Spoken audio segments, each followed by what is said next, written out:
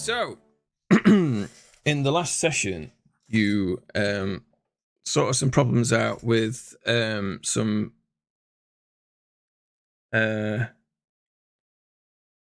called now Cardassians. That's the word. Sorry, I'll tell you, my memories. Because I've been working all day, so my memory's fried. I need to lie down and restart my own brain. Never mind my computer. So, after dealing with your issues with the Cardassians on that Prime Directive world, which I can't remember the name of, you head off to rendezvous with your actual mission, where you were assigned to go Cyberpunk. Sorry? Just saw your background. That was our actual mission, Cyberpunk. It is. Your mission is Cyberpunk, yes. You were going to a Tellarites and Andorian colony to provide relief aid. I'm trying to find the... yes, there we go. Verex III. It was 9 days away. And so 9 days later, your ship comes into orbit around Verex III, which is a weird blue-white marble in the night. And I'm presuming that... Right, so what are you doing? You arrive around the world, you go into orbit, you've got to meet somebody to... a delegation from the colony, sort of managers, directors is the word I'm looking for. And they are expecting someone to arrive. They've given you landing coordinates. Who's going down? So, I'm probably thinking myself, the commander and perhaps a security staff officer. Right. You are providing medical relief as well, so it would make sense for the chief medical officer to attend. Lenzo will come with you. Right. What division are you again? What do you mean? As in, like, what? Oh, are you medical? Yeah. There we go. We changed the color on your little doodle. That is right, GM. Right? Yeah, I know. That was before when I was going to go into a different thing. I guess we'd have myself, the captain, the doctor, and an assistant and a security officer. Right. So you want oh god, this is where my age is really showing, because my memory is shot to pieces. I can't remember anything. Kashara, that's her name. Yeah. Who's the half Klingon, half human security officer. Mm-hmm. She's not currently chief of security, but she's acting chief of security. So you were to rendezvous with your actual chief engineer, a Lieutenant Commander Zell, who was awaiting you to arrive on this planet. So you go to transporter room 6, which is apparently the one nearest to where you are, and you beam down. Means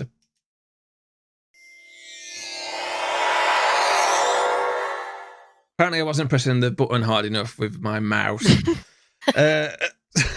So you arrive in a typical Federation transporter pad, and awaiting you is a very tall Andorian in a Starfleet uniform, and with him is a what you can is a Bolian, so presumably is Commander Zell.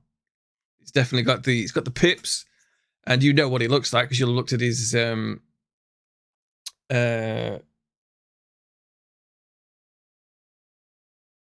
not resume, but you know, basically file. Yeah, he's yeah. And so Zell, you've been on regular whatever I called it. It's got a name. I can't remember. I'm terrible. Why would you ever want to play this game? You've got somebody who can't remember what day it is, or Brain no work good. Verex III. Someone remember Verex III? In fact, I'm going to write it here so I can remember it. Wasn't like regular one from one of the films? It was, yes. But it's not called regular one. It's called a Verex III. Thank God for that. Just checking. That was the ship. That was the station in Wrath of Khan. 2. Yep, thought so. Why can't I add a text on this? Where is the fucking text box? There it is. Old man tries to play Star Trek Online. Goes outside and shouts at Cloud. That's what's happening next. Why, universe? Why? Right. Anyway, there's so Zell, you've been on Verex III for about 3 days, and you are aware that the ship, the Invictus, you have been assigned as the chief engineer, and you've had time to look over who your staff will be, and your executive officer in engineering is a Tellarite known as what was his name? Why didn't I write all this down somewhere? It's this guy. Before. Didn't you put the names with the pictures? Can. I'm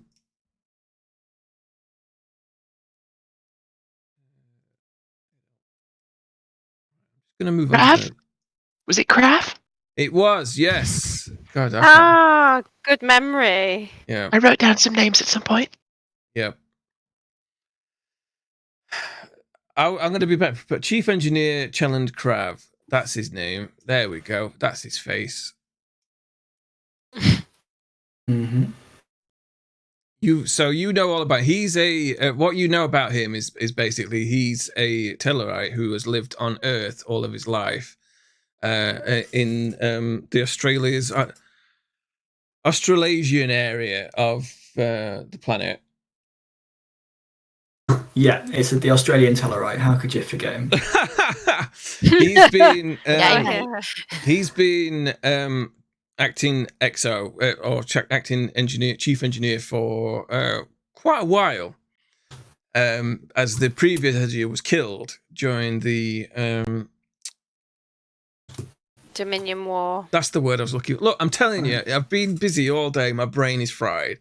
I'm doing my You best. don't have to justify to us. It's fine. I know, but I'm annoying myself that I can't remember things like Dominion War. You know, it's irritating. It's Dominion. So the position we're in now is you've been helping around this colony. The colony has basically suffered catastrophic damage during the war. It was basically bombed to crap during the Dominion War. And there was a population of about 5,000 Tellarites and Andorians. The whole idea behind this colony was that the Andorians and the Tellarites are not known for being best friends. They rub each other up the wrong way because the Andorians are quick to speak their mind and are quite forthright in their opinions. Aggressively so, one might say, whereas the Tellarites are quite... Everyone, they like to be deliberate about things, and everyone gets to have their say, and everyone's opinion, regardless of rank, is worth listening to. And that really rubs up the Andorians that just want to get things sorted, and they don't want to talk about things for 6 days just to try and sort out who's going to go and fix the light bulb. But, like, all of the Tellarites want to talk about things and talk it over and discuss it. And go, well, if we do it this way, we do it that way. And so the idea was, well, if we get them to work together to build a colony up, maybe they'll see. And it was a big kind of gesture and a big political move by the Federation to try and set this colony up. And you have discovered while you've been there for these last few days that it's kind of worked.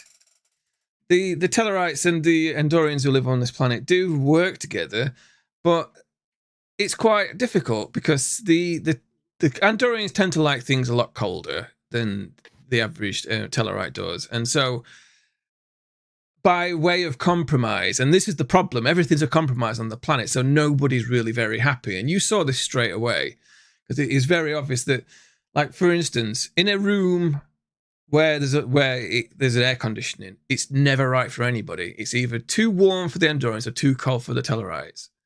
And it's little things like that that you just sort of saw as you were doing things. And, you know, someone would requisition a tech to come and do some work, and there'd be like a discussion about who was going to go, and the Andorians would just go, fine, I'll go and do it myself. And that would rub up everybody the wrong way. And you saw this just happen time and time again.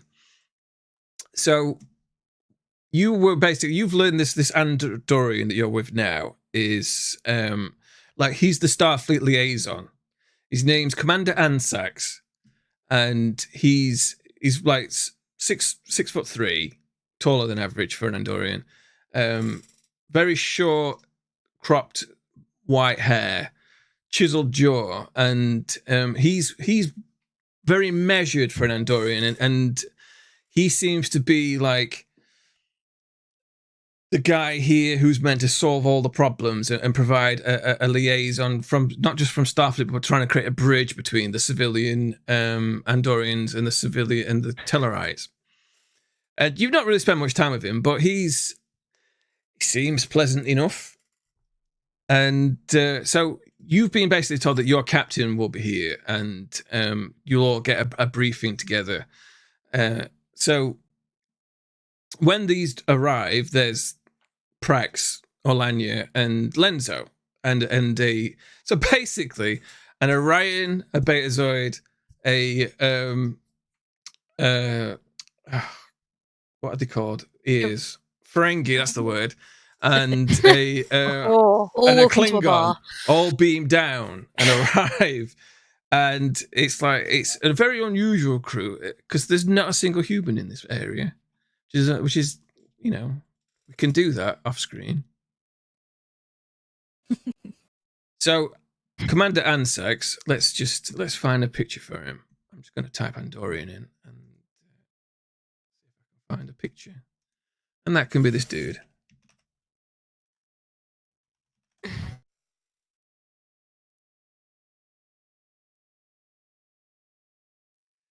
Getting from there to here.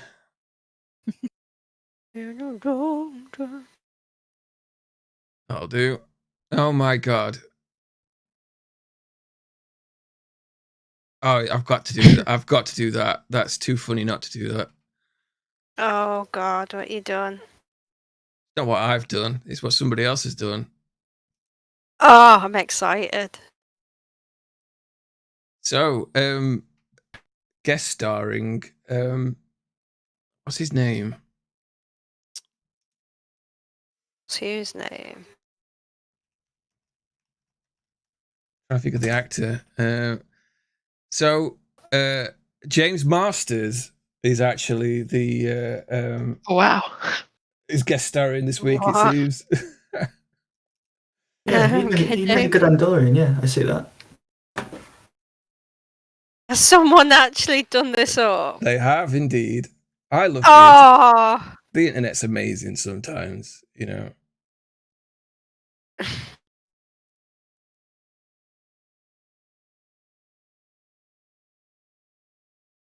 Where's that gone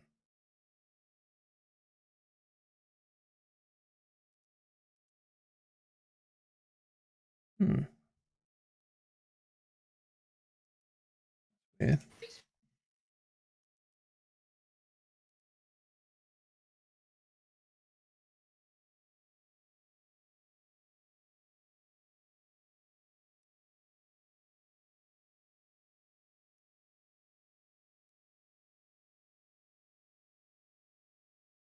Oh, that's why, because you have to copy it over. That's annoying.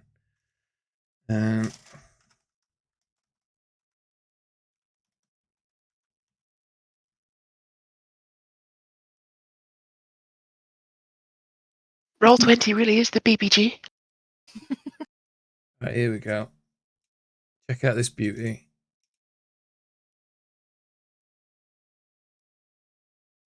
tiny. Oh, wow.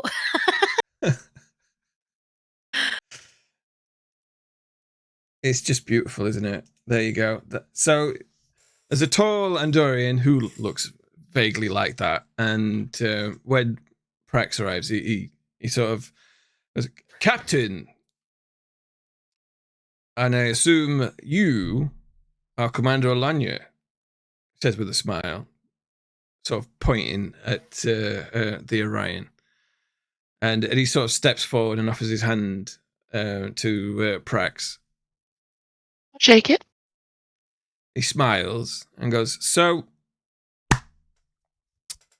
let's get down to business. I've requisitioned a room for us to have a briefing before we go on further. So please follow me. And he sort of like gestures for you to go through the door. We'd be happy to. And so everybody sort of files out. You go down the corridor and you know, winding around a bit, and then he sort of goes into a room, and there's a big sort of table and a monitor on a screen on one wall, and there's big windows open up onto some ice, some glaciers outside. And he goes, would anybody like any refreshments? Do you have any sweet tea? He goes over to a replicator and he goes, a sweet tea. And you hear the machine go, beep, beep, beep. And it sort of just doesn't do anything. And he goes, ugh. And he says, I apologize for this. Many of the systems on this colony aren't working. Please, by all means, everybody sit down. He sits down in a chair and sort of steeples his fingers and goes, so I presume you've been, I don't know how much of you've been briefed on why you're here. My understanding is that we're to supply medical aid. Yes. Well, it goes a little bit further than that. The colony has suffered almost catastrophic failure as a result of the Dominion attack. Many of the systems, integral systems such as life support, aren't functioning, and so civilians have had to be placed in areas where they are at least habitable. Many of the replicator units are completely down. Power conduits have exploded. The reason why you are here is to basically refit and replace a lot of the systems that they can't do themselves. As unfortunately, because their facilities are down, they've got no way of rebuilding short of building actual mining equipment and getting out there and you know, building things from scratch. So An unfortunate situation. yes, it's not a good time on Verex III. I can say that the directors of the colony are fractious at best. They struggle to work together. There are 5 of them, and there are always two Tellarites, 2 Andorians, and 1 other. Because everything is done by vote and committee. They don't want. They believe if there was more of a, what's the word I'm looking for? If there were more Tellarites or Andorians on either than the other on the council, then they feel that any votes would always go the way of whichever species has got the most directors. Which, of course, is not how we would do things in Starfleet, but these are civilians, and there are some deep-seated prejudices running here. The current third person, the current 5th director, I should say, is a Vulcan.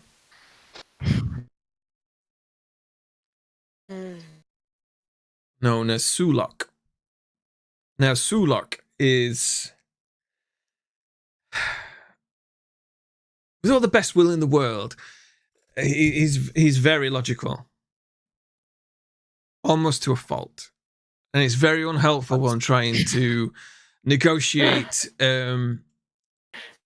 peace between the Tellarites and the Andorians. And I know I was speaking about my own people there, but you see, I am first and foremost a Starfleet officer, and I take my duties very seriously. And while I understand why the council of directors is always at loggerheads, it's just not helped by a dogmatic, logical approach to everything. If you catch my drift.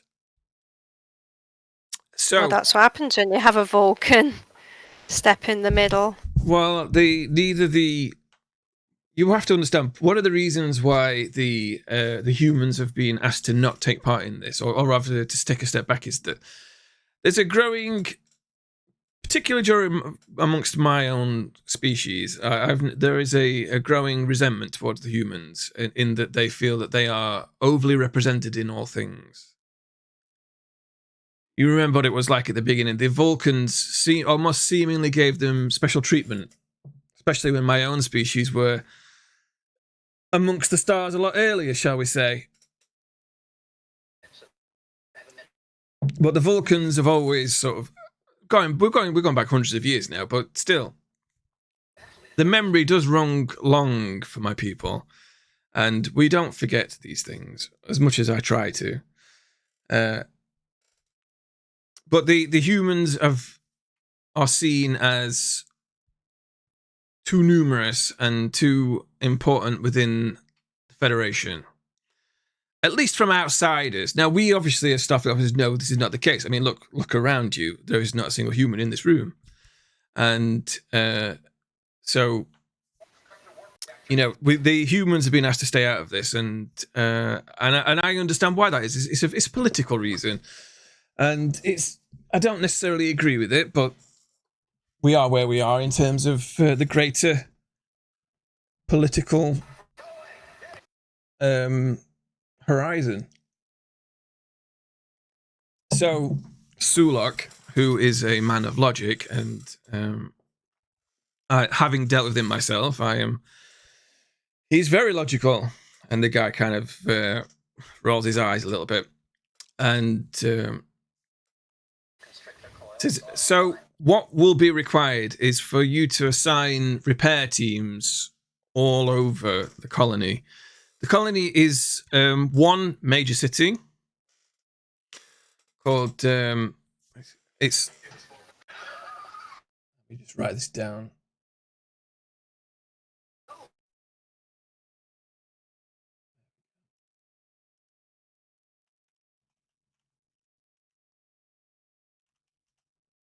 That's not even visible. Why is that not visible?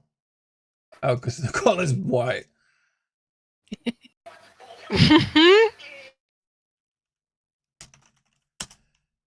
There we go. There's one major city which has about half the population of the planet, and it's very. How did they come up with the name? This is me out of character. It's very imaginatively called Andotel City.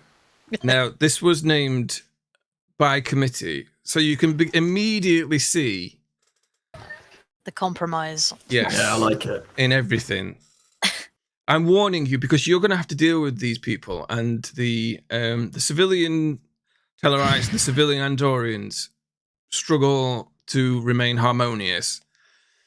They both of them see each other as the enemy, and that anybody who rolls into town, so to speak, is going to side with either one of them, and so everybody is either a potential ally or a potential enemy, which doesn't exactly make for a peaceful place. And there are lots of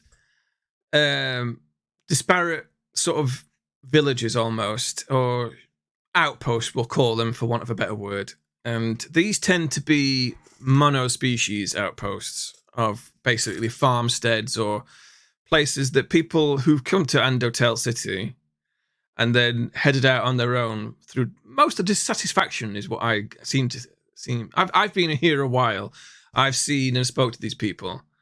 The city committee, yeah, the city committee. And welcome on in.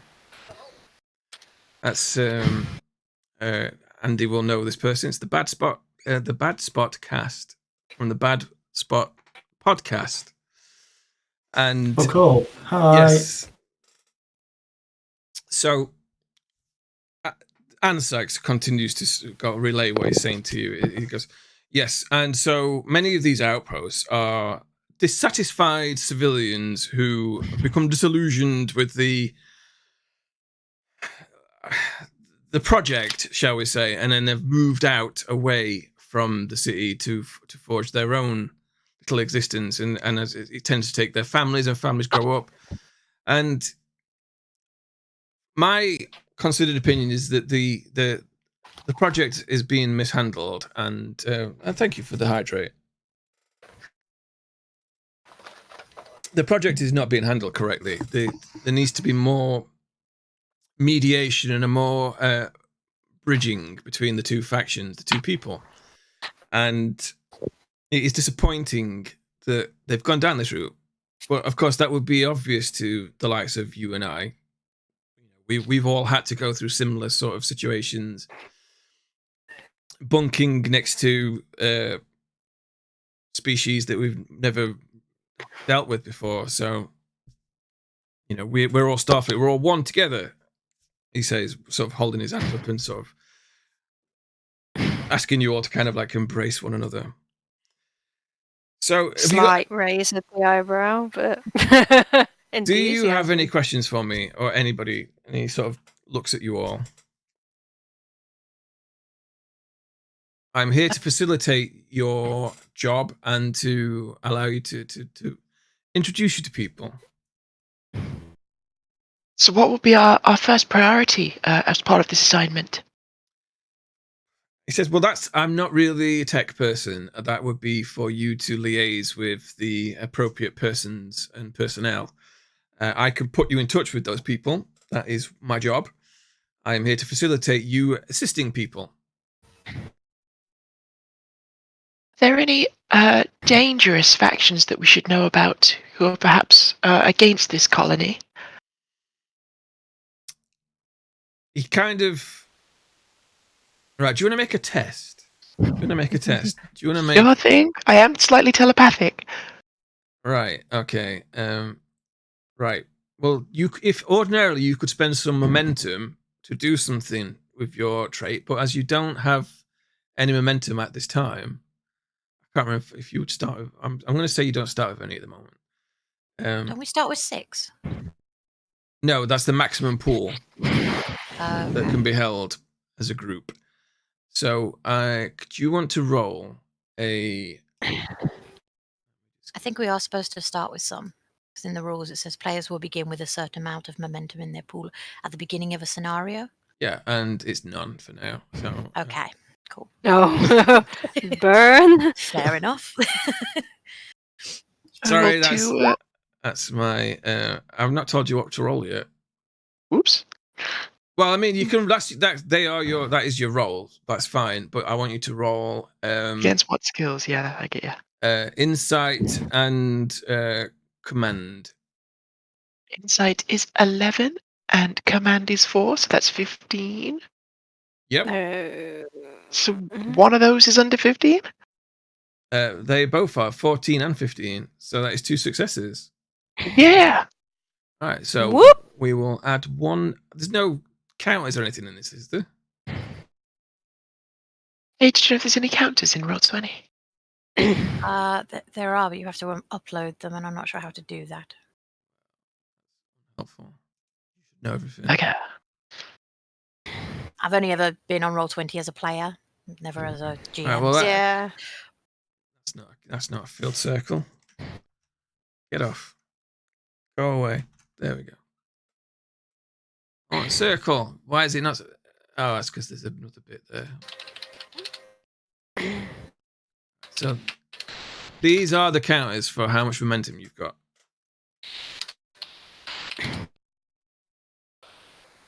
So I'm just going to put some spots down here, and that will be the... in fact, I'm going to put it there where everyone can see it. So it's,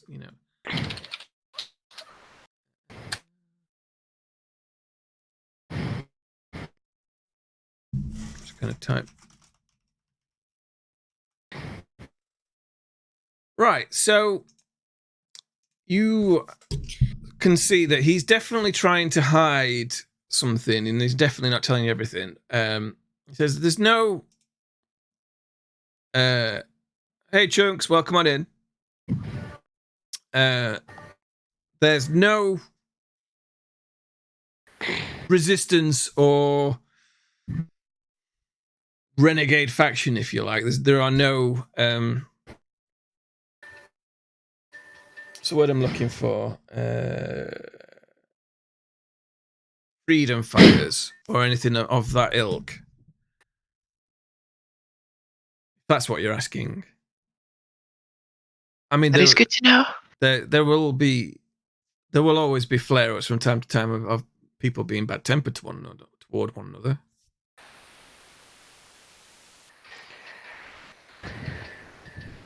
So does that sounds like there's been a history of violence, perhaps? He sort of looks at you and said, there have been some incidents, but they aren't ongoing. They're isolated. Would you say they were targeted at anyone in particular? I couldn't possibly comment. The best people for you to speak to would be the actual residents. Very well then. So, is there anybody you would you've got any further questions for myself? I'll do what I can to answer. Failing that, I will put you in touch with people, relevant people to speak to. Just tell me who you want to speak to, and I will make sure that you get a meeting. I am, after all, the Starfleet liaison here.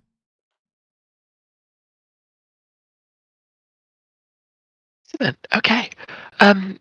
First, I'd like to speak to the technicians to understand what our challenges will be here. Right. And then he sort of looks over at Zell. Of course, your chief engineer here will need to be in on that meeting. Would you like me to arrange that now, or would you like to me arrange for you to meet somebody else?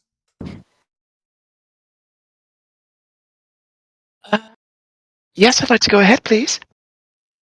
And what about the rest of your crew? There are obviously, and he sort of looks around the room. So there are many different problems around the city, and indeed the external outposts. Do you? Go on. I assume you have other doctors here. Would it be possible for me to speak to them and see what the ailments on this planet are like? He nods and says, "Yes, I will put you in touch with their lead doctor, who actually also happens to be on the council, which of course is a problem in some situations." And he sort of looks pointedly at the. I'll be frank. There are a lot of issues with this colony in the way that they've organized things, or the way they've been allowed them to organize themselves, and you'll have to wade your way through it, I'm afraid. There's only so much I can do to facilitate your liaison. So yes, I will put you in touch with. A second.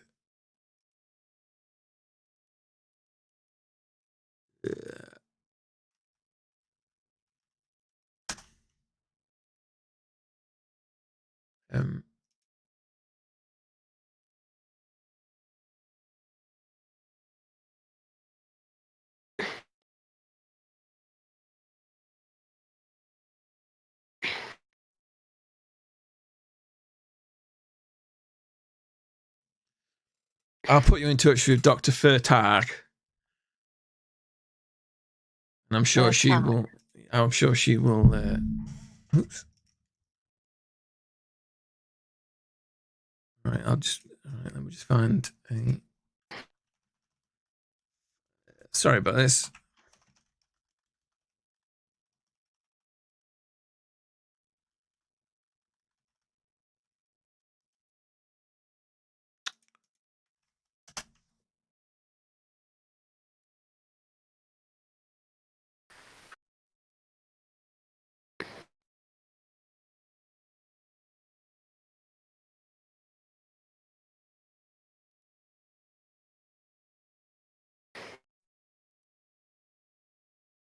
Why is it that they always keep changing the makeup for the Tellarites? And they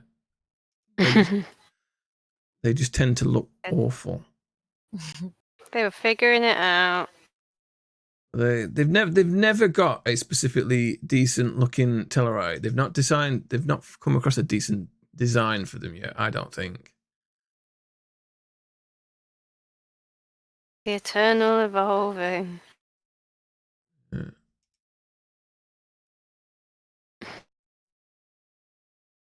Maybe they should go with like how they got that beast bloke in the season 2 of The Witcher. East bloke. Oh yes, you mean like the porcine guy? No, so there's the one that's he's got his own mansion and he can do magic at the start of season 2. Season 2, the like werehog kind of character. Yeah. Let's have a look at werehogs. Let's see if there's a werehog. No, you're going to go down a very dark hole. I don't want to go down a dark hole. Oh dear. Too late. Oh, There's your dark hole. No, I typed. Oh, it's because there's a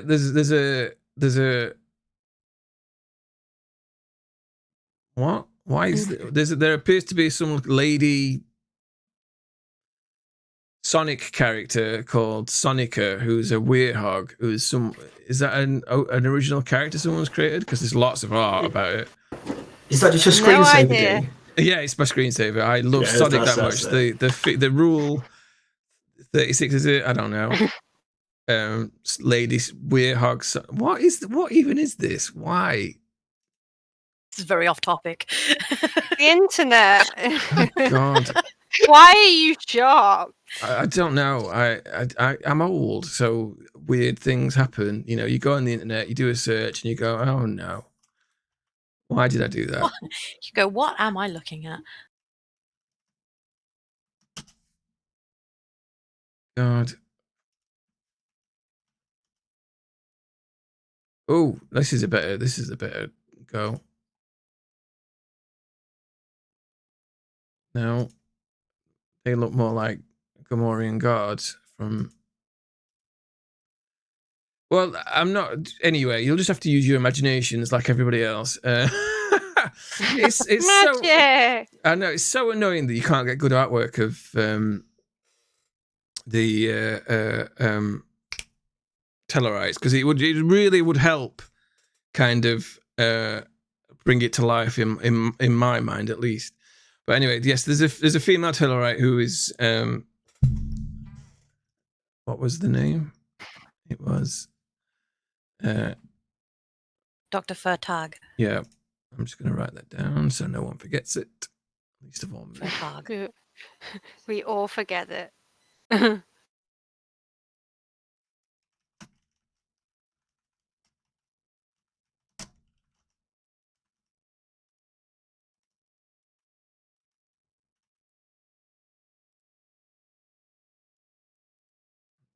Sad that I can't. Right, so that is one of the. She's not only on the council, but she's also the chief medical, chief surgeon, and chief of surgery.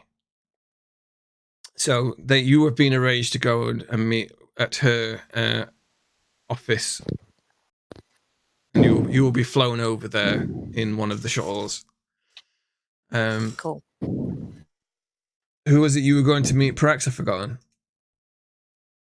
At one of the techs, I think. Oh yes, you were going to go and meet one of the head, the person in charge of the techno, and that is another Tellarite. God, some of these Tellarite names are crazy. Tellarite known as Ian Perky. Skirg Brefrip.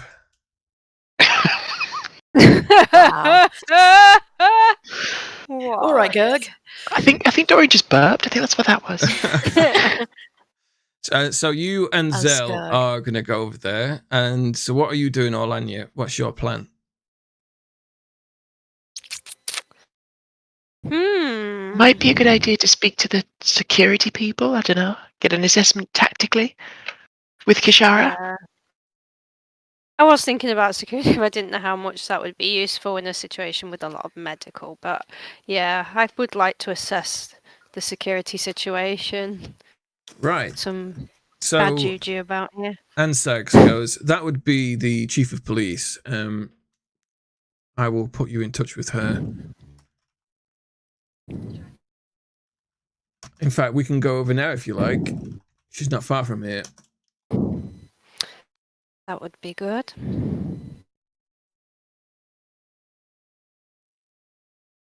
Her name is Teaser.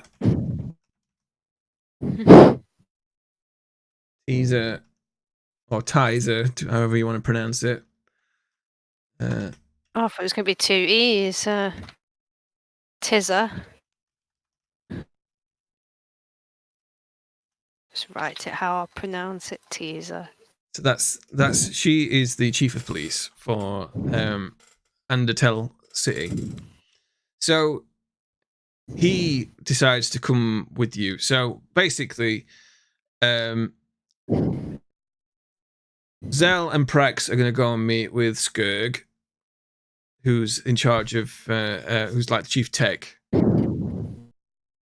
And then while you and Ansak, Olanya and Ansak are going to go and see the chief of police, and Lenzo is going to go and meet with Dr. Furtarg. So you all get up and leave the meeting room and sort of proceed down the corridor, and he takes you into out onto a landing pad. As soon as you get outside, it's freaking cold. Really, really cold. It's below freezing. And he says, this is a warm day for Undertale, for Verex III. It's not a warm place. Even in the northern hemispheres, it doesn't get much warmer. It's just a cold and icy climate, which the Andorians like. The Tellarites, not so much. It was, please take that shuttle. It will direct you straight to. You'll need to go with the, and he points at the at Lenzo. It says, three of you will need to go in the same shuttle, but you can be dropped off and then head over, and you'll get to see the lovely tundras of the city. And he goes, if you will come with me, Commander. Yes. And you will go back into the building. So as you come outside, there's no wind or anything. It's just there's a white sun that seems quite far away, and the sky is a clear sort of bluey sort of emeraldy color, and it's just devoid of any kind of clouds. And you can from this landing pad, you can just see fields of ice and snow, and no one has walked out on there. There's no footprints or anything. It just seems like an icy sea. And there's a small shuttle in front of you, and presumably you will go aboard. Whoosh. Yeah, jump on. Right, so you basically just tell the shuttle to go to its pre-programmed destinations, and it's just the three of you sat in the shuttle as you sort of fly over Undertale City. It's a large structured city, as you might imagine. There's lots of towers and things and domes, and it's a futuristic city. You've probably got a few minutes if you want to discuss things. This is the first time that you've met Zell, who is now your chief of engineering. Yeah. So I think Zell's kind of been he's had a bit of nervous energy throughout the whole meeting, and he's been holding something in, and kind of when they're alone together, it all just comes out, and he's kind of, Captain, it's absolute honor to meet you. I'm so pleased to be working with you. I'm going to do everything I can to sort out this colony and make you proud, Captain. Well, thank you very much, Lieutenant Commander. I have absolute faith that we'll be able to sort this place right out. Yes, I'm sure we can get back on it. I've tried my best, of course. I've been trying to analyse the problems we've been having here, but it's just resources. You know the problem. We can't get resources. We can't get power. So I'm so glad the Invictus has arrived, and we'll make quick work of it.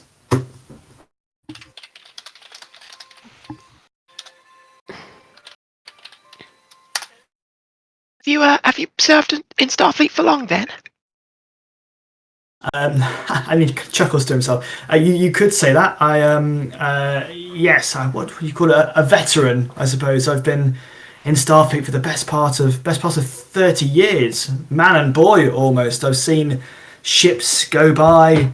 I've seen captains rise and fall. I've served throughout the Dominion War at Wolf 359. There's not a quadrant of the galaxy, well, apart from the Delta Quadrant and the most of the Gamma Quadrant, that I've not been in. I am home in the stars through and through. I'm sure you know that there's no problem that Starfleet can't overcome when we put our heads together. Quite right, Captain, and how pleased I am to hear you say that. That is exactly the ethos that I wish to convey. Absolutely fantastic, Captain. Thank you so much. Sure, we're going to get along just fine. I do hope so, Captain. I do hope so. So, Lenzo has just been sat in the corner, just watching. Have you got anything to add?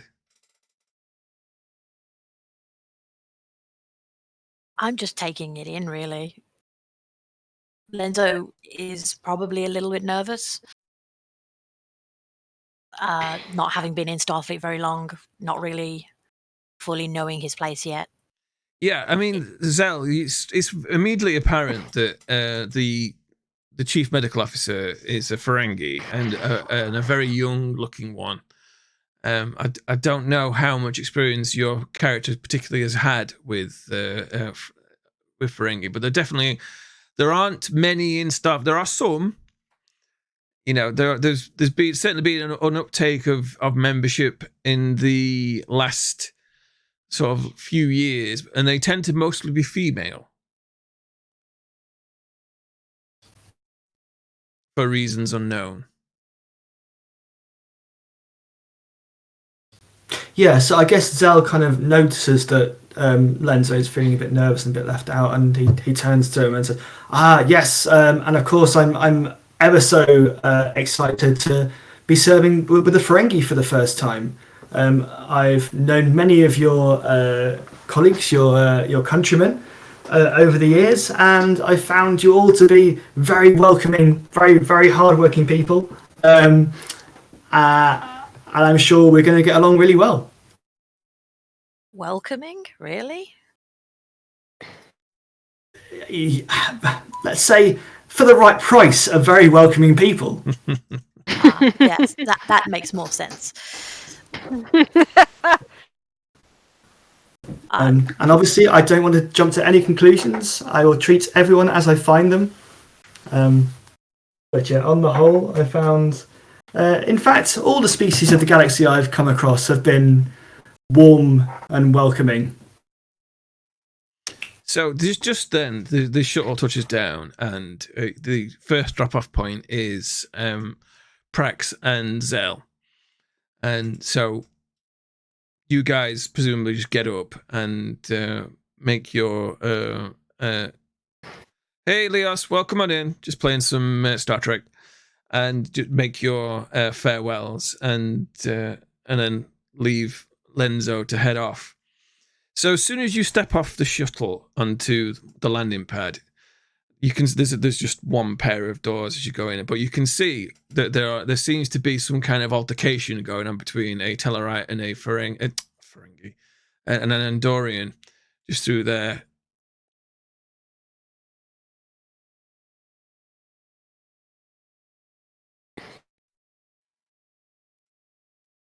So, A physical altercation? Are they just arguing aloud, or they're definitely each other's faces, and you know there's flecks of spit going everywhere. So it seems like they are very angry. Ew. Your main. Excuse me, my fine friends, if I could. What seems to be the problem? So you go through the double doors, and you're in just like a sort of like a welcoming area. You can see the seats all around you, and there's another pair of double doors right across from you. It's probably a good.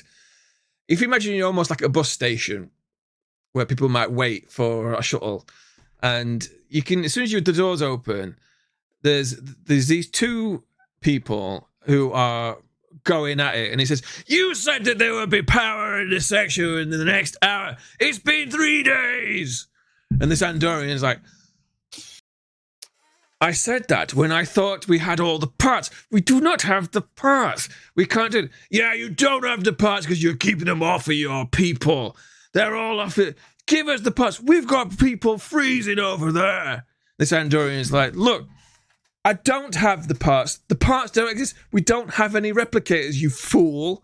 Nobody has. I can't replicate them." And as soon as you walk in and sort of say what you say, they sort of stop and look at you, and almost a bit kind of like, what's going on here? Because like there's there's two staff officers walk through a door. These are clearly civilians. They've got this sort of like stereotypical sort of like jumpsuits on. And what are you saying? I'd hate to involve myself in affairs which I'm not welcome, but you two seem to be making quite a ruckus. A ruckus? Well, all I'm saying, this is the Tellarite, all I'm saying is that we've got sections of the city without any power. That means no replicators, no showers, nothing. No life support. We're freezing. People are dying. And why? Because these Andorians are keeping all the parts to themselves and repairing their own things first. This guy's, he's got it all wrong. No one has any parts. Could you just explain to him that if power's down everywhere. No one's got any replicators. Cool. So I think Zell tries to step in and addresses the Tellarite and says, sorry to interrupt my Tellarite friend, but if you're accusing this Andorian colleague here of hiding and squirreling away the parts, you must have some evidence for that. You surely wouldn't make a reasoned argument without sufficient evidence to back up your claims. Because I've got all the evidence I need. Look, you don't see the Andorians in any pain or any trouble around here, do you? And he goes, for the 50th time, have you been in our section? Have you gone and seen things? He goes, I don't need to see it. I can see you are in the prime of your life. I don't see any shortages of food over where you are. And he goes, well, that's because we don't eat like pigs. And this Tellarite just goes, and he cocks his fist ready to punch him. Is anyone going to interject? Yeah, I think Zell kind of puts himself. He's quite a bulky guy, and yeah, he kind of puts himself in between the two of them. All right, this guy goes, get out of my way, and this goes, and yes, I don't need to fight Starfleet to fight my battles. We Andorians, we take out knocks like the people that we are, and it's like you can see that this is going to turn into a full-blown scuffle. Gentlemen, I'm not sure how much you know about betazoids, but we have the ability to sense feelings within others. I've been sensing feelings for a very long time, and I've seen many people in many places across the galaxy. And what I can tell you is that we all want the same things. We all want our people to be happy. We all want to reduce our suffering, and we all want to work things out together. I don't see any reason why we need to be fighting. The Tellarite turns around and goes, we're fighting because they won't play fair. You've never had to deal with the Andorians. Suspicious and paranoid, a lot of them. The Andorian goes, yes, well, at least we actually deal with things on time. We don't have to have 7-day committees to just discuss whether or not we're going to go out for tea. The beauty of this galaxy is that we can celebrate our differences and our different strengths can combine together to make us greater than the sum of our parts. Right. Do you want to make a roll? You can make a roll to try and calm things down using your superior. So I want you to use presence plus command, and it's going to be difficulty 2. My presence is a 10 and my command is a 4. I'll get rolling. All right, remember you. So that is 1 success. Unfortunately, you have not been successful. The difficulty is 2. Yes, that's right. You've only got 1 success. You need to get 2 successes, which means you would need to roll either 1 die would have to go underneath your command skill, which is 4, which would net you 2 successes, or roll a natural 1, which is also 2 successes, or both dice would need to get under 14. Sadly, you failed by just a tiny, tiny grade. So you give this rousing speech, but they just seem too angry to listen to what you've got to say. And it's not before long you can start to see like other Tellarites and Andorians start to come into the room. And Mr. Zell, do you know where the nearest security is? Yes, I'm assuming that I do because I've been around here a bit. Yes, you can. There's always a constable just round the corner. I suggest we pay them a visit post haste. Yes, I'll and Zell's kind of backing off from this scene because he knows when he's not. You can see that there's like 4 Tellarites and 5 Andorians, and they're all kind of starting to prowl one another. And it's like, this is bad. So you guys try and get out of this. Right, so basically a massive fight starts out. So I'm going to need you to make a roll not to get caught in this just endless brawl. Can you make both of you make me... let's have a look. It's going to be security plus we'll say reason, because you're trying to pick your way amongst all these people without getting into a fight yourselves. They're not particularly interested in you to getting you in this fight. They only need 1 success each to not get embroiled in this brawl.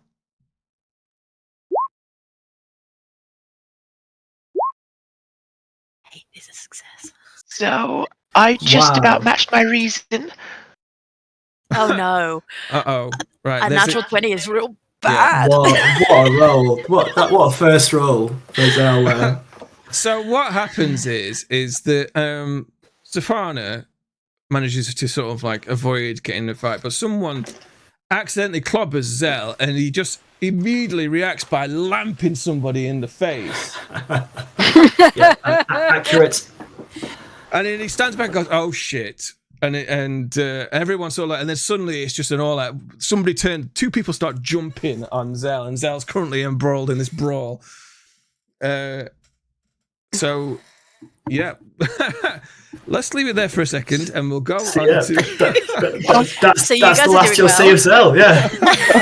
New character who? Thanks for joining us. So, Lenzo, your shuttle drops you off a few minutes later at another landing pad across the city, and you get off, and you can walk. You can see the medical symbols everywhere, so you know that you are in the right part of town. And you walk into basically what is a hospital, and there are loads of people, also loads of Andorians and Tellarites all here, and you can see people all wearing sort of like white medical uniforms, doing what they can to sort of treat people. And there's just this sort of like short Tellarite woman. Now, Tellarites still have Tellarite females do have like, they don't have quite as grandiose sort of beards, but they do have a lot of sort of hair on their faces. They have whiskers rather than full on beards, and she's you can tell that she's in charge because she's just kind of directing people, and so you pick her out and sort of like head over to where she is. and she looks. She's probably about your height, and she sort of looks puzzled when you walk over to her. Are you Dr. Fatag? I am. In Starfleet, why are you here? We've been sent at request to help with the relief aid. Oh. Yes, I was aware that you were coming. That is excellent. Well, you've come to the right place. I'm glad that you're here. We are, as you can see all around us, we are struggling greatly. We're trying to provide any aid to our people. There seems to be some radiation sickness. Are you still there, Amy? We seem to have lost. Yeah, maybe she's just rebooting. Yeah, she's gone from the Roll20 as well. There seems to be some sickness affecting people, and we're struggling with all the systems down. We are struggling to analyze what exactly the problem is. Now, I've used my sort of more holistic training to try and reason what the issue is, and I can't tell whether it is a virus that's affecting people or whether it's something more sinister. But as you can see, all these people are suffering from something, and some with malnutrition, some with hypothermia. It is exposure. It's a difficult time for a lot of people because while life support remains down and we don't have access to replicators, we are struggling. I'm wondering if you could send some medical teams down to assist. Yes, of course, straight away. Maybe while I'm here, we could discuss the virus you said it was. Maybe I would. Well, I'm not sure if it is a virus, but there's certainly some sickness affecting people, which without any heuristic devices, I can't really determine what it is, and my traditional holistic skills are somewhat lacking without any advanced technology. Well, maybe I could take a look at one of these afflicted patients. Right. See if I can. She takes you over to some people, and they just seem really sort of weakened and sort of wasting. And you can see that there's some almost like a kind of burn-like quality to them. Do you want to make I'm presuming you've brought a medical tricorder with you. Yes, I have my equipment. You want to make a insight plus medical roll. Insight and medicine. Okay.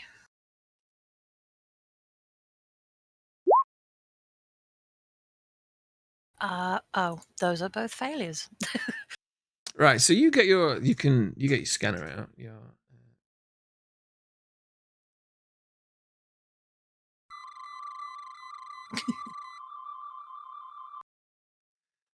You can't. It's you're struggling. There's some kind of interference. You're not sure what the issue is, but you're struggling to get any kind of reading on it. It's very peculiar. Has this been a more recent occurrence, or has this been an ongoing issue? It started not too long after the bombs dropped, and I wonder if it's something that's related to that.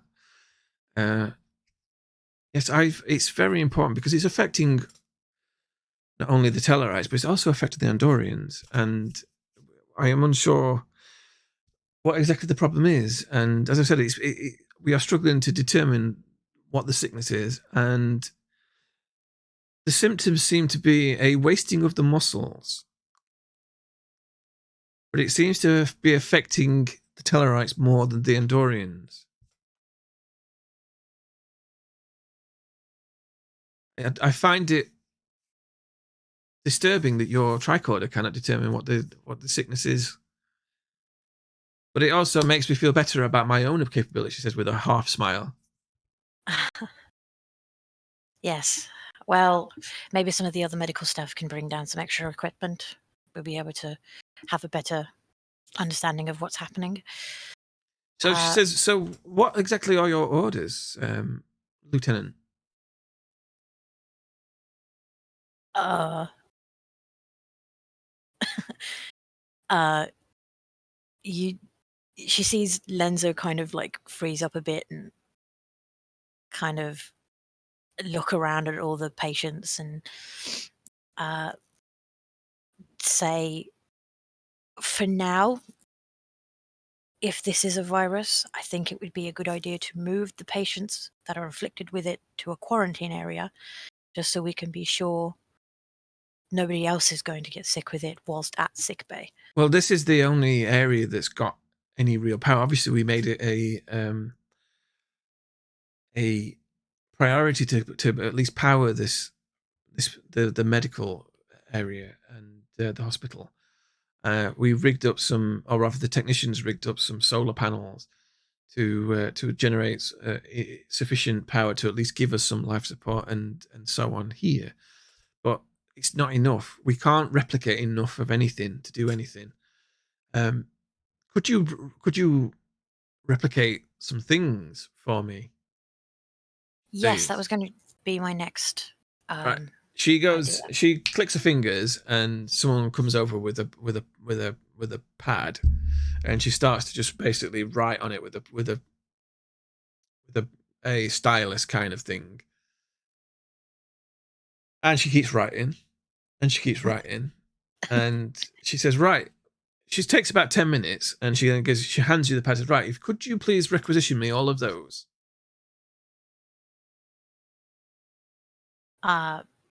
Can I read some of the stuff that's on the pad? Yes, you can. Make a reason plus con roll. Reason plus con.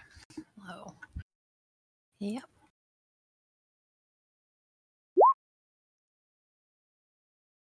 That's one success. Immediately, it's apparent there's a lot more on this manifest that she's requisitioned than medical supplies. There's all kinds of parts and things on there. It's like she's buried it amongst, like, there's obviously a lot of medicines and things in there, which you would expect, but then she's buried amongst them. She's buried little other things, which definitely aren't medicine things and medical requests. Almost like she wasn't expecting you to giving it a proper deep reading, and that you might gloss over those and just hand it to someone to replicate. Do I have any idea what those kind of parts might be used for? You know, you would need to spend a lot more time analyzing what they. So you need to basically sit down and look it all up. I mean, you could do that, but she might be a bit offended. Okay. Are there some, other than the machines that here aren't working for the replicators, are there other machines that you need parts for? And I'll just point out a few of the things on the list. She goes, well, yes. Some of my patients and some of my constituents have complained about the lack of heating. You see, it's very cold, and it's very uncomfortable, for the Tellarites. Whereas, the Andorians don't need them as much as the Tellarites, as they are quite comfortable with the cold. I see. Well, we're not just here for medical aid. We are, I think, also going to be helping with some of your systems as well. So I can pass this message on to the engineering team. She smiles broadly and says, "You'd be doing me a personal favour if you could obtain these as quickly as possible." Do I get any kind of read from her that she's trying to manipulate me in some way, or? Why don't you make an insight plus command roll?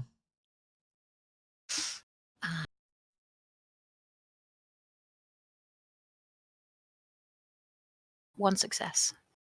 She is definitely making an overture to you that if you scratch her back, she'll scratch yours. Right.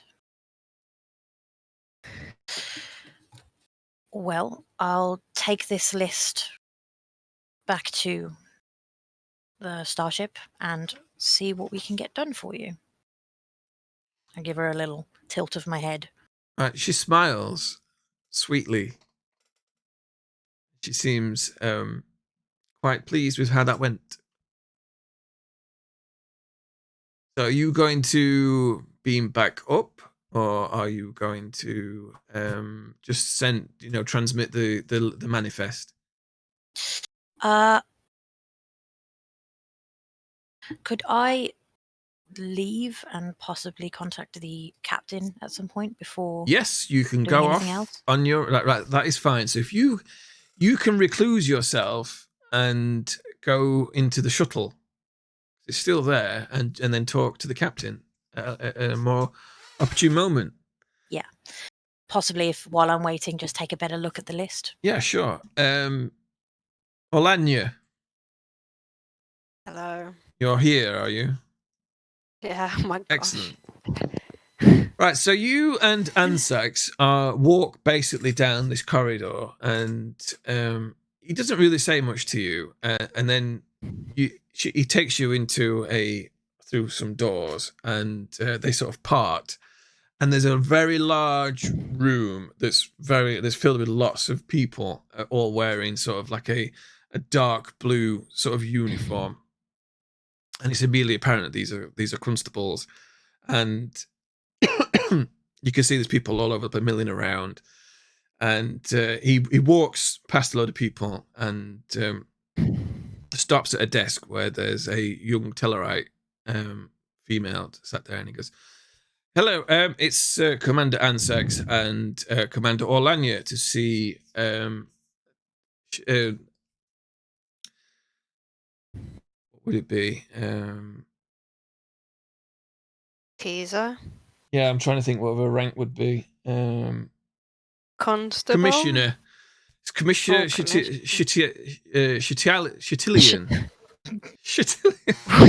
Chatillion.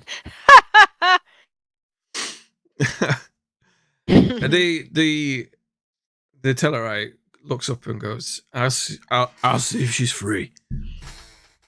And she goes, Commissioner, there's that Starfleet officer here to see you again. She goes, she'll see you now if you'd like to go through. And Ansax sort of looks at you and smiles, and then after you. I'll nod and head in first. Right, so you go into this office, and sat at a desk is a very beautiful. Imagine Angelina Jolie as an Andorian, sat behind this desk with long white hair, and her eyes lock with Ansax, and he sort of smiles at her, and she goes, Commander, nice to see you again. That's been 4 times this week, I believe. And he sort of smiles. Well, I do have a lot of business to conduct with you, as commissioner of Andertelli City. And she smiles, and then looks and goes, and Commander, she says, gesture to you, this is Commander Orlanya of the starship Invictus. A pleasure, Commissioner. She sort of sits back in her chair and goes, so what can I do for you? I've been hearing about the Discord going on down here, so I would be interested to learn more about the situation to see if we can assist. Well, what do you mean by Discord?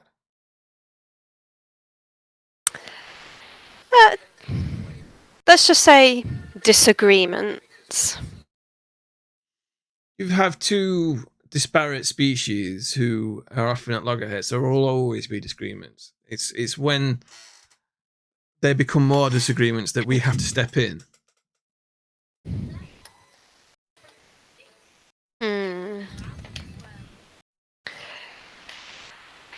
Given your current situation and that we're having to render assistance, I think it would be best to look into all areas, especially security, to see if we can at least mend some bridges. I understand that the two sides don't see eye to eye. I've experienced much. I can't put it to words right now, but certainly not been friendly with many races, as you can imagine, being an Orion. So I'd like to see attempts to try and keep things smooth down here, especially while we're dealing with the medical aspect. He sort of looks at you and says, "Are you saying that my people are racist?"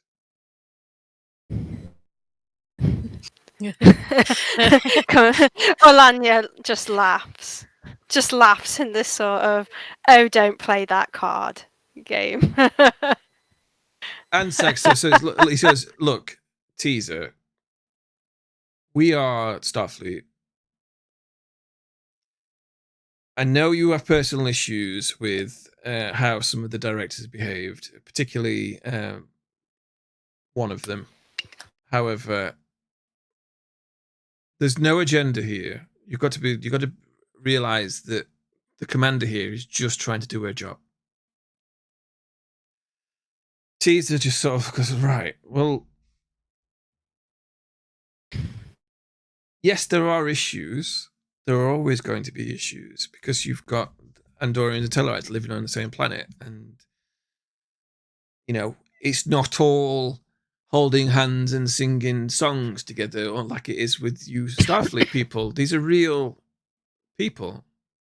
They've not gone through these civility training that you've had, or the tolerance training that you've got to have. We're not all one big happily Starfleet. We're a united federation of planets, and sometimes people aren't quite as united as they'd like to be. What do you want me to say? Sometimes the Andorians and the Tellarites have fights. It's only natural." I'm not disagreeing about what's natural. There's always going to be issues. I understand that. But I feel like there should be steps taken to at least address some of these things. You want to keep a civilized society, whether or not there is underlying discord.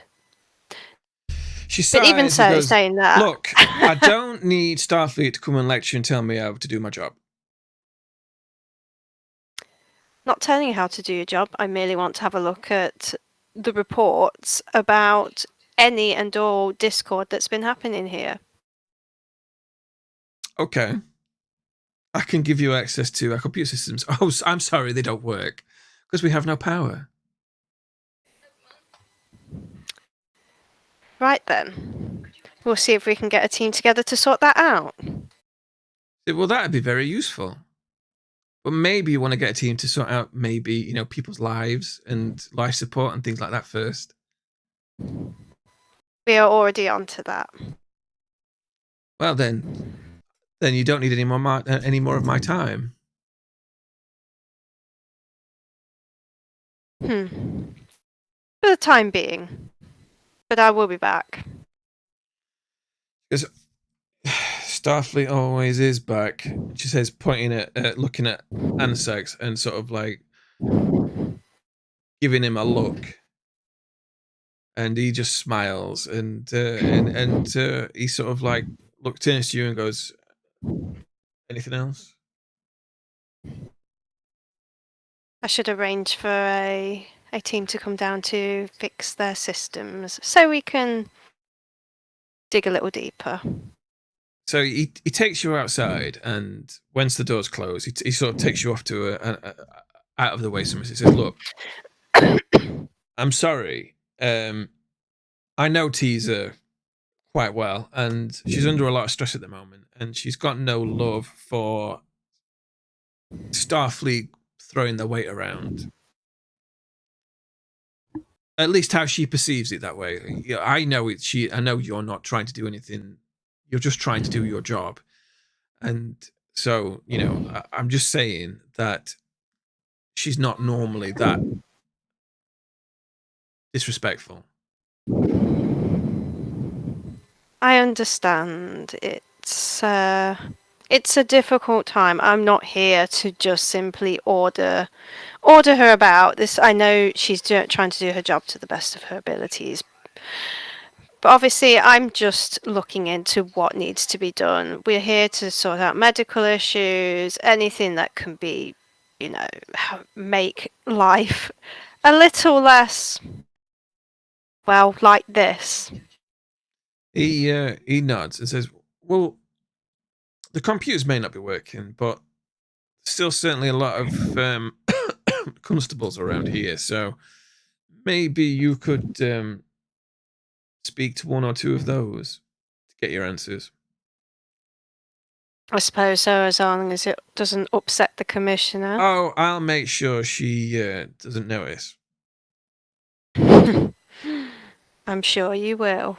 Sly smile. And he smiles and he says, I'll leave you to it. And he goes back into the office and leaving you to your own devices.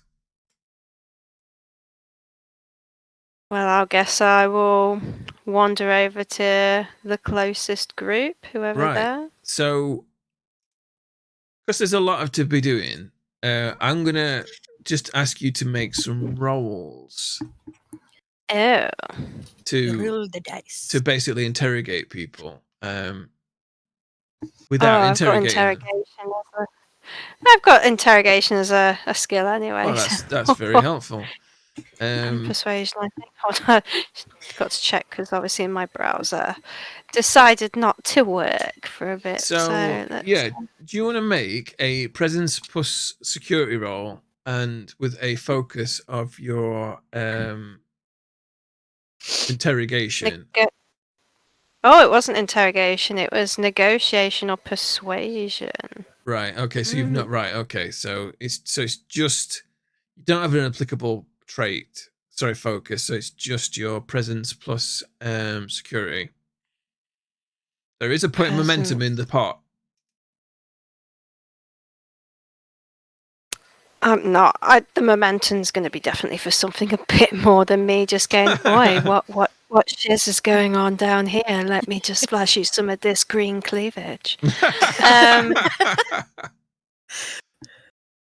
Right. So I'm rolling two. What was the 2 d20s? Was it? That's right. Let me bang these sweet boys out. 7 and 15. So my presence is 9 and my security's 4. So that's 13. Yeah. So you get one success. So you spend, a good sort of like 20 minutes just sort of like flitting amongst these constables going, and so what are you doing? No, know anything about going on down here? Some weird shit going on? And you seem to glean that there's been some weird sabotage going on. Like just when they seem to get a replicator working, or there's they've got some life support going, or they've got a power generator back up, it goes down. Not long after. I see. So we'll leave it there. We'll go back to Prax and Zell. As Yay. Right, so Zell, I need you to make me a fitness plus security roll to not get your head kicked in. There we go. T20 is coming right up. So fitness security is fitness 9, security 3. So I'm getting 12. Here we go.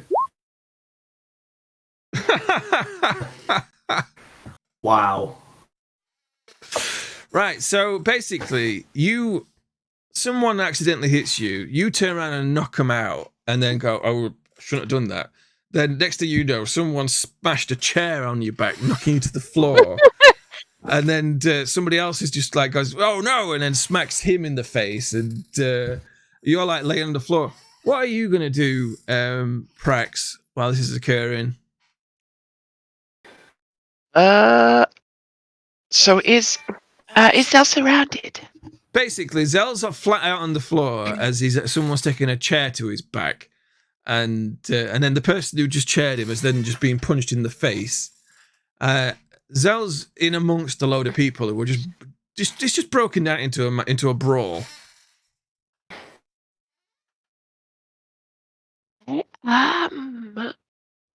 I don't think I would have a phaser on me. Is there any way I can sort of try and drag him out from underneath the pile? Yes, you can make a daring plus security roll. Okay. During his turn, and my security is okay. So I got under my daring. One success. No. But I also got a 20, so that's a failure. Yeah, so basically... Oh God! We're all gonna die. Someone's about to you go over to Zell, try and drag him out, but as you're going over, someone tries to sort of punch you in the face, and you end up just kicking them first, and so you've stored up a hornet's nest, and the people are just getting more and more angry. So you've got Zell out of the danger zone, but they are starting to just like get really frustrated and angry at everybody in the room. Doesn't matter who they are now. It's just a general brawl. And you can see there are people staring in through the windows, like looking at this, and people are going, yeah. Making a great first impression. Yeah, the captain of the starship just comes and kicks somebody and then pulls the engineer out to one side. So Zell, you're on your sort of knees now as your captain pulls you up a little bit, but she has just kicked someone in the face. Is it possible I could come up to the ship and request a security team beam down on my location? You can. Is that what you want to do? These people aren't armed, are they? No. They've ripped up. They are civilians. They've ripped up like tables and chairs and start throwing them at each other, but they've not got any actual weapons on them. Like someone's got a spanner and they just clobbered somebody around the face with it. But I'd say that was a weapon. Yeah. Is there a fire alarm or something around I can see on a wall? all the power's down. All the power is down. I'm just going to try and shout across, people are dying! Okay, make a No. a presence plus command roll. Difficulty 3. Oh, Jesus. There is a point of momentum in the pool. Use it. Use it. Yeah, use it well. You need it. Yeah, you got to calm this. Okay. Calm this thing down. So I roll twice and then just take the best rolls? No, you roll 3 dice now instead of 2. That point of momentum adds an extra dice on this roll. Go for it, Captain. Ooh. So that was presence and security. Yep. My presence is 10. Yep.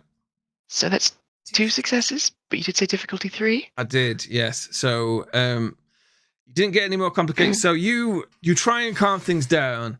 No one's listening. Boy.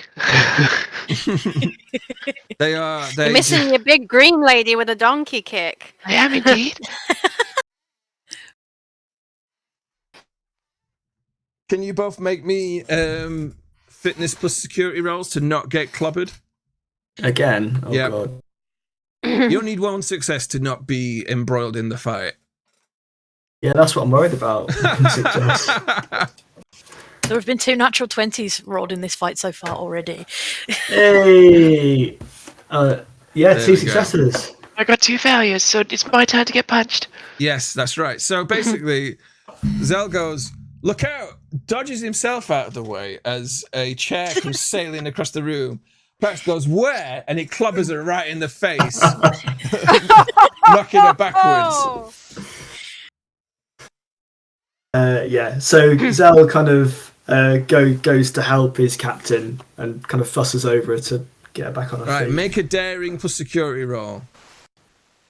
Okay. Oh, do we get a point of momentum for my 2 successes? Oh, yes, you do. You do, in fact, yes. Because it does not happen very often, so... Hang on, what's the... Sorry, I just failed to use... 20. Oh my god! My God! One success, Oh, no. another complication. What is your security on? 3. Ah, so that's 2 successes. Oh no, Yeah. it's not. No, it's not because you've not got an applicable focus. Sorry, I'm getting. Well, I've got a focus in Andorian culture, so that might.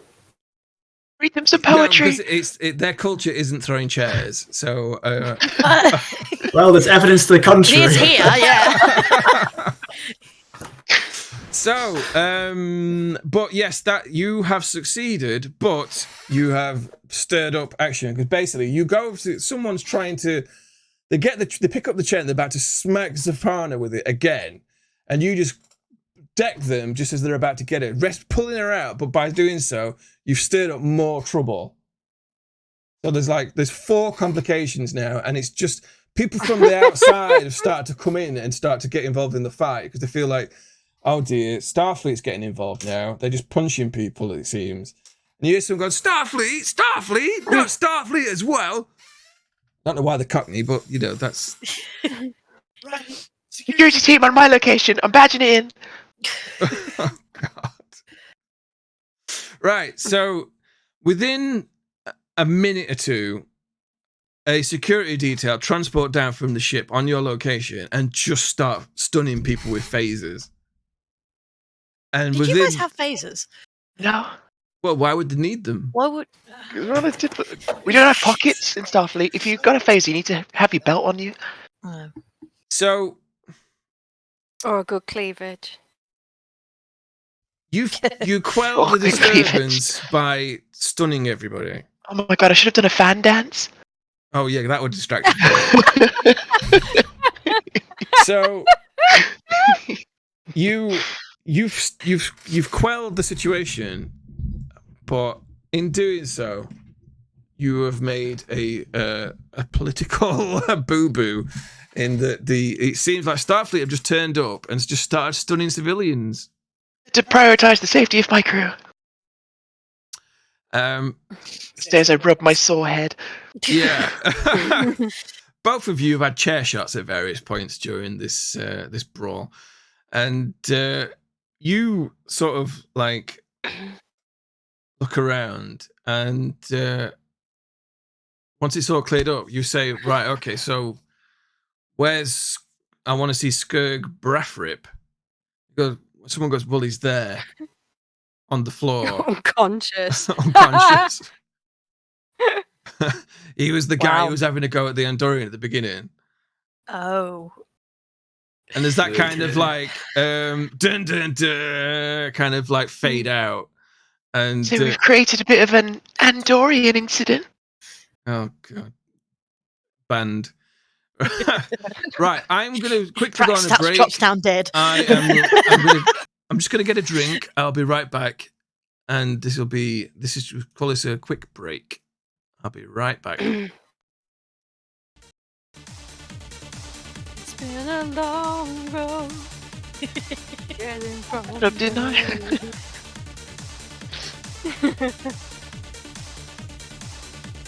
That was something. I've never rolled that many 20s in my entire life. Yeah, it's when you don't want them. Hell. Exactly. It's like my entire D&D career. That's the most 20s I've ever rolled. Yeah, when you want to roll them, it's like, oh look, here's the ones. When you don't want to roll the 20, oh look, here's the 20. Enjoy. Oh. And if we wanted to roll high, it would be 3 natural ones. Yeah.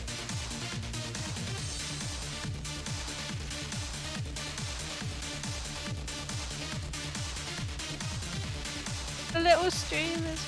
That's adorable.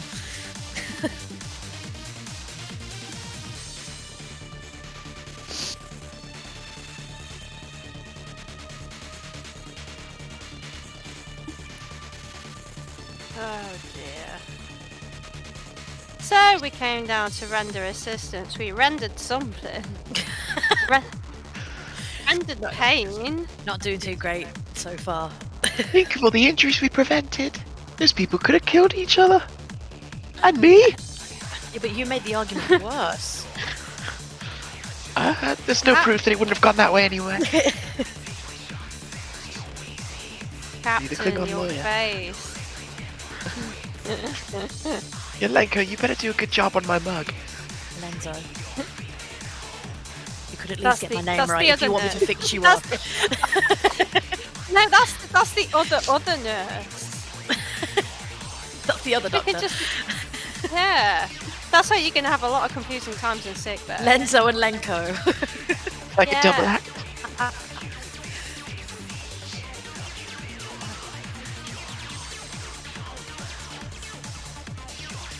Yeah. Yeah. Yeah, ready. We've accidentally created another nurse character called Lenko for comedy of getting Lenko and Lenzo mixed up. Excellent. That's not anything to do with me getting those names mixed up. Oh, No, No, this no, was, It was the captain that actually just did that. oh right, okay. yeah. Sustained a head injury, so Yeah, you're just talking to thin air right now. So fade in from the commercial break, and all of the people who've been knocked out have all been sort of tidied up, and will come back around. You get a comms, Captain. You get a comm. Where's my thing? ring, ring, ring, ring. There we go. It's Zell. No, it isn't. It's Lenzo, even. I can't remember who's what. Zell's right next to you. It's Lenko. Lenko starts talking to you. He can't even remember.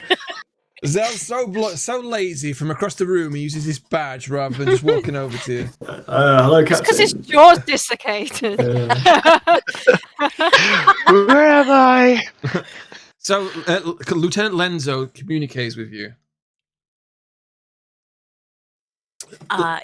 Captain, Yes. is everything okay? They are now, I hope. You can see Uh, that would there are sort of security officers wandering around this room now, just kind of like making sure there's no further problems. If you're not too busy, we might use some medical assistance soon here. Oh. Right, There was a bit of an incident. right, yeah, okay. Where are you? I relay my location.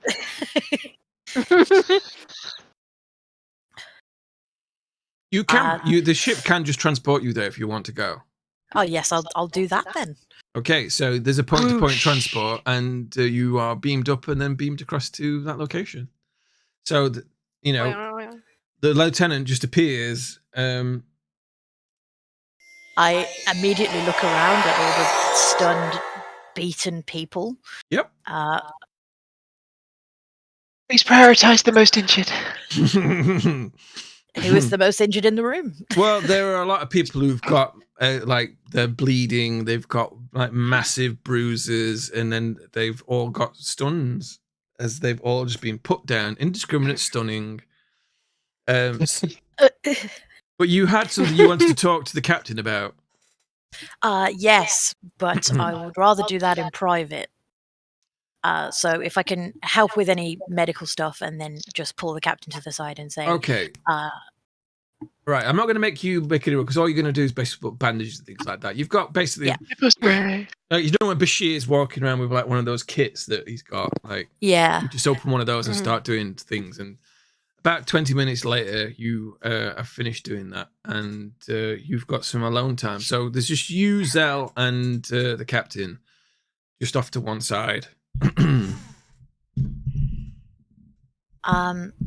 I went to speak to Dr. Vertag, and she gave me a list of things that she has requested to be replicated on our ship. There are a few unusual items that I wouldn't expect a medical personnel to want. She said they were to do with heating issues, but I thought I would relay the information to you first before anything gets done, because I'm not quite sure what they're for, and I'll hand you the pad. Zell, I'd quite like your engineering eyes on this. Does this strike you as suspicious? Zell, can you make me a excuse me, a reason plus engineering roll? A reason plus engineering, so that is 9 and 4, 13 in total.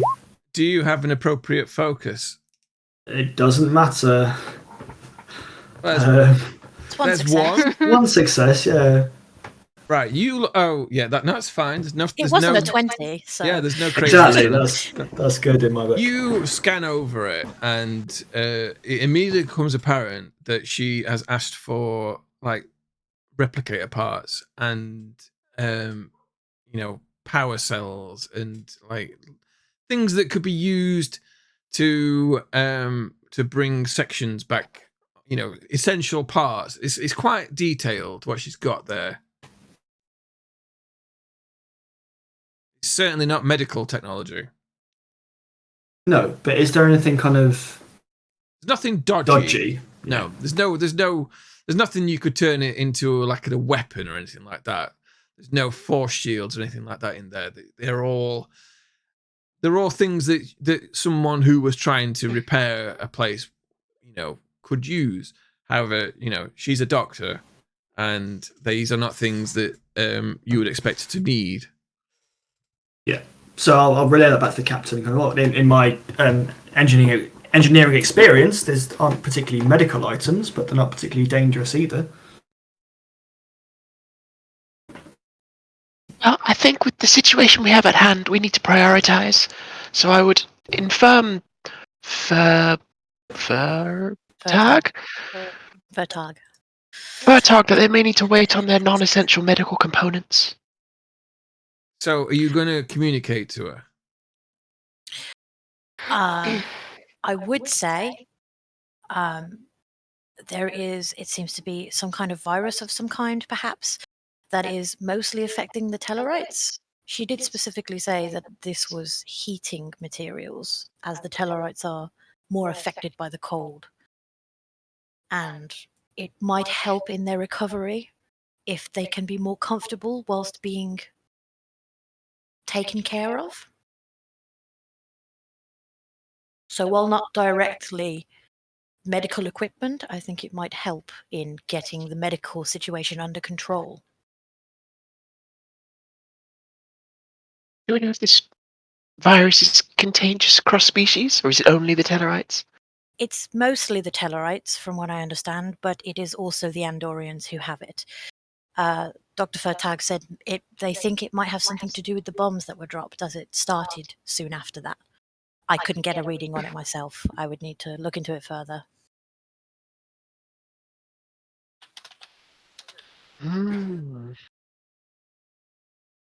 Do we know if is the whole planet been bombed in a similar way, or is it very specific areas that It's bombs were very dropped on? specifically Undertale City. Right, okay. Where we are currently. That's right, yeah.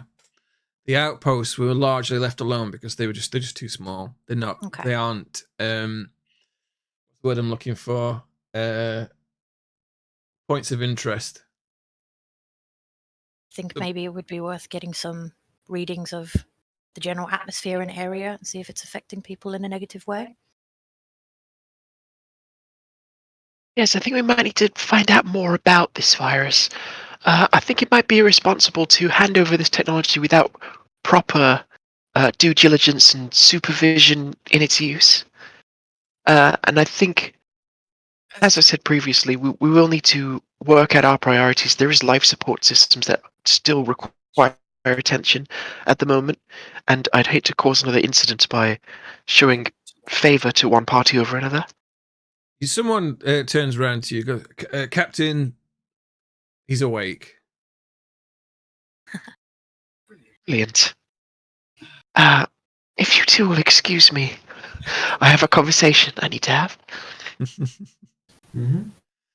Right, so you go over, and there's a very grumpy-looking Tellarite who's rubbing his head, and he looks at you through his squidgy eyes and stares at you and goes,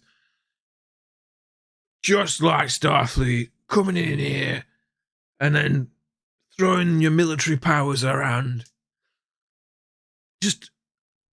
I knew this would be bad news. I knew that Starfleet getting involved would be bad, and you just proved it." When I'm sent to meet with a contact, do you not expect to be embroiled in a brawl that breaks out? There was And I just certainly the two don't of expect us. to be hit in the head with a chair. That is not my responsibility or my people's responsibility. That fight broke out because the Andorians are hiding things from us, as always. They're keeping the resource for themselves. And I can't repair things I was supposed to repair them. And you're not helping. Rather than actually coming in and assisting us, you just throw your weight around and start stunning everybody with your phasers. My word. Listen, you started that fight, and I ended it. And I think that's going to be that on that front. Now. Well, then that'll be that on trying to get this power systems back working. How do you like them? He was going to say them apples, but I realised he wouldn't say that. So how would you like that? Bomb tarbs. You can't stun me into working, can you? Every second that we delay, people are suffering through lack of life support, as you well know. Yeah, it wasn't my people that caused it. If you don't work. So, this guy... So he's a civilian, but who does he work... Do I know who he works for, or like what the chain of command is? Or if there even is one, I guess. No, you don't. You'd have to ask somebody, or Ansax could tell you. That's what his job is there for. He seemed more interested in going to talk to the commissioner for some reason. This colony was founded on the principles of unity and working together. This guy just goes, ha ha ha ha ha! Ah, that's funny. What unity? You mean Starfleet offered us incentives to come and join and work on this colony, and then left us to it, and of course it all turns to pudder. I understand that you feel the Andorians aren't listening to you and hearing your voice. That's just the problem. They are listening, but they don't actually act on it. They just make up what we've said. It goes in through one of them antennae and comes out the other side as we're just insulting them all. There is a lot that has to be balanced when making these sorts of decisions. Well, I would expect you as Starfleet to say that it's all nice, talk. You never do anything. And when you do, it's always stunning people. Right, so I'm going to try and schmaltz a bit here. I'm going to say, I can definitely see that you're passionate about solving these problems, and I need problem solvers on my side. Can someone capable and as informed of you as you help me help you? Look, there's one way for us to deal with all this. You just give me some of your technicians access to your replicators, and I'll get this place running back up within the hour.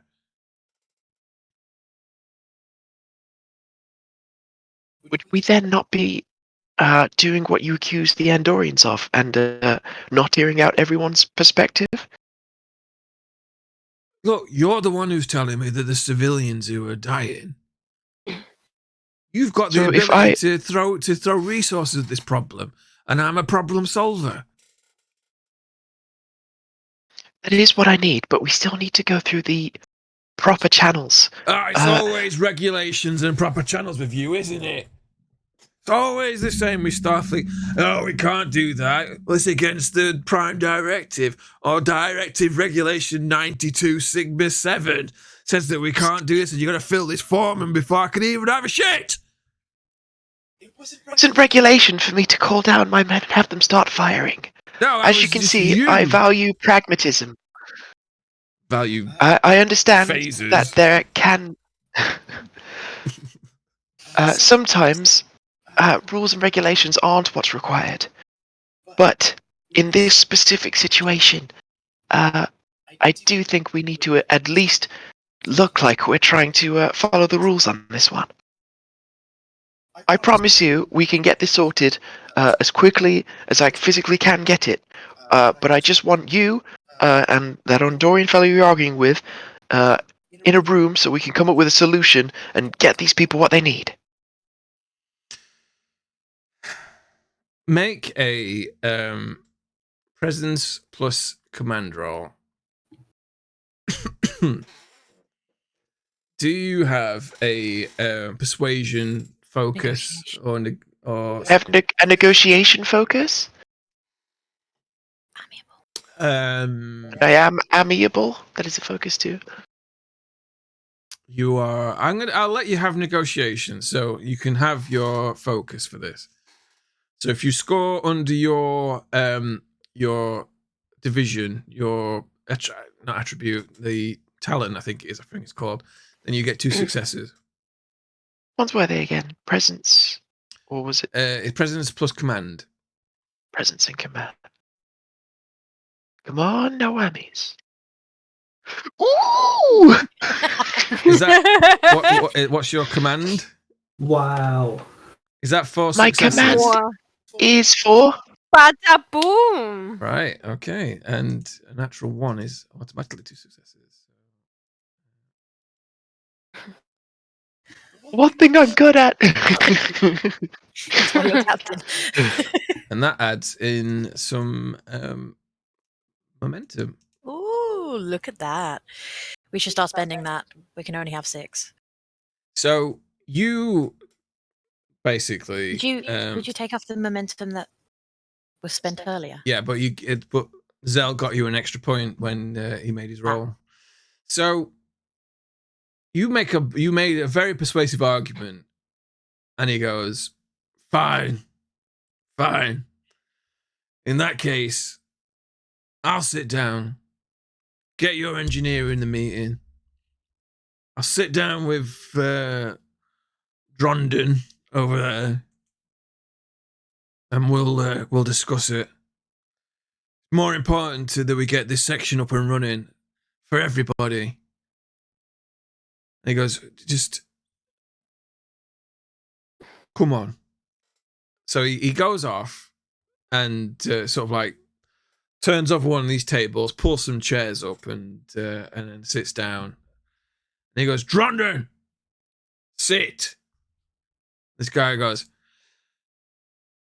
he looks like he's about to argue, so like, "I'm not going to do just what you tell me to do it." But then he looks over at you, who's just stunned everybody, and and decides that, all right, he doesn't want to get stunned again, so sits down. And they both, and this guy looks over at Zell. Cool. And Zell's kind of like, "Right, gentlemen, isn't it nice when we all decide to work together?" His head's still hurting a bit. He kind of rubs his head. This guy folds his arms and looks like he's not going to listen to what you're saying, but he sort of sits there, and the other guy goes to you. He goes, "Look, I can give you a list of everything that we need, but we don't have the people on the ground to do it. We've only got average person is like a grade 2 or grade 3 tech. We need first grade people to be fixing these power generators first. There's no point fixing the replicators until we've got the power back." And that's where I come in, gentlemen. Don't want to blow my own trumpet, or whatever the expression in Andorian is, probably something to do with antenna. But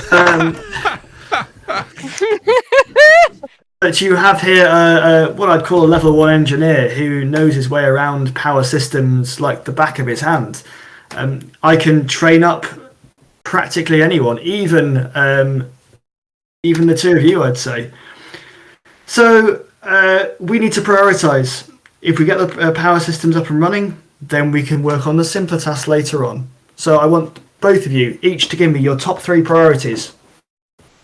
Go. The Andorian goes, well, I mean, we don't need to worry about the heating. The Tellarite goes, we do need to worry about the heating. The guy goes, look, people need to eat. People need to, be able to. And he goes, use facilities. The heat is just something that, the life. And the guy goes, can you see this? Can you see what he's trying to do? Basic fact is life support, then replicators. They are the 2 basic things we need after the power system. So get the power, the fusion generators back up. Get the life support working, then the replicators. This other guy's, no. Look, life support is a very complicated thing, and it will take a long time to get working through our entire sections. It's much more important that we get the computer core up and running, because that monitors everything. We'd have to regulate the powers, the life support ourselves. What are you going to do? Stand there with the tricorder plugged into the system, regulating the temperature up and down every 5 minutes. We need the computer systems working. It goes, well, I mean, we can rig something. The computer cores work. You can just see that they just, every time he says, well, yeah, but have you thought about this thing? And then so that it's like, well, as soon as he comes up with one idea, he wants to say, but yeah, this is more important than that. And it's just like, right, this life support thing is a priority for one group, but not the other. And it's like everything else, which are, he's not lying to you when he says these are priorities. In any other ordinary situation, so you would probably go, well, no one is actually being killed. Everyone can breathe. No one's, people just put some blankets on or whatever. It's not actually freezing inside these buildings. It's just not comfortable. It's, people are having to wrap up warm unless they're Andorians, and they just tend to just be a bit like, well, it's a bit cold. Whatever. So you don't think that these two are going to agree. So it's you think it's just your decision, and you're gonna have to make a decision and then force them to agree with it.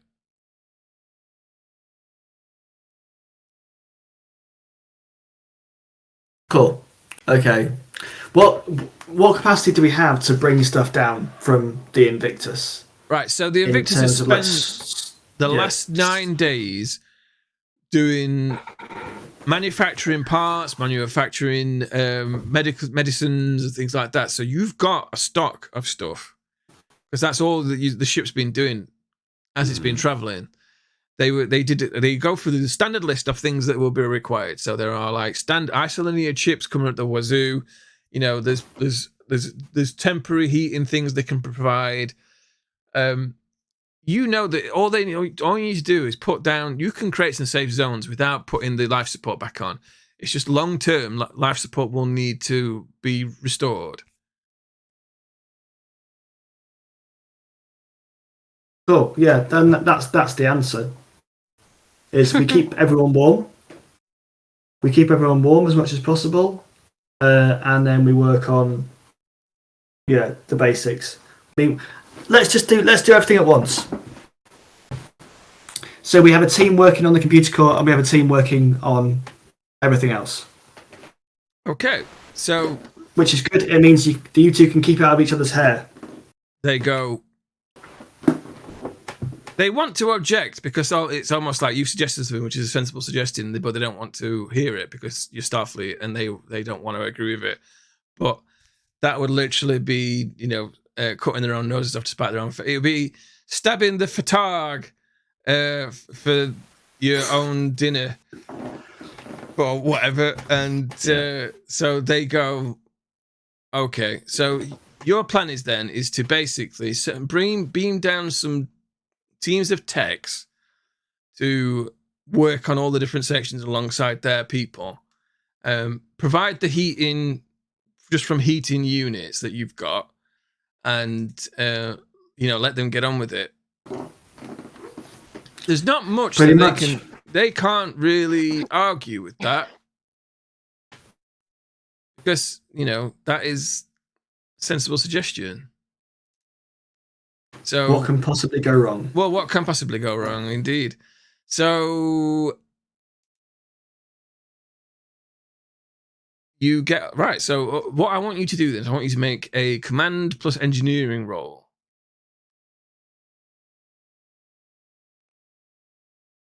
Here we go. No natural 20s. Hang on, what's it? What engineering? Command. Hang on, no, that's discipline as well.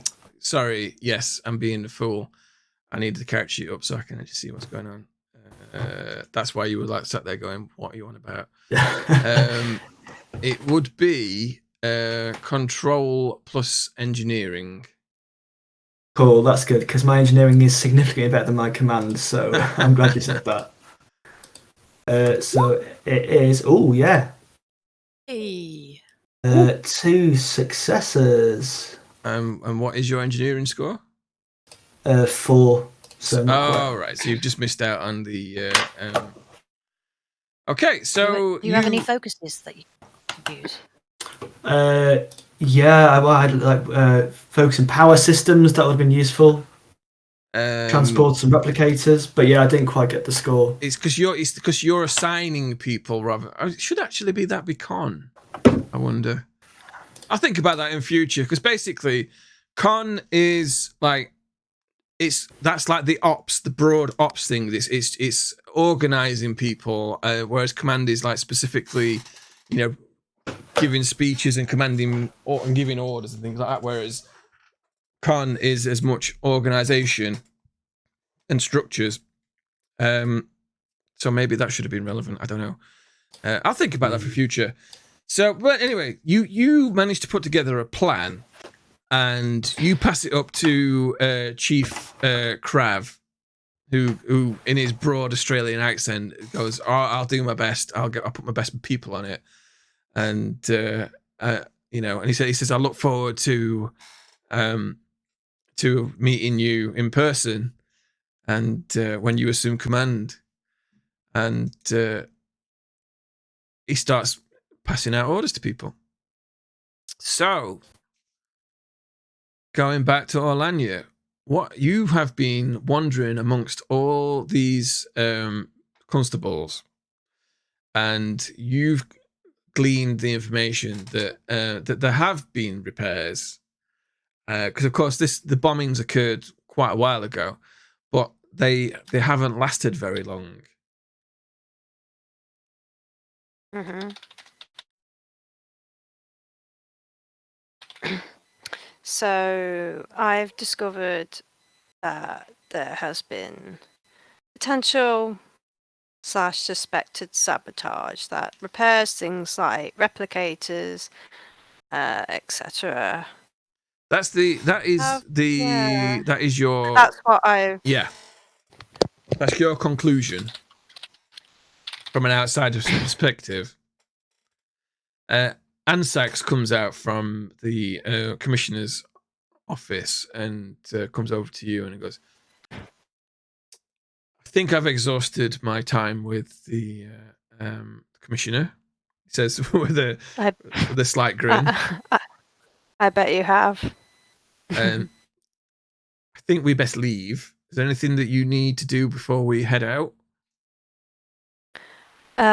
I should speak to the captain and organise a team to come down to assist with the computer repairs. That way I'll be able to, access to some more in-depth files.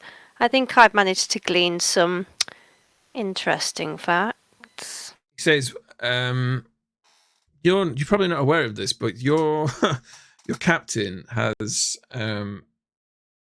I was in the commissioner's office when it became apparent that your captain has ordered a security team to put down a brawl. Has she now? Bloody Yes. miss all the fun stuff. The commissioner was not very. Mutter. The commissioner was not very happy. I suppose I should go and investigate what happened there then. Because I will have to talk to the directors about this incident as it's become a bit more political than we'd hoped. So, when you see the captain, please ask the captain not to start stunning more civilians. I don't think that will be a difficult conversation we'll be having. He sort of like looks at you and then sort of like nods and then heads off. What are you doing? Well, I've done what I can here. I will go to the captain's location. So, are you going to get the ship to transport you there? Yep. Okay. So, Captain, you get a communique. The commander is incoming, and within a few seconds, she materializes in front of you. Ready? Looking a little worse for wear, Captain. Yes. I'm not sure if you've heard. There was a bit of an incident. Incident, indeed. I heard that you were stunning individuals. Yes. I didn't have my my strong commanding officer at my side to protect me. They came out way more flirty than Seems I I meant missed it. an opportunity. it's a fantastic. That is not the tone that I fantastic intended. green thighs. It's the pheromones, they're affecting me. How old are you again?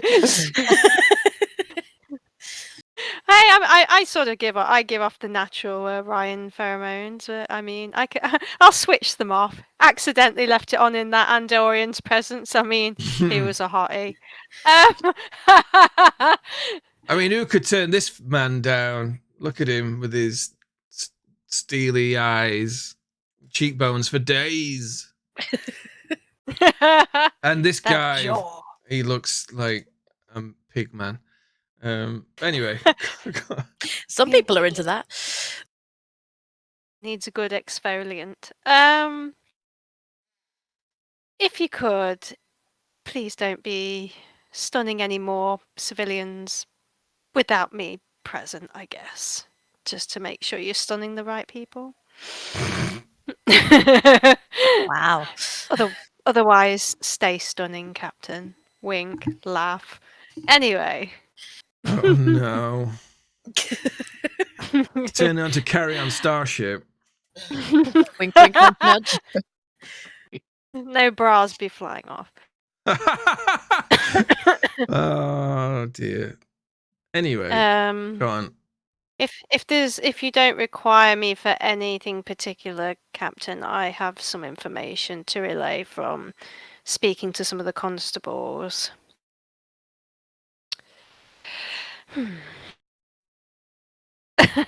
Yes. Oh, I thought I was just going to... The captain's just staring at me. Okay, fine. I'll let you know. What? And it's like the original My eyes are up series, here. and the screen has just gone like slightly diffused, so it's like a big beauty shot, and so like Someone smeared Vaseline all over the it's lens. zooming on the face, lots of It's the very lighting, 60s. and this kind of diffused lens. How people look at people. So, you two go off into an alcove away from everybody to have a discussion. Ooh. Ooh la la. I stride with a wiggle of the old butt. Buttocks. What is happening? Captain. Am I carrying on with this conversation? Yeah. Because Yeah. Captain, first off, the commissioner, they're having troubles with their computers, as in they're not working. So if we could perchance send a team over to assist them in fixing that, I would have more access to the data files for any current Discord that wasn't today. Yes, I So believe Zell has a team working on the computer core. I'm not sure if it's the same computers that are being affected there. If it doesn't turn out to be the same, obviously, could they be next on the list to be examined? If it isn't, Zell, you know that there are multiple computer cores. That one computer could not run an entire city, and there's like one for each kind of like zone, if you like. And so the computers that you're working on are the computers here in this particular area. It wouldn't cover. It does cover the hospital. It doesn't cover the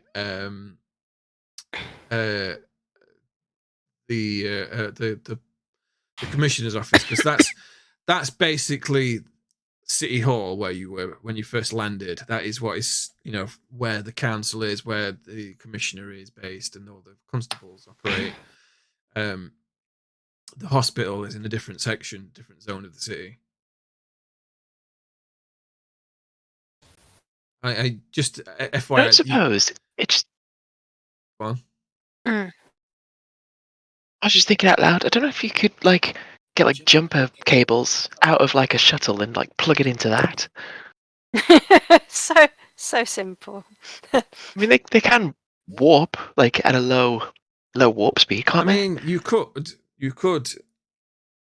That's not, as a temporary solution. That is not an awful idea. You could land all your shuttles and jerry rig them as temporary power sources.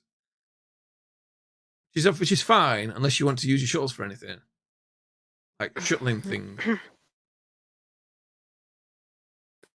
Like parts. Shuttling is good, but we do also have the transporter. Well, how many shuttles do we have for one? You've got one runabout with the Blackwater. I'm just gonna look it up.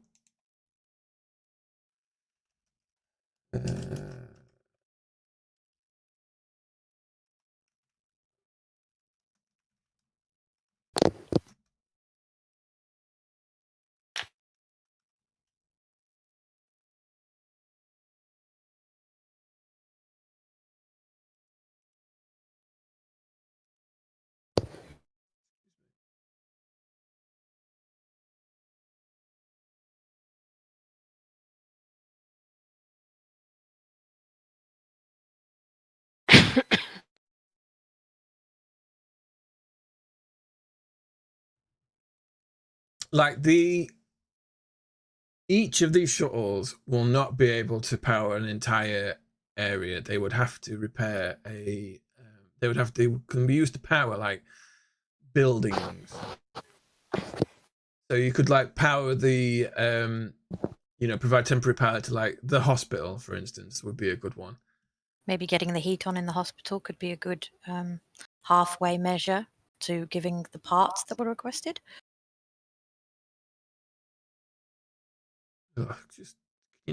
Yeah, that sounds reasonable to me.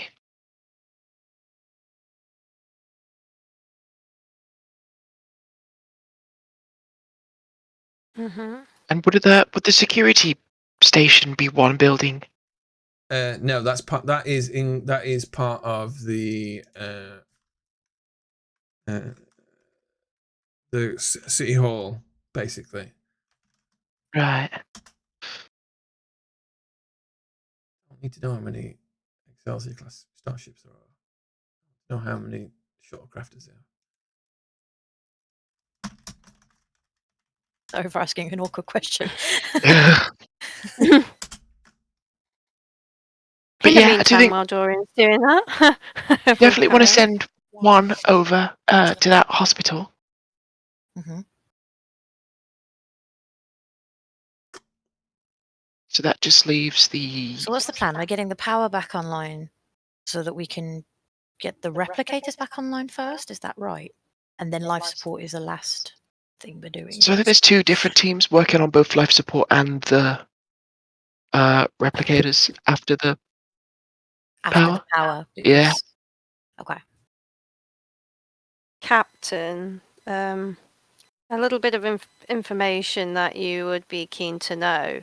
It was relayed to me by the constables that they had been able to effect repairs to the likes of some replicators, but it seemed shortly after this they would go offline again.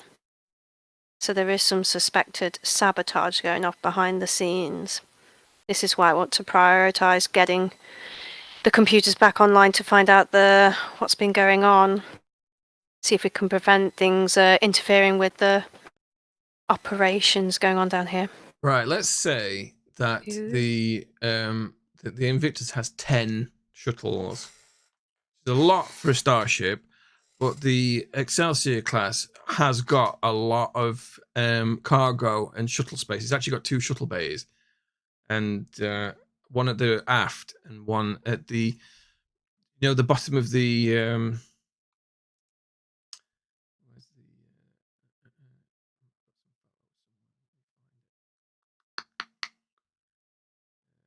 The neck?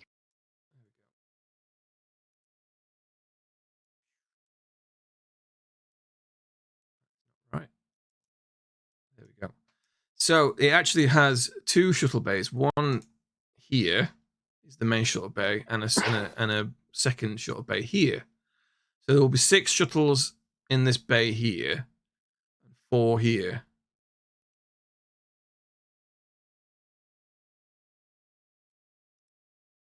So you've got plenty to spread around. I think that's a good idea then. Use a couple of those temporarily. Agreed. That's a good plan. So presumably you want to communicate this to Zell. Yep. So I'll communicate over. So yeah, Zell's kind of said, "Yep, that's a great idea. I think we won't need the shuttles anyway, will we? What will we need the shuttles for?" You want to make a insight plus engineering roll? What could possibly go wrong? And here's where we find out what we'll need the shuttles for. Wow. Insight and engineering. Here we go. So, insight 8, engineering 4. I do have a focus in small craft. Then yes, that is perfect. And Right, that is a hell of a roll. You have hit your maximum. It immediately becomes apparent to you that while this is a good idea, the actual it's very limited on what you're going to be able to do with these shuttles. As they're literally going to be able to power like one building. You'll overtax the power, and it won't be any use for anything else. So you're literally going to have to pick and choose your targets. You know what I mean? Very carefully, as they're not used for this. Those power cells, yes, while they've got a dilithium reactor and so on for low levels of warp. That is not the same as being able to power things. So they've got fusion reactors because, of course, all starships have. In fact, all power is based on fusion reactors.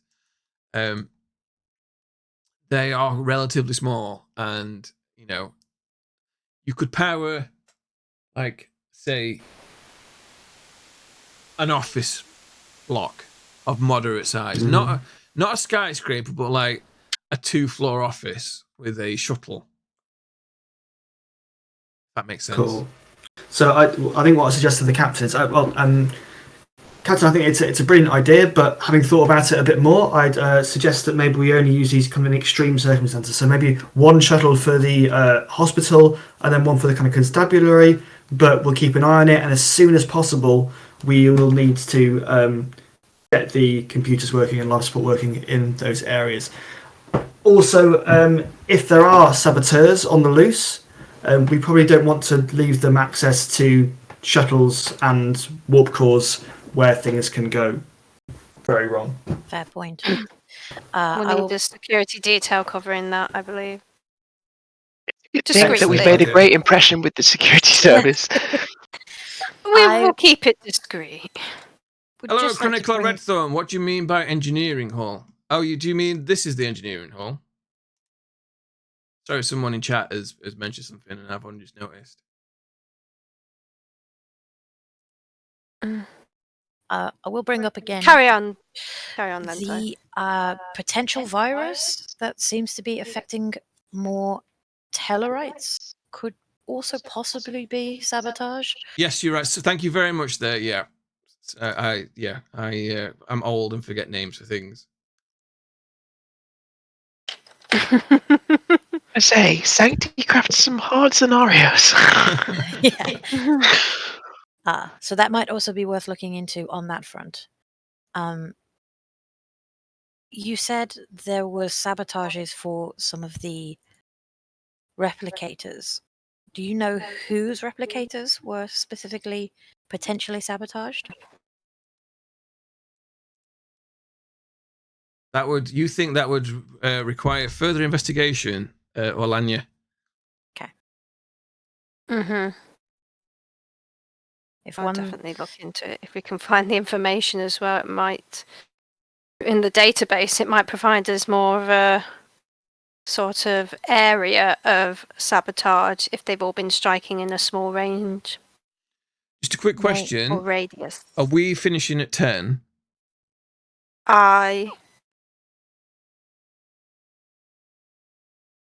That's fine. I am absolutely happy to continue with this scenario in the next session. I'm just wondering if we may want to try and do the next session before the next, the end of, rather than leaving it for 4 weeks, we do it in 2 weeks, say, or something. I don't know. We'll discuss it off stream because it's we can. Yeah. It'll be easier to keep everything in my mind. That's my problem is that if I can do individual stories every month, that's fine. But if it's a continuing story because we can't quite get it done in one night, I don't want to leave it a month because then people spend too much time going what happened. What did we do? Yeah. Anyway, go on.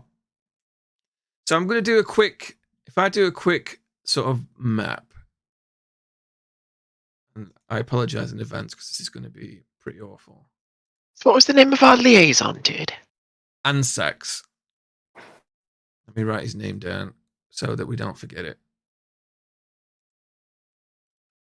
That's the pretty Andorian. Who's definitely not played by James Masters. Mm-hmm. Cheekbones of glory. Oops. Well, yeah, if you wondered what he got up to after doing Buffy and all the other things he did, he guest starred in Star Trek Invictus as a random Andorian Federation liaison. So, let's have a look at this. There have been worse roles. So if we go, that is there, and oops.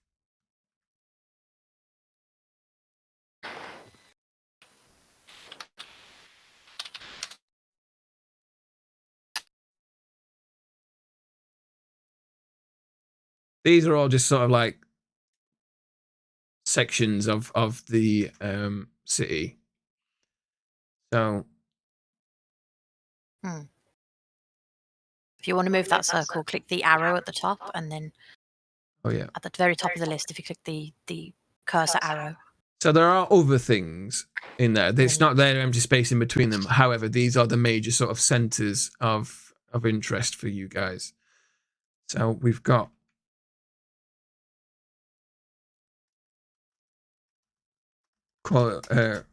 Colony Central.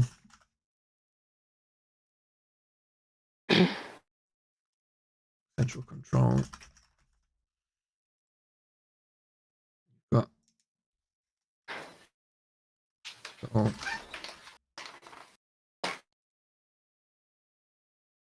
Got the bizarre.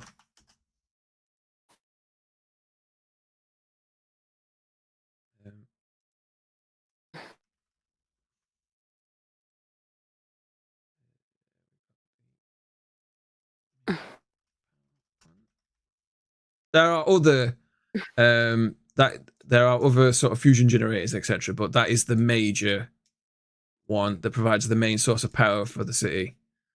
I can't get it in between. Got the main computer area again. Much like the power, there is not just one. There are lots of different computer cores, because of course, but there's one major one serving the city, which is like also does like the communications, off-planet communications, which is what I'm trying to say. So I'm going to make sure you remember that. Right. Ba-boom. So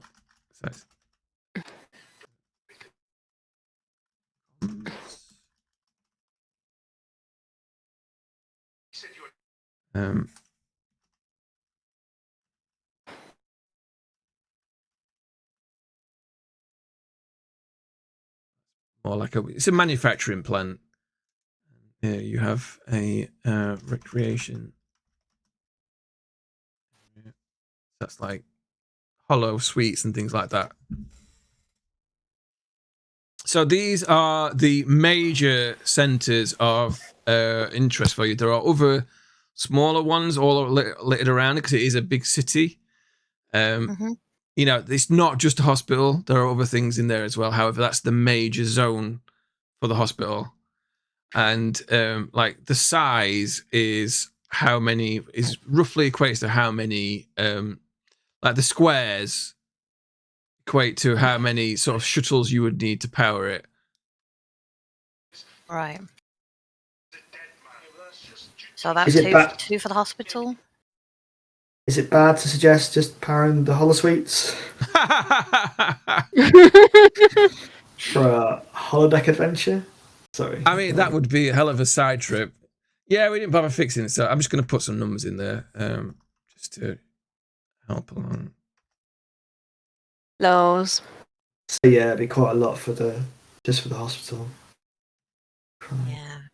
The trouble is, if there's people in the hospital with hypothermia, it's because it's cold, which is why I keep hammering in on the cold. Because if people are still cold and they get a hypothermia, the hospital gets overwhelmed and can't deal with everybody correctly, if that makes sense.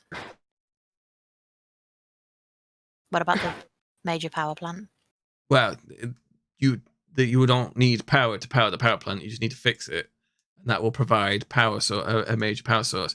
Now, the major power plant cannot power everything in the city. It can power most of these on its own. That's its primary purpose. But there are other smaller generators around it. We'll say there's like 6 further generators.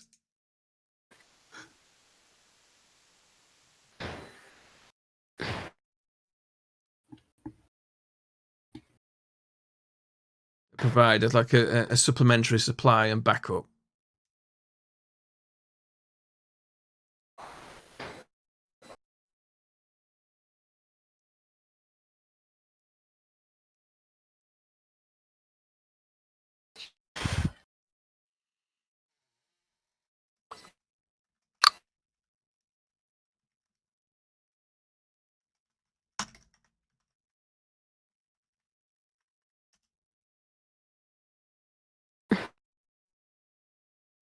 Okay. Right, so the last order you gave is that you were going to bring down some shuttles. You've not told me where they are going to go. Now you'll notice that if I point to here, you've got these different sections of the city. Now, if you recall, this is like the city outskirts, and then you have these supplementary power fusion generators, which are currently down, which is and there's a major power plant. So all of those together run the city. They're all down currently. And this is the number. You've got 10 shuttles altogether, and these are how many shuttles it would take to run each of the different sections of the city. Now, all these bits in between are, there is city there, but these are the important districts, if you like. Okay. I think we agreed that the hospital was one of the major buildings we did want to power for now. Right. What are the replicator warehouses? What do they? They are basically where replicators are. They are big, massive warehouses where a lot of the production facilities are for the city. And like, if you remember, this is the only major city on the colony on Verex III. So you're going to put 4 for the hospital. Replicator warehouses could be useful so that we don't tax the Invictus with our replicators too much. Getting gear. Right? There's How many also shuttles slight is it that we issues, I have think. Sorry, one at a time, please. And nobody speaks. Captain, what did you say? She's asking, how many replicators do we have again? 10. You've got 10 shuttles and a whole bunch of replicators on the ship. Sorry, that's what I meant.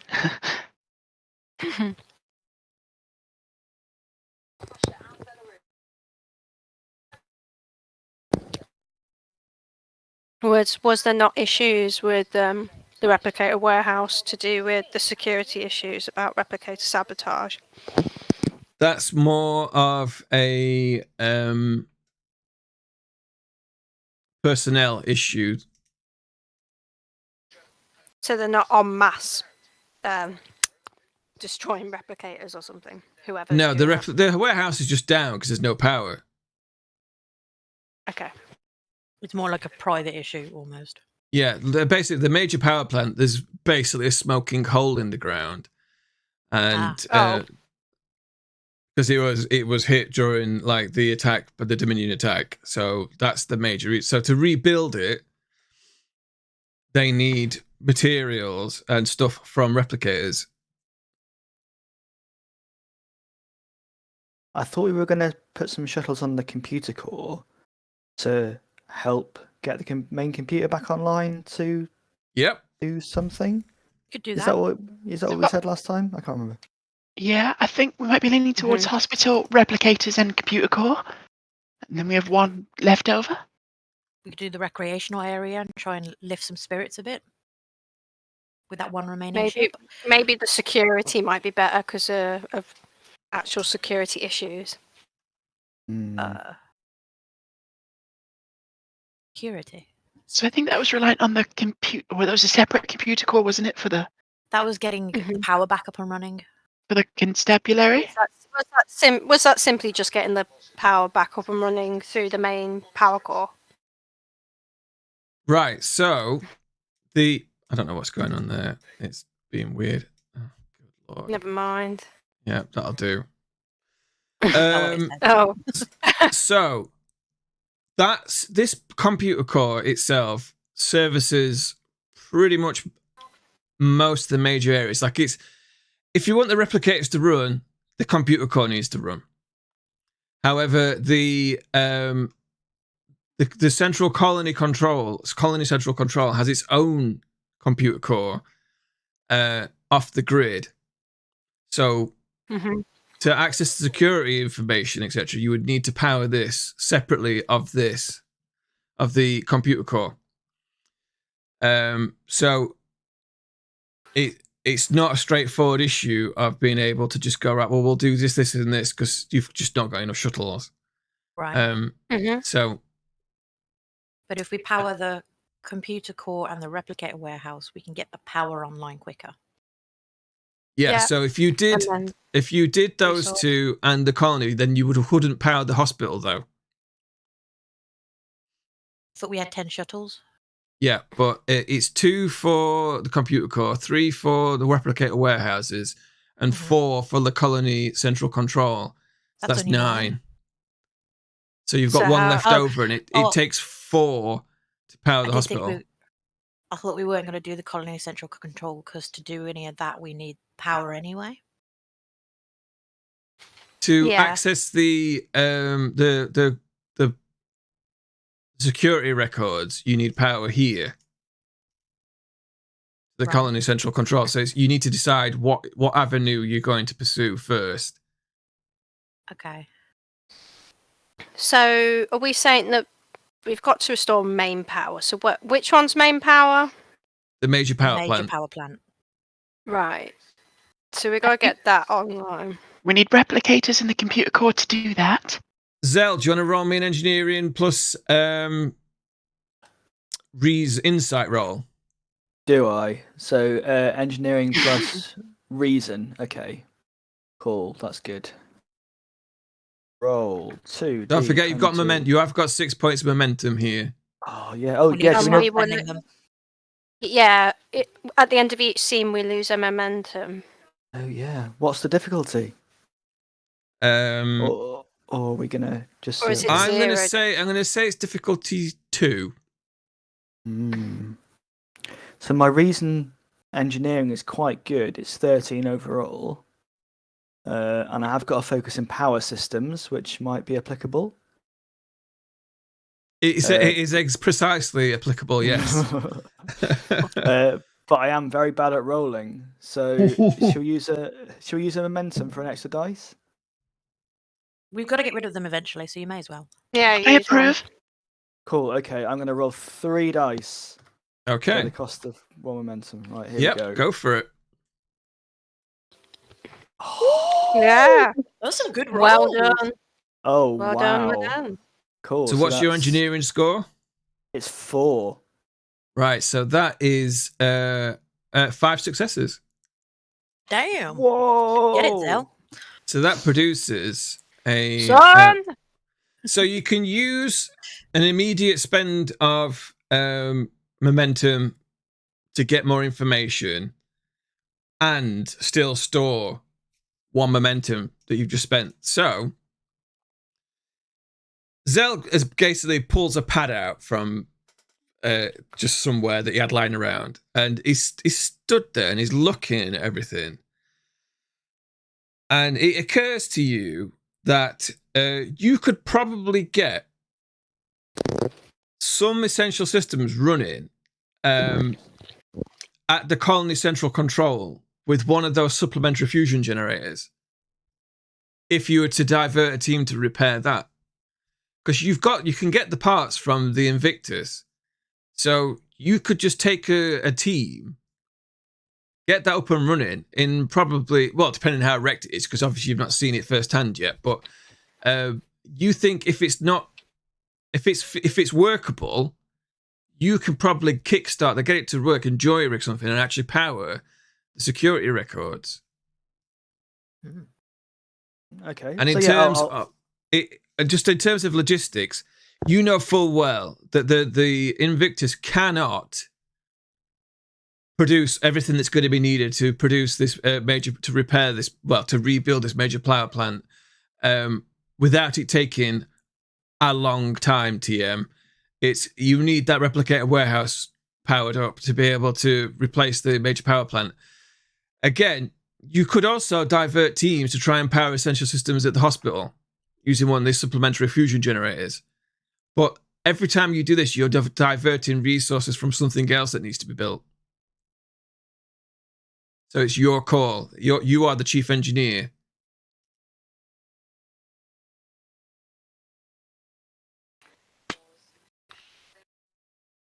What do we do, Zell? What's your thoughts, Lieutenant? Well, you see that they're all such good causes, but kind of my experience tells me that if we focus on the colony's central control, we need to help these people build back for themselves. So I think if I take a team, we can probably repair the fusion generator and get that up and running. I think that's probably the priority. Don't forget that you promised Scourge Breath Rip and I can't remember the name of the other Andorian that you would get life support up and running, and the replicators. Oh man! But of course, so, because which when one's they life say support? replicators, they're talking about like personal replicators for food and clothes and things like that. Because people in Star Trek, people don't have possessions. You know, if they need something, they replicate it. The only possessions they have are like personal ones that are mementos and things that have significance to them. Like if you need a cup, you replicate a cup, and then you stick it back in the replicator, and it goes away. You know, they don't have stuff lying around unless it's like a person, like a batleth that you've grown up with, or like a Horgon that you picked up from Riser. You know, it's they're mementos that are unique, one of a kind things. But things like uniforms, if it gets scuffed or dirty, you just manufacture a new one. So a lot of the things that people have here, they don't have possessions, so they don't have stuff to wear. They just go and get stuff as and when they need it. And so therefore, that's one of the reasons why the replicators, not having them, is massively impacting their quality of life at the moment. Does that make sense? Which, yeah, I might have missed this because I thought that was what I was going for. Yeah. What do we have to repair to get the life support back online, and what do we have to repair to get the kind of personal? Right. So back online? the first, yeah, like Reform and Say, it says they replicate daily necessities. So to get life support up and running, you need power. That is the first thing. But then the individual systems that are life, like the actual heating systems, need to be repaired. Like effectively, when we say life support, that is equivalent to what AC is, and like, you know, oxygen and stuff. Hello, Bella. Welcome on in. Does that make sense? So basically, they effectively want you to fix the space air conditioning. Mhm. It's 'Cause broke. It's bloody freezing. Yeah. So And they're all moaning about the temperature because they all don't want the same temperature. yes. So Bella, this is a Star Trek tabletop, and there's a mighty Wurlitzer. Welcome in. This is a tabletop role-playing game that's currently being streamed. It's based in Star Trek, using the system Star Trek Adventures. We are in part 2 of a what hopefully is a 2-part story, and we are just trying to work out logistics as to who is doing what. So currently, you have, Zell, 3 teams. You have your own engineering staff, filled with technicians and stuff. You also have the Andorians and the Tellarite engineers. You can deploy them where you want to deploy them. So you've promised to use your teams to bolster the Andorians and the Tellarites. So the Tellarites were going to work on the life support while the Andorians worked on the replicators, and they were going to bodge power systems, etc., just to get them going. But now it's come to you've realized that it's probably better to try and get the supplementary fusion generators up and running first. So you could potentially send a team run by yourself to go and repair a fusion generator. And it might only, depending on the status of it, it might only be a few hours. But in doing so, the Andorians and the Tellarites may be a little bit upset. Okay, but what benefit would the fusion generator give us? It would allow you to power one of these systems here. Like, so you could get the security logs up and running in the colony central control, which would give access for the constables to review the logs. If that's something that you wanted to do. Now, Orlania has said that there's something going on that she needs further data on to investigate, but she's currently stumped because her investigation can only go so far because she's relying on the actual constables to give her that information. She wants to be able to review things like security cameras and sensors and things like that, which she doesn't currently have access to. Mm-hmm.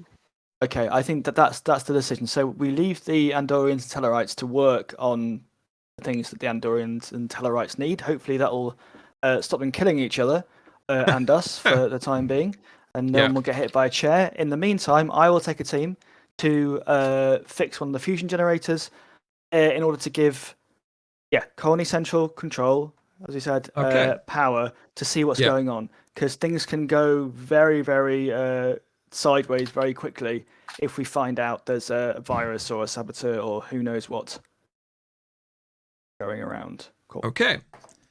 So, what is everybody else doing?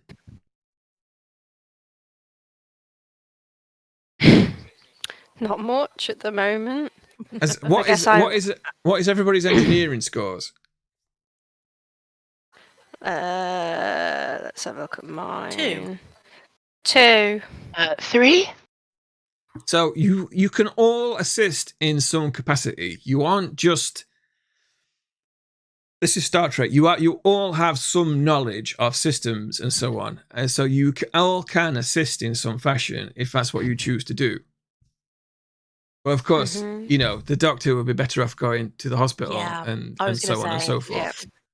I think Lenzo would take a team and some of the requested replicated items back down to the hospital with a shuttle and see about maybe getting that a bit more under control. Okay. Possibly about this virus. Yeah. So,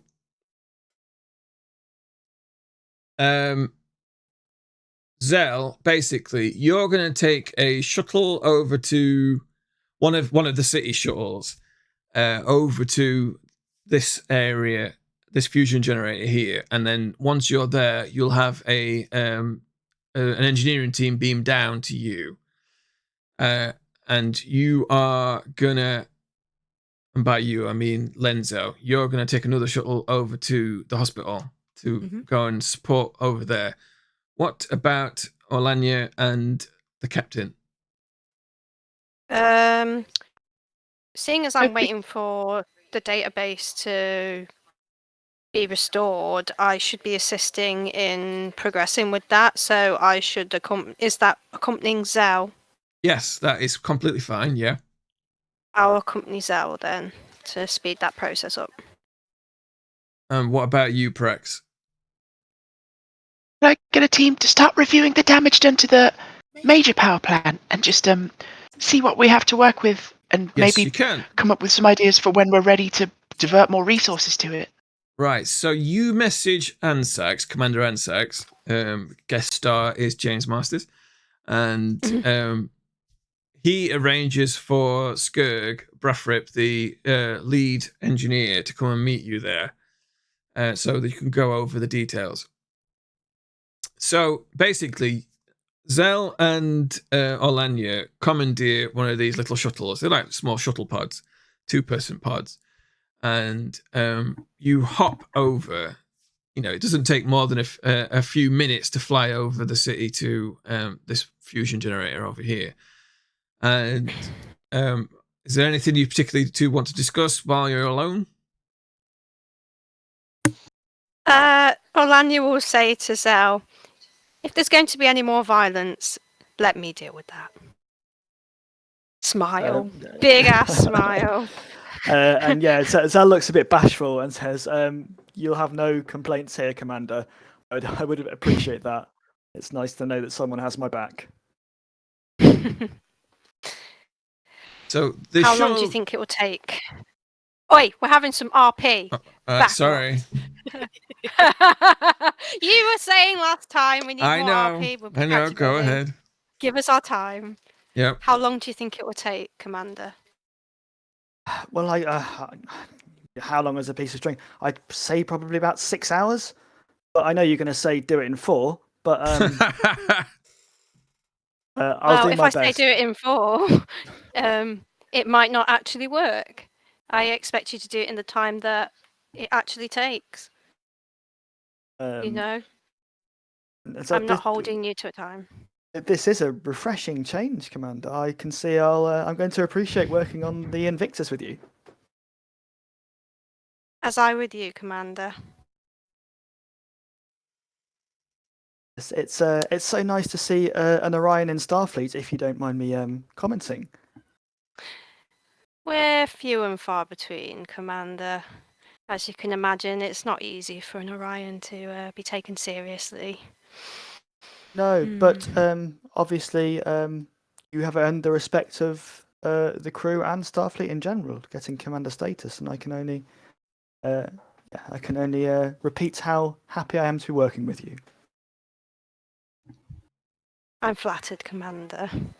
I'm sure we can catch up more on our adventures from the past that's led us here another time. I think we're almost there. So GM God. The pod flies over the top of in fact the Colony Central Control Building, which is a large sort of tower, circular building, and there's like what looks to be like some futuristic sort of power station kind of thing, and it's probably about the size of like a fire station, if you could just imagine, like a one that's got like it's not a massive building, but it's it's fairly large. Very like I can't put it in terms of size really.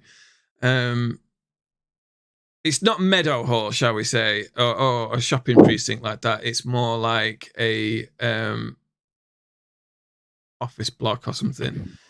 So you sit down and go into what is basically like just a power plant, and it's got like all blackened facades and things like where there would ordinarily be screens for you to monitor things, which are all switched off, and you can see that that large sections of it there's just like explosions. It's just wrecked, where someone clearly, when the Dominion decided to attack this place, they targeted the power sections and then just Instagramly bombed the place, and then got the hell out of there before they could get collared by a Federation ship. It's amazing they didn't just completely decimate the place. But you suspect it's probably because it's not a strategically important location, and it was just a opportunistic hit and run. Do you want to make a insight plus engineering roll to do a diagnostic of how long it's roughly going to take? Okay, yeah, I'd said 6 hours, but insight engineering. Is that both of us or just? How this works? If multiple people want to do it, you can assist one another. And I've forgotten how the rules work. So you basically both make rolls, and I think if the person assisting is also successful, they just add one extra success to the person they're helping. Right, insight. Yeah, I think the assisted just rolls one die. Sorry. Oh, right, that's right. Okay, so yeah, you don't get to roll 2 dice. You don't get to add any momentum to it. You could just roll a single dice, and if you, yeah. Okay. All right. Cool. Well, that was a big ass fail. I got 1 success. Okay, it doesn't take you long. You're an experienced engineer. You look around the area and think it's probably going to take you, like you say, about 6 hours to do. You call up for your engineering team, and Chief, what's his face?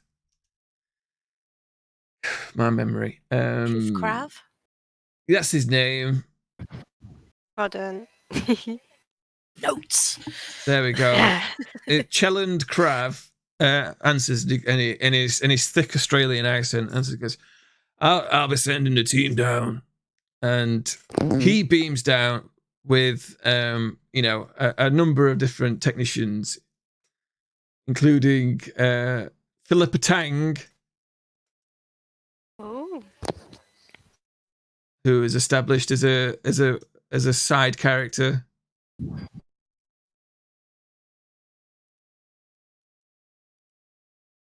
Engineering technician Philippa Tang.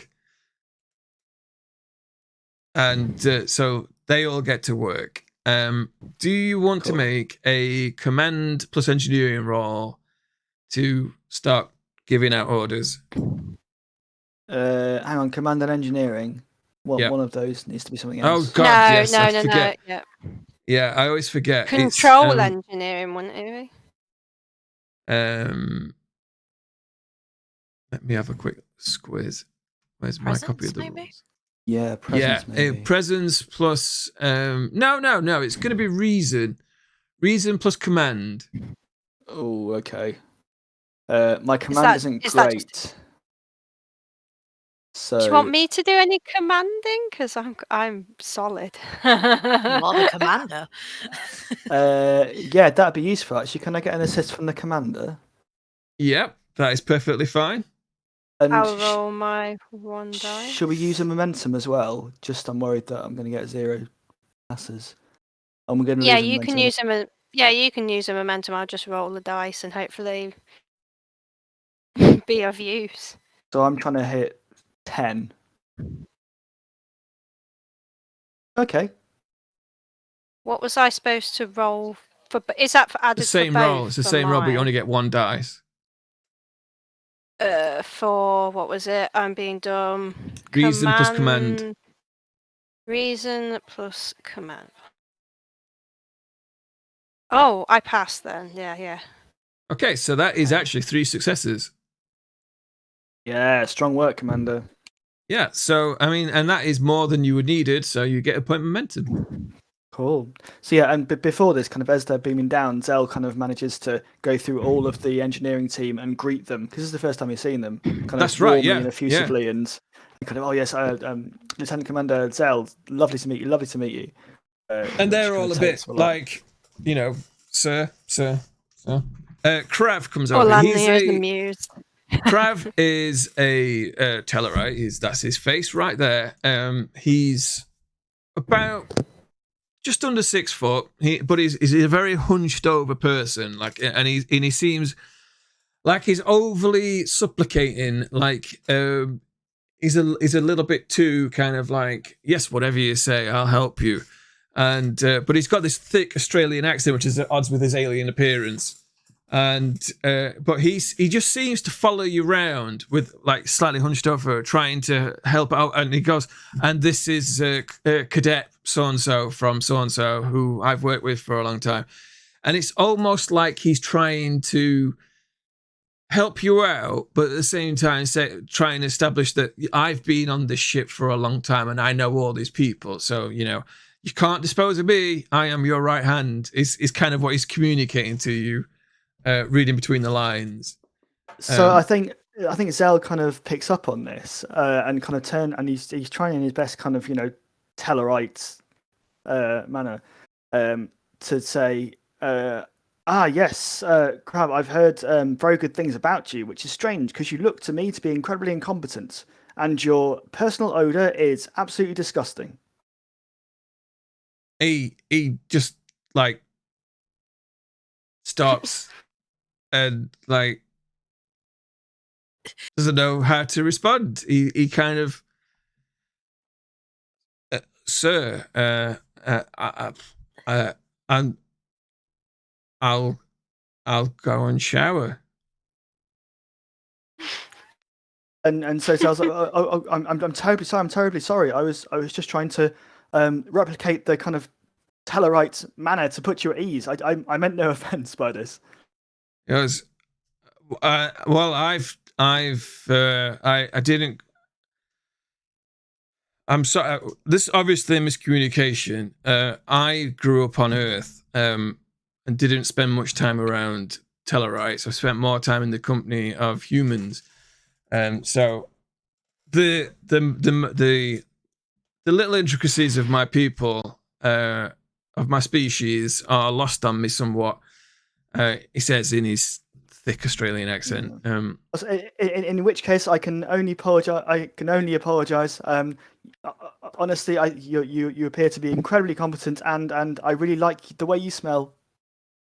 Gentlemen, can we save this for later? He goes, I'll get on with my job, sir, and sort of turns and walks off in a kind of defeated like manner, like his knuckles are dragging on the floor as if to sort of like you've personally upset him and ruined his career. Wow. And, Okay. Zell's kind of blushing, so he's a kind of bright shade of like almost green. I think, Purple. at this stage. He's, Yeah. He's not. He's mortified. Well, Anya's just going to shake her head and just try and be useful somewhere in this mess. You can see. In fact, make an insight plus command roll. Is this Zell or Alanya? Both of you can make it separately. God. Do I do the 1 dice or the 2 dice? You're gonna have to. You're not. It's an independent roll for each of us. It's just whether you notice something. Right. I was on the wrong fucking screen. Okay. 2 Oh, dice. That's 1. One success. Yeah. Yeah, you both notice that the engineering team saw all of this interaction, and there's a look of each other of like what's going on. Like you swear that one person says Krav had it coming, and somebody else, Philippa Tang, sort of like just kind of like looks disapprovingly at this other engineer, and says, no one deserved that, is what she says. And she gets on with her job.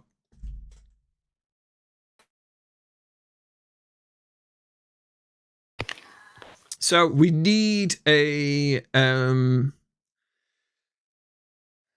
what's the maximum? Because I don't know what the maximum number of assistance dice you can get is.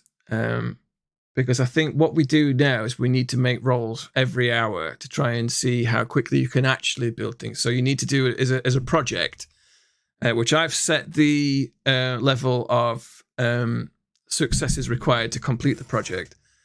So I need Zell to basically roll reason plus engineering plus plus if Olanya's helping, then plus an extra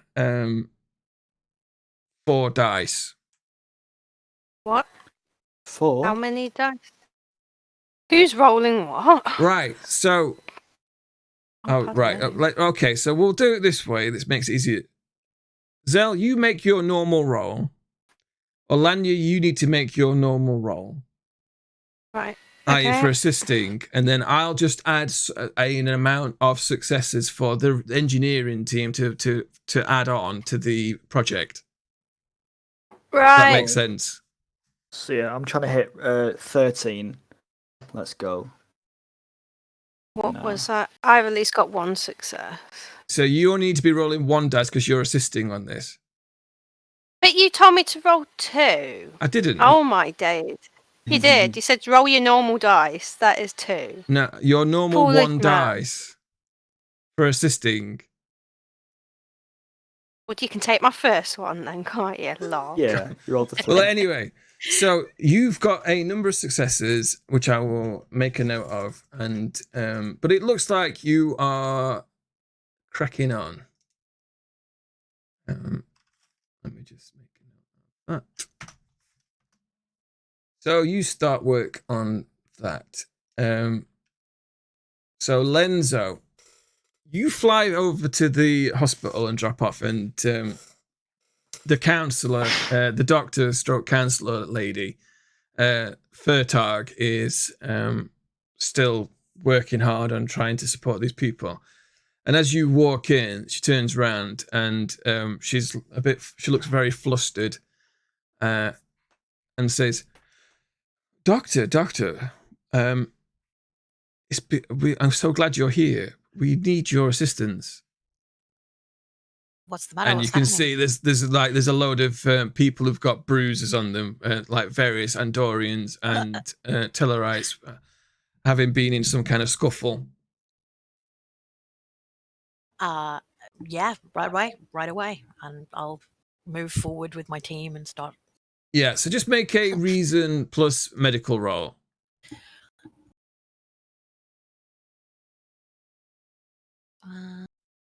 Reason plus medicine. Okay, so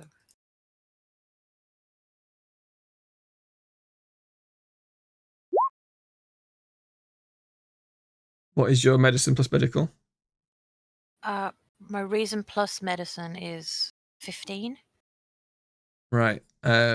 What is your medical score? Oh, so that's 2 4. successes. But have you got an applicable focus? I have emergency medicine. Yes. So we'll call that 3 successes. So you come in and start immediately sort of splinting people up and trying to assist them and do a sterling job. And the doctor is there beside you, and the 2 of you manage to sort out this bunch of ragtag brawlers.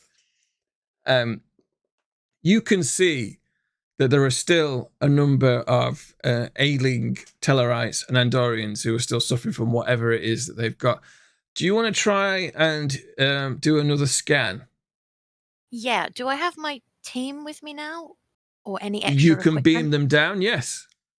Yeah, I'd like to get them down here first, and maybe have a bit of assistance in this, because Okay, I so obviously didn't manage it yeah. on my own the first time. So I'm trying to think who was. Oh yeah. So Nurse Selena Bast beams down with a team of other people. She is a Denobian, I think they're called. Nobulan? Denobulan. So she beams down and she goes, Lieutenant, or she says Doctor. It's nice to finally meet you, because you've only just arrived on the ship as well. And she looks, says, a Ferengi. That's unusual, she says in a kind of polite way of being a bit disturbed. Not disturbed. Not quite sure how to handle it. yeah, so I've heard. I know it's a bit of an unusual occurrence for someone as young as me and a Ferengi to be in a position that I am, but hopefully we can work well together and make the most of the situation and get these people back on their feet. Because I am ready to assist you in any way that you require, sir. Excellent. There seems to be some kind of virus or ailment in these people. Would you mind assisting me in taking a closer look and see if we can figure out what's causing this? Absolutely. And so she gets a medical tricorder out, and the 2 of you just get your things out and start scanning all these people. Yes. What's my role?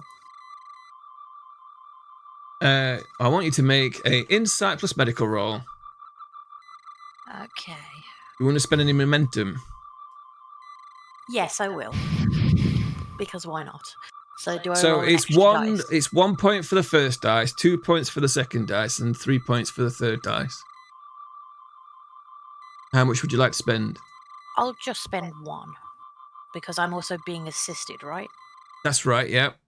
So I'll just spend the 1 momentum. So that's just Okay. 3 dice, is that right? Yep, that's correct. Oh, ooh.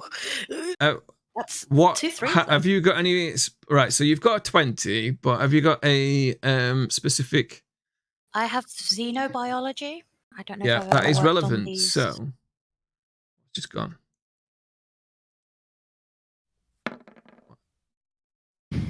Oh, there we go. Right, so you got 4 successes, all told. So you get a point momentum back. We can't get rid of this momentum. Not a bad thing. Yeah, true.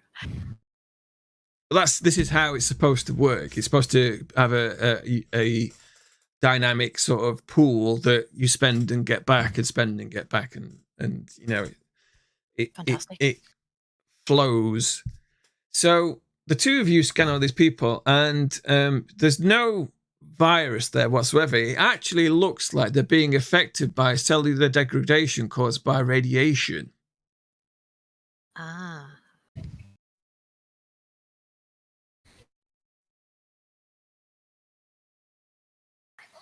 Which is very difficult to pick up without Right. a working sensor system, and given none of the they've got no such tools at this moment, or until you arrived, they had no idea. Right. Would I know enough about Tellarites as a species to know why it seems to be affecting them more? You can make Considering their a reason plus medical. Yeah. With So- using your xenobiology. Yeah. So that was a 15 I had to hit. Yeah, so that's 3 successes. So the radiation is of a particular type, which does actually it affects Tellarites in a way. It basically affects, or should I say, Andorians are more resistant to it because of their innate temperature physiology. Right. So it's just like somebody it seems suspect because it does specifically not affect the Andorians. They've got a natural, not immunity, but they are more resistant to it. Does that make sense? Mm-hmm. So it's not that they are any more vulnerable, the Tellarites. It's just that the Andorians are more resistant, more resilient to it because of their physiology, biology. Okay. Is Dr. Furtang an Andorian? No, she's a Tellarite. She's a Tellarite. Okay.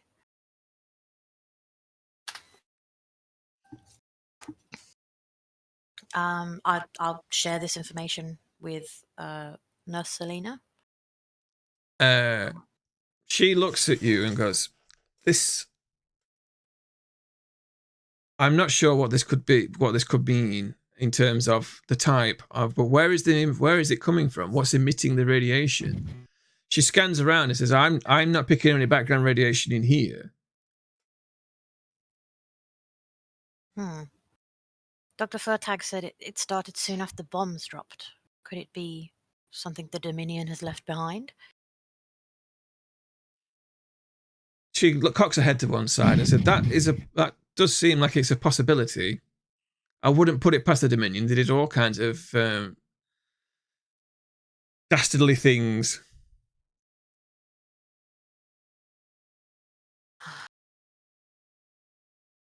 It's not really something we can look into until we've got power back up and running, though, because we'd need like a wider We could range send sensors somebody to pick go that and up. investigate. They could take some tricorders and have a look around. Yeah. That would, yeah. If I turn back to Dr. Furtag and just say, when you had these patients coming in, were they from any particular area, or has this been happening everywhere in the city? She looks and says they were brought in. They are part of the engineering teams that have been working on the life support systems. Have they been near the power plant much? I wouldn't know. You'd have to speak to Chief Engineer Brafrip.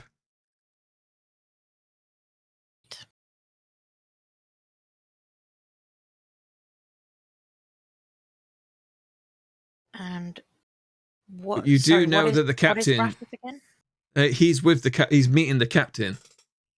Right, but is he Andorian or Tellarite? He's Tellarite. Tellarite. Yeah. I will have to speak to him as soon as possible then, especially if we're going to be working heavily in those areas soon. It's going to be something that's going to be good for everybody to know. Right. So what are you immediately going to do? Because Selena says, well, if there's radiation leaks in those sort of areas, then should we not tell the rest of the crew? Yeah, I will contact the captain immediately. So, Captain, you're making your way over to meet with Skurg at the power plant, and you're just getting there, and you get a communique through from Zell, not Zell, Lenzo. They're all aliens to me. I don't know. Wow, rude. Whoa. What, Doctor? Captain, we've figured out maybe what is causing the issues with the Tellarites in the medical bay. There seems to be some kind of radiation that affects Tellarites more than the Andorians. It seems to have been focused around engineering areas, places that are under repair. I know you're on your way there at the moment with Rathip? Yep. Brafip, yeah. Team. Just to make you aware that there's possible radiation leak in those areas. Excellent work, Doctor. I'll have to report your findings immediately to the High Command. Yes. Would Zell and Olanya be in one of those areas currently with their team? They were going to one of the fusion generators. You don't know what state they're in. We should let them know immediately, Captain. We may need to pull out and get some better protection if there's radiation leaks all over the city. Agreed. Would you be able to work on any possible ways to help treat or prevent this radiation sickness from being as devastating as it is? Of course. What I'm here for. Right. Since time is of the essence, I'll let you continue. Thank you for your help. Of course, Captain. So, what are you doing, Lenzo? How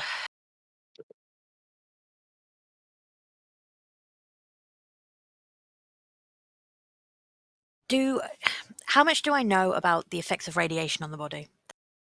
Quite a lot. Because I don't know much, but No, but your character does, because it's Right. it's like things that can possibly affect Starfleet officers: radiation, being Okay. shot, being blown into space. More it's on the radiation. list of things that can occur very easily.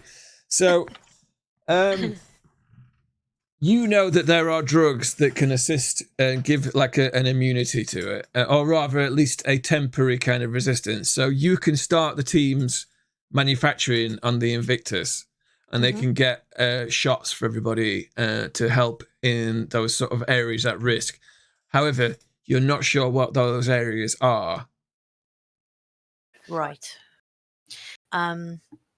Well, until I hear back from the captain about where those leaks possibly are, all I can do is battle the radiation effects at the moment. Okay. If I could start maybe as a background thing, obviously first and foremost stabilizing people is the first issue. Maybe looking at the biological differences between Tellarites and Andorians and seeing if I can harness that somehow. Okay, to so help you the begin Tellarites. to do some research in that area. It's a bit difficult without access to a computer, but you have got a tricorder and you are quite clever, so you can. Didn't we send a shuttle down to the hospital though to power it? Sorry? Didn't we send shuttles to the hospital to power it? They are currently being hooked up. Right. Okay.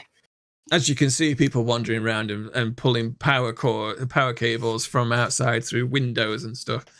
They are trying to get all that. So it shouldn't take too long.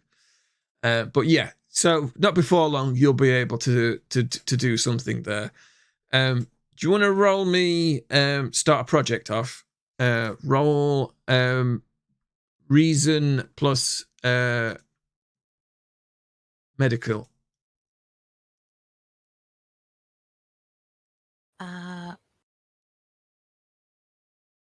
What's the difficulty level? It's a project, so you just keep making rolls, and then I can tell you whether you've made a discovery or if you. It's complicated. I'll give you some options once you've made some rolls. Okay.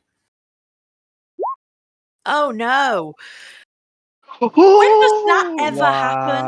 Wow! Wow, that's heavy. Lenzo is a bit flustered and quite overwhelmed by. So what the happens realization. is that you are like you think you're onto you get your tricorder out, you scan in, and then you sort of start looking between the differences between like the physiology of Tellarites and Andorians, and you immediately think you're onto something. So you go over to a console that's just sort of flickering, and you start punching at it to try and get it to work. And then the technician goes, no! And suddenly there's like the lights just go out. As he said, and they go, what? Why did you do that? I can't believe you shouldn't have touched that button. And it's like, because just as they were initializing at exactly the wrong time, the power coupling conduits up to the systems, you just activated it, and the power demand is just wiped. They just fried the grid. Just at the wrong moment. And there's a lot of faces that were like, uh-oh. What have you done? I don't know what I've done. It can be fixed, right? It can be fixed, but you've created a complication. You've created several complications, and that is there is now no power at all to anything, and the shuttles that you were hooking up to now need to be fixed. Oh. And there's some very cross faces. Yeah, understandable. I think that's a maybe. Yeah, apologies. I will. there's a oops. If Lenzo could sweat drop. Wah, wah, wah. Can I Cry. Yeah. Can I contact Zell and just be like, I know you're in the middle of something, but we have a bit of an issue at the hospital. Completely my fault.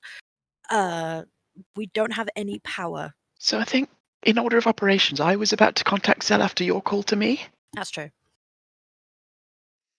Wow. So I don't know how you want to do this. Zell's in demand. You just get the busy tone. Right, so you can decide to go and assist the hospital, or you can continue what you're doing. If you come and do the hospital and try and fix the problem there, it will delay getting the fusion generator up and running. Has the captain contacted him about the possible radiation leak yet? No. Because obviously, actually, It would have. Let's say that you started doing it. It took you, say, like you were doing 30 minutes into your research. So Prax has had time to speak to Zell. So do you want to have that conversation first? Sure. Lieutenant Commander, come in. Yep, Zell here, Captain. I've been alerted of a serious issue from Lenzo. Lieutenant Lenzo. as it turns out, this mysterious illness that's been affecting the inhabitants here, and more so the Tellarites, is actually radiation poisoning. And they believe that the source of this poison is coming from, what did we say, engineered areas? Or The life support. Life support and subsystems of that nature. What we need is an ability to detect this and get anyone away from it before we can begin to fix it. So we don't know exactly geographically where the hotspots are, as it were. No, Skurg is the only person who would know that. Right. Is Because this he's something you obviously the think the one who ship- assigns. Is this something you think the bridge would be able to detect using its sensors? Yes. Yes. Specifically, so- yes, the ship could do that. Could you please instruct the Khan on what to look for and report back? Yes, I will do, Captain. I'm sure I can come up with some good advice for that. So, Ensign David Jones is the Here he current is. con operator. What? He's playing a football manager on the screen. He's Ensign currently on the David bridge, Jones. and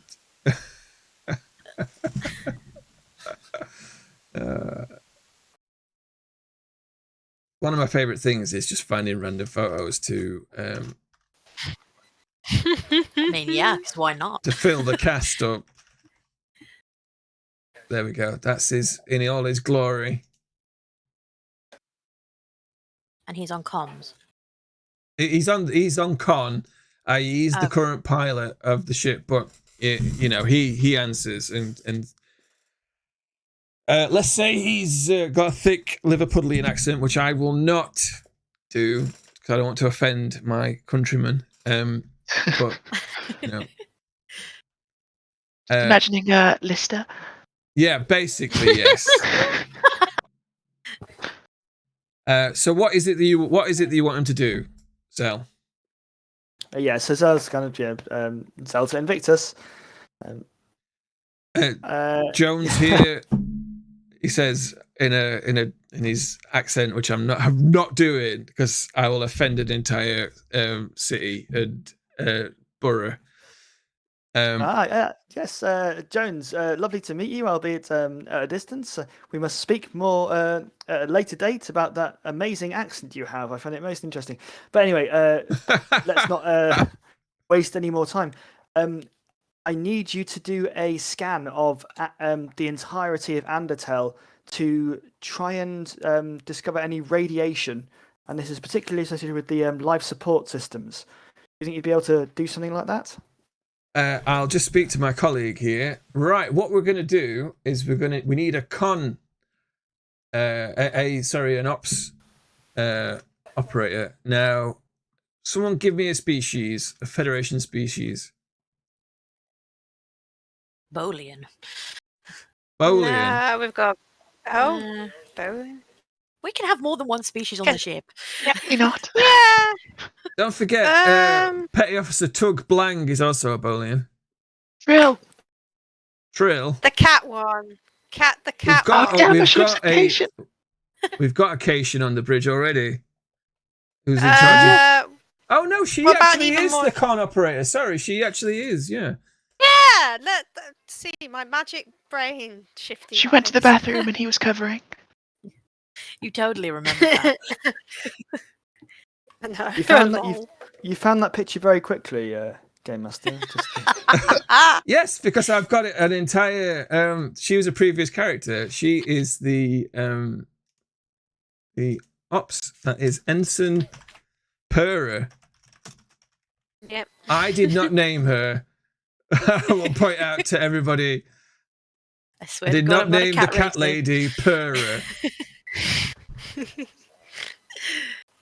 And so when she answers the comment, goes, "You are through to Pura, Ensign Pura. How may I help you?" You did, however, give her that voice. I did, yes, that's right. Hello there, Ensign. Yes, I can't do the roles, but she does do that. Oh. Ensign Pura, lovely to speak to you. Your esteemed colleague Ensign Jones has passed me on to you. We're looking for a scan of the area, essentially for any radiation signals you might find. I'm sure someone with your expertise would be able to find something interesting for us. Working. I will be but one moment. And she says, I have detected several areas of radiation sickness, or of where radiation. And she says, I am sending it to your pad for your eyes only. That's lovely. Thank you so much, Ensign. Please. Is there anything else you require at this time? Not at the moment, but if you remain available, that would be really useful. I am only a call away. Invictus out.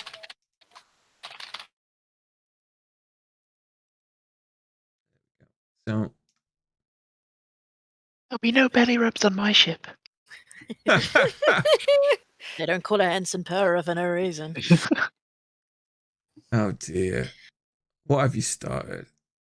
What have we started? Yeah.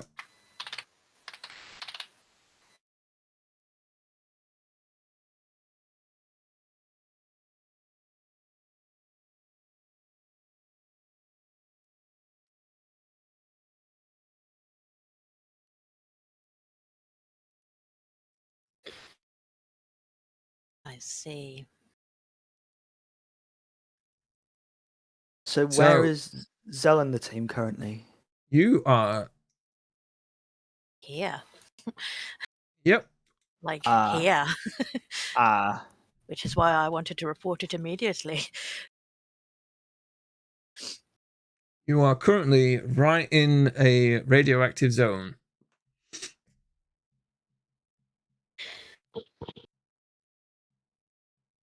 Cool. So I think, Zell reports this to the commander who's still there, I think. Yes, Olanya is with you. Commander, grave news, I'm afraid. We've been informed of several areas of radiation causing quite serious radiation sickness among the population. And unfortunately, it looks like we're in a hotspot ourselves. Suggest we leave the area as soon as possible before we can find more until we can find more information about what's causing this and how to protect against it. Yeah, yes, Commander. We should leave ASAP, and we should be checked over to see how we may have been affected by exposure at this point. Yes, I suggest we rendezvous with Dr. Lenzo at the hospital, who may be able to help us out, and we can plan our next move from there. Right. Agreed. So let's go now. You tap your comm badges and you are transported immediately out of the zone and straight to Lenzo. Because you can do peer-to-peer, point-to-point transportation when you've got signals, and comm badges are enough. So they can whisk you from where you are and drop you with Lenzo. You. Wonderful timing, because I think I just fucked the power. Yeah, you did? Yeah, I did, yeah. That's convenient. It's a bit dark in here. It is a bit dark in here. Lieutenant, Commander. Lieutenant? Perfect timing. We're having a bit of an issue. And you could probably see everyone is glaring at Lenzo. We've lost What's power. happened? Like all power. It's just gone. Is there anything we can do? And turns to Zell. Yes, I can create power from anything. It's just a matter of time. I'll go investigate the cause of this. Don't tell me you press this button here. And Zell points to the other wall. Oh dear. I'll go investigate, but in the meantime, would you mind scanning the rest of the engineering team for signs of radiation sickness? Yes. Has anybody let the other teams? That is a good question, Reforming Saint. Sorry, I'm just talking anybody- to chat. Don't worry about that. Don't. Oh, Just, sorry. no, it's fine. Has Continue. anybody informed the Tellarite and Andorian teams of the radiation as well? We need to pull everybody out. Did you find out where it's coming from? We did. The Invictus and the lovely Ensign Pura managed to do some excellent scans on the subject. I think we need to communicate this to everyone across the city as soon as possible, and suggest we set up kind of stations where people can be held safely, or just be safe. What would be the best means of communication, given that citywide comms are down, I believe? Well, you will currently, the Invictus is the only source of communication, other than people running around the city and just talking to one another. We should let Ansax know. Commander Ansax. Right, because he's currently at Colony Central with the councillors, and so who's going to talk to him? I'm assuming because there's only you guys here, because Prax is still at the major power plant with Scourge. I'm still unaware of the source of the radiation. Yeah, maybe we should report back to the captain too. Not about the situation here. Don't mention that. Why? Just please don't mention it.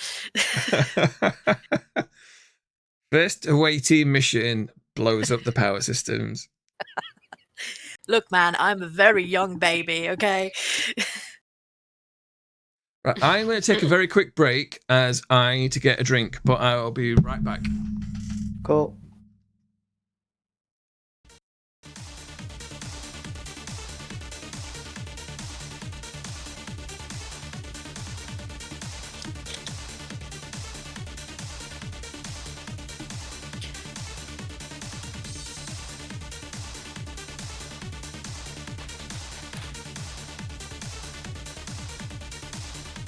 Oh, Lenzo.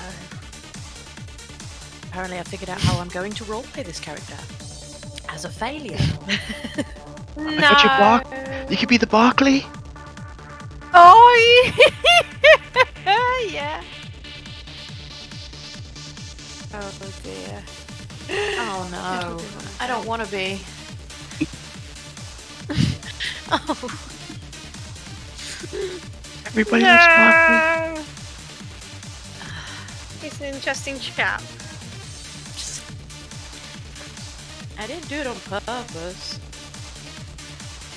My finger slipped. It's what a changeling would say. What?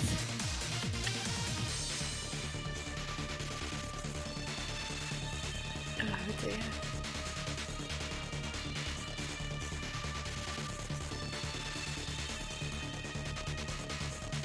It's okay, Len.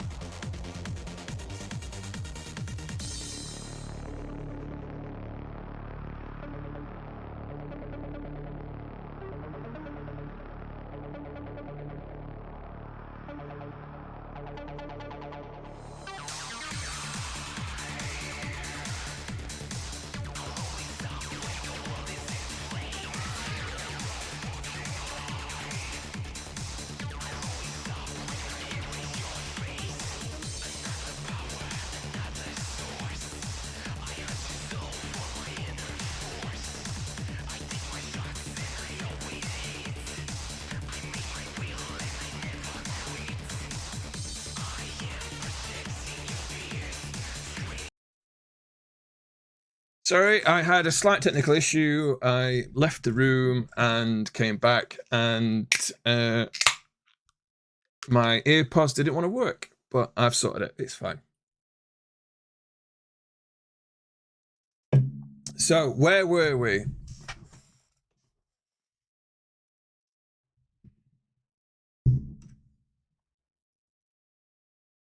What? Sorry, it's clipping. I don't know if it's my earpods or... oh no. Yeah, sorry. Hang on a second. My earpods aren't working again. Yeah, you don't have sound. Oh, for fuck's sake.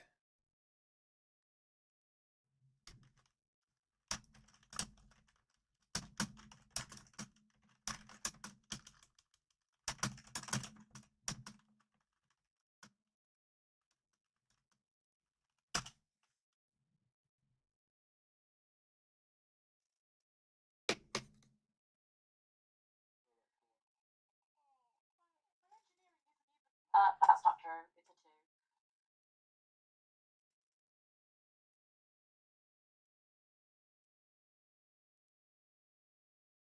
2. No. Oh, you want There we go. We sorted. We're all sorted now. There we go. No, Is you it don't. Never mind. alright? Silly system. It's all good. Right, so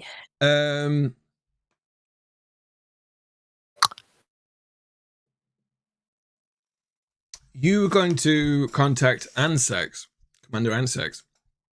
Now, Yes, and the captain, just to inform what's happening. while this has been going on,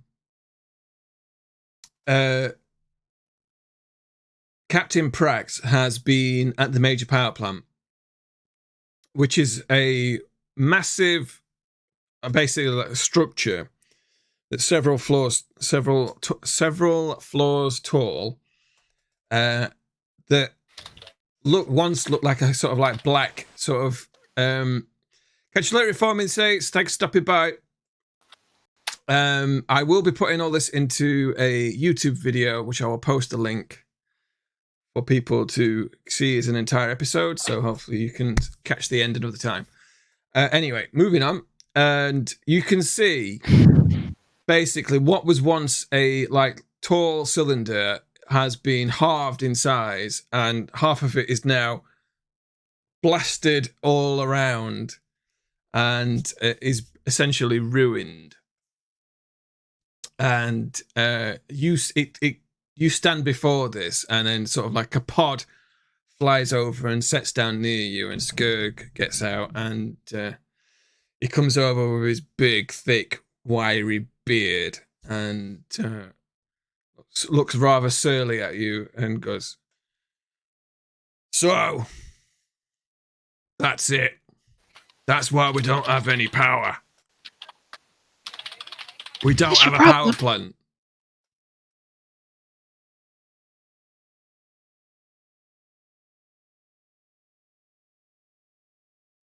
Hello? Yeah, and I guess it's up to us to fix it. Fix do it? I have? You mean build a new one? This Can't is why we need fix- to prioritize getting those replicators online.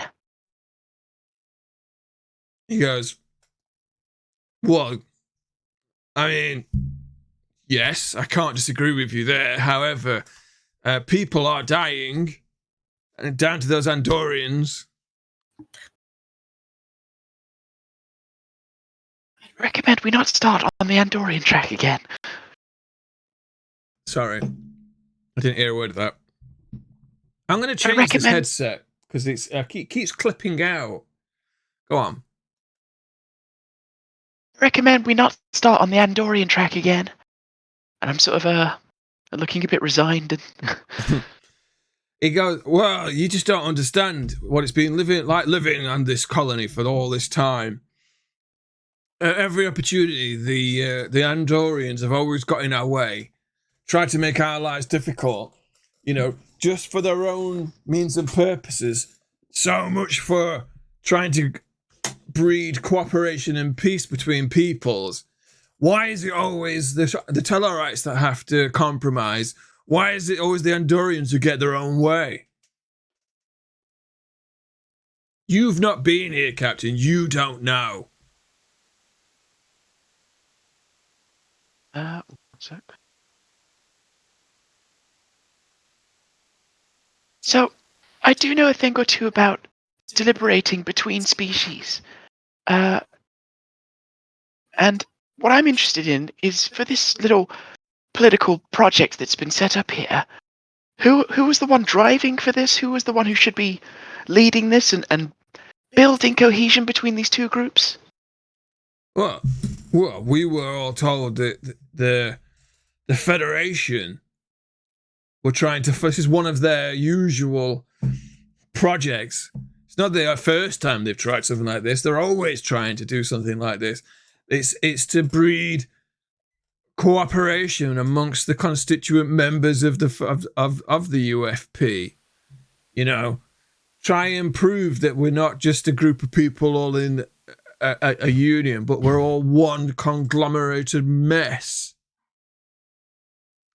I do believe in that as an end goal, but the issue I'm seeing here is that there's no one driving the cohesion. There's no one focusing on what these cultures have in common and is really passionate about bringing this together. Well, I would take that directly to, can I remember the name of that, of the Vulcan? Sulok. So, Suvak, that's right. I would take that directly to Suvak. That's the whole reason why Suvak was even installed here as the 5th counselor, as the 5th director. And it's a conversation I'll definitely have to have.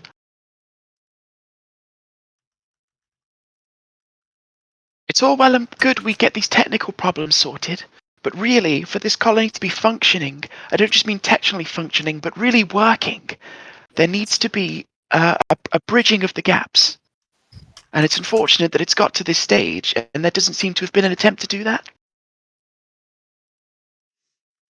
I'm not the one in charge here.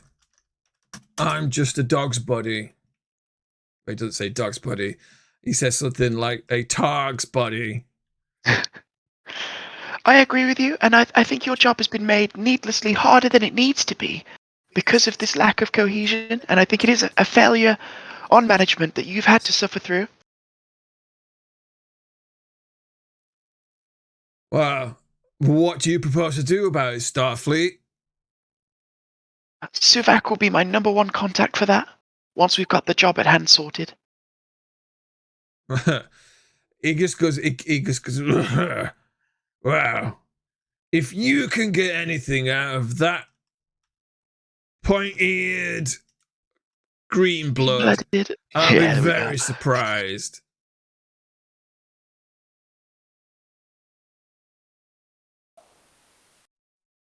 Well, it will certainly be a diplomatic challenge.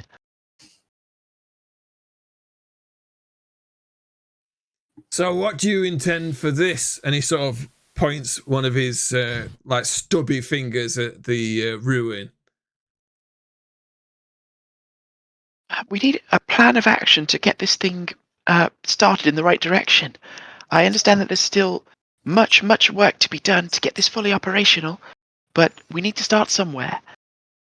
I intend to build a potential schematic so that we can see what needs building and have an accurate damage report of the situation. Isn't that what your engineer's supposed to be doing? That blue fella? As it turns out, I do have a specialty in sensors.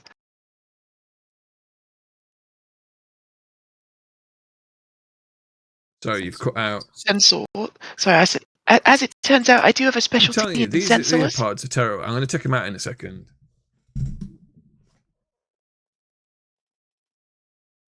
Bear with me.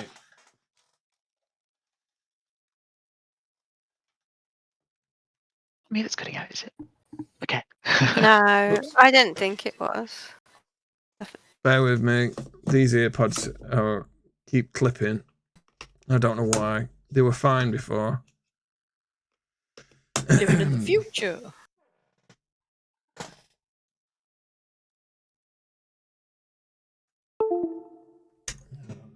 Technology is very advanced and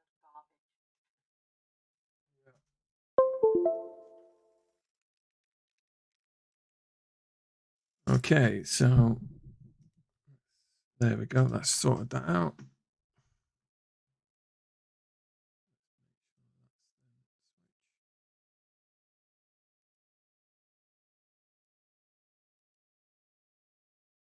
There we go. Yep, sorted there. And let me just sort this out.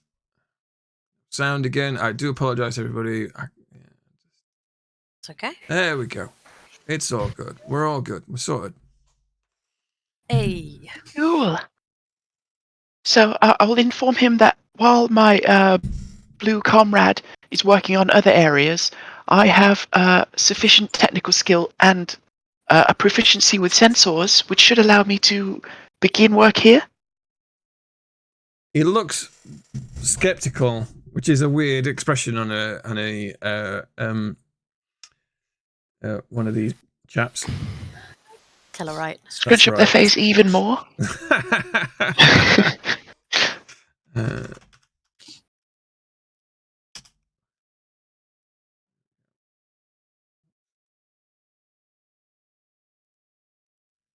So do you want to make a insight plus engineering roll? Sorry, it'd be a reason. It'd be a reason plus engineering roll. Yay. So I need 11. Don't forget you've got momentum. I will use one. Okay. So is it one for one extra dice and then Yeah. The Two first for one is one. two, Yeah, that's three for exactly three. right. The first one is 1, second one is 2, third one is 3. And the maximum you can ever roll is 5 dice. I'm just going to stick with 2. Yeah. So that gives me 3 dice. Yep.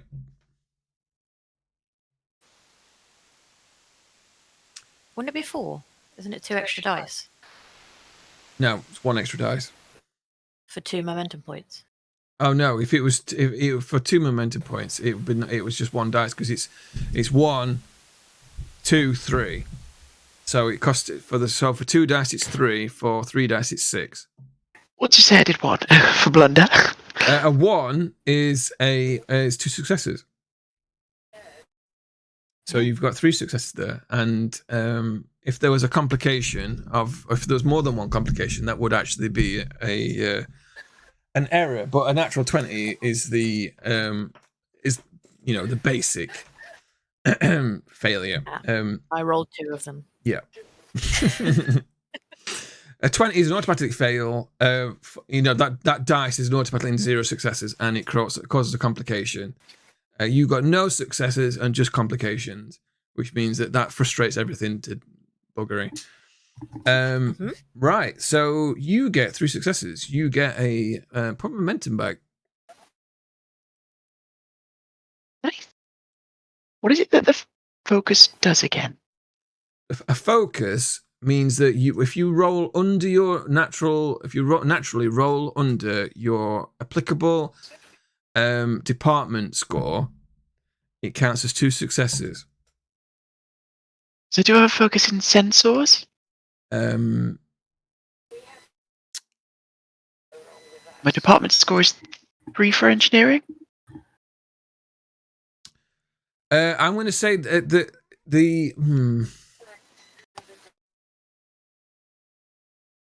I'm gonna rule that that sensors is a tech thing rather than a operation thing, because it seems to me that's too broad. Because that means that basically whenever you do any scanning, you'd also be able to get to employ your department as 2 successes, which I think is a bit too broad. Right, so this is more of a logistical test. Yeah, so that's what I'm saying. So in this, because you're doing an actual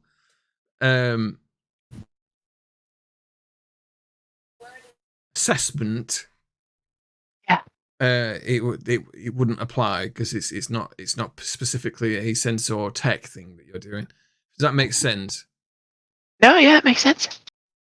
That sensor operation is the big science focus, just like how power systems is the big one for engineering. Yeah, I mean, so what are you saying that is your focus just sensors, or is it specifically sensor operation? On my sheet, it just says sensors.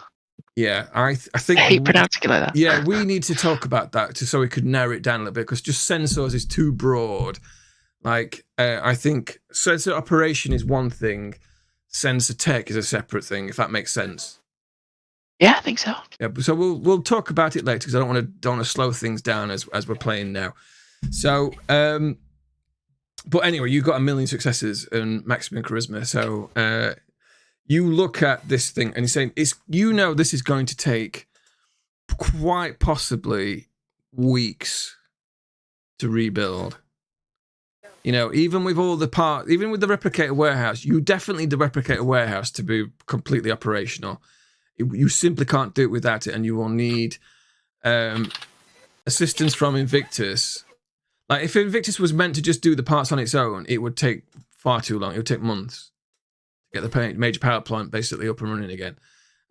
With the replicator warehouse and the Invictus working together, you could probably get it done in 3 weeks.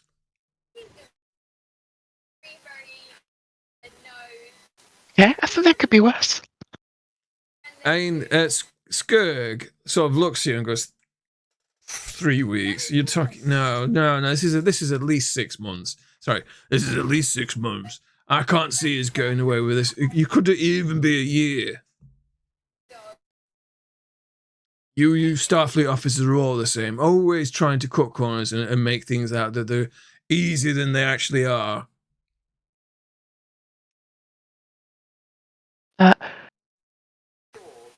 While I do value pessimism, I think we can trust in our expertise on this one. He looks at you and says, well, you're no engineer. You're in your fancy starship and your pips. I'm a true, tried and tested Tellarite. I know my way around a power plant, and I'm saying it's going to be 6 months at the fastest. And you can tell straight away now that his natural instincts to just argue are kicking in right now, and this is just what the Tellarites, stereotypical Tellarite attitude is coming out right now. He has to be right. You have to be wrong. I'm looking forward to you to prove me wrong, then. He goes, that's going to be easy enough. I'm still here in 8 months' time, still trying to get things working. I'm just going to carry on with something else while he's continuing to mutter. Are you going to contact Commander Ansax? Of the scans that I've just learnt. About the radiation and everything. We haven't told the captain about that. Oh yet. yeah, you now is when after you finish My doing phone your goes off. Yeah. immediate appraisal of the major power plant. That's when you get contact with Lenzo.